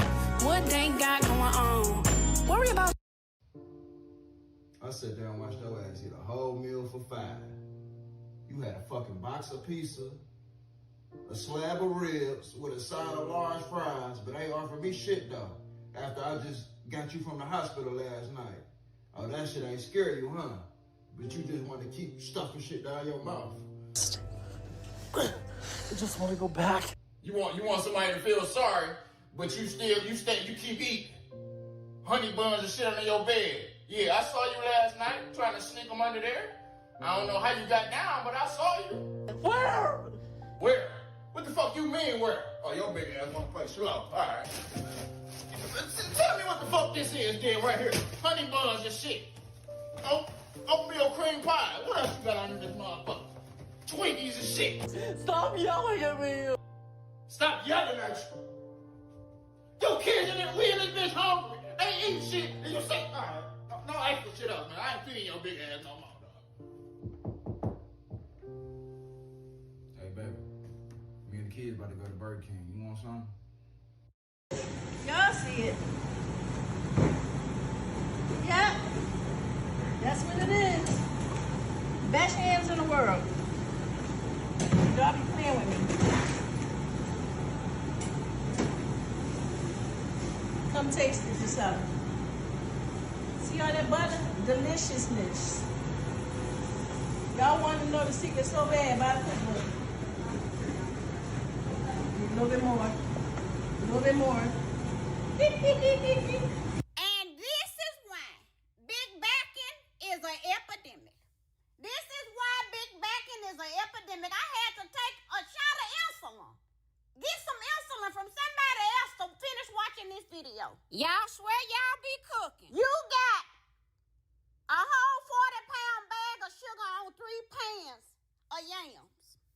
Talking about you see it. We see it. We see diabetes. We see gout, cavities in all teeth, hypertension, headaches, limb amputations, the big arm disease. I don't know what they call it, but just big arms. And if you can spread sugar like that, it's too much. Talking about it in a little bit more. That's enough. Jesus said that was enough. It's more than enough. It's abundant. You cooking up disease at this point. I wouldn't eat them yams with somebody else's mouth. We gotta do better. We gotta stop this mess. God is great, bro. God is great. Yo, what's going on, boys? How are you? Yo, dab me up. Hey, all right, damn. What part of the city are you from? Yo, What's up? there, brother. Hey, Yeah. What's up? Yeah. You guys ready for this? Take this. Oh, all right, sick. Why don't you guys come inside? Don't ski. These are the guys. I'm Octavius Gray. And I'm Steve. Steve LeVois. This is crazy. The chat's just tweaking.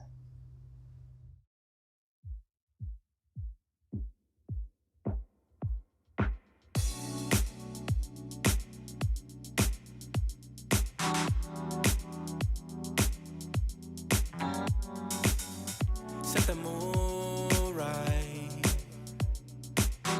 There we go. Oh, baby, I'm looking so fly. Finally. Sunset rooftop, yeah, that's nice, right?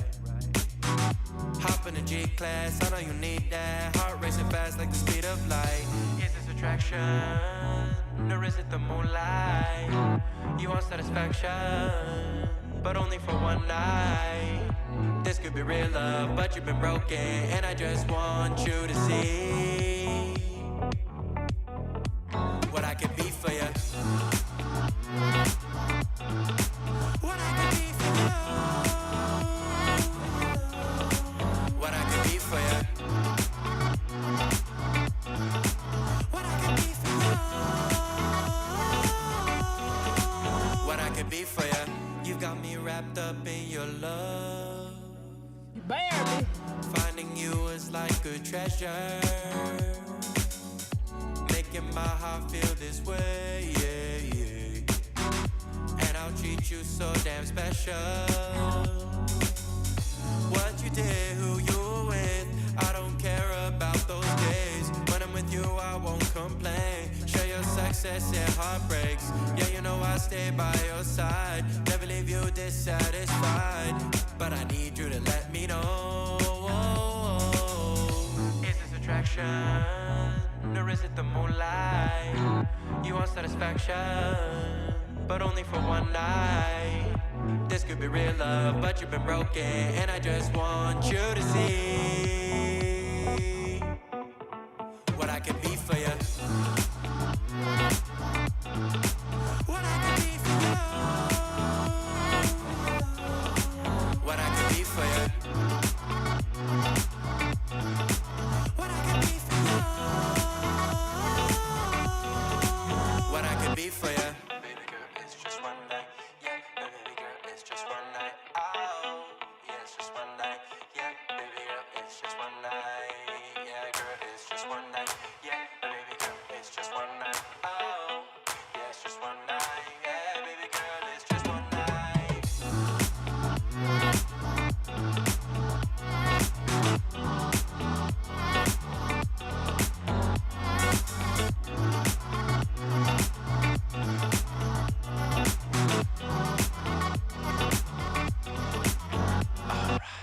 crushed it. God is great.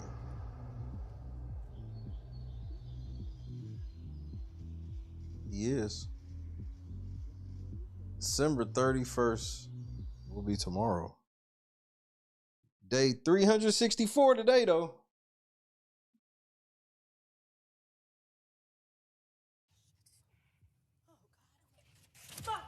What the I'm a fucking bitch. doing? Guys, I gotta go. You got it, I don't Jess. want to hurt myself. You got a pee? It's all right. Wait. No, You if got you it, gotta Jess. go, you gotta go, girl. Let go. I don't even want to fall. Turn to the side. You're working. okay. Just You're good. land right on that booty, girl. Just put your legs out Turn and to the fall on side. your booty. Jess, you're amazing. You Say got it. it. You got it. You got it. Turn to the side. Just let go and turn. Like you're laying in bed. Yep. Like you're jumping onto your bed on your side. Just let go and turn to the side. Shut your eyes. You got it, my love. Real Just late turn to to the wait. side. Real late to wait. You're okay. Careful. I've never even heard of him. I'm petty. Good night, awake.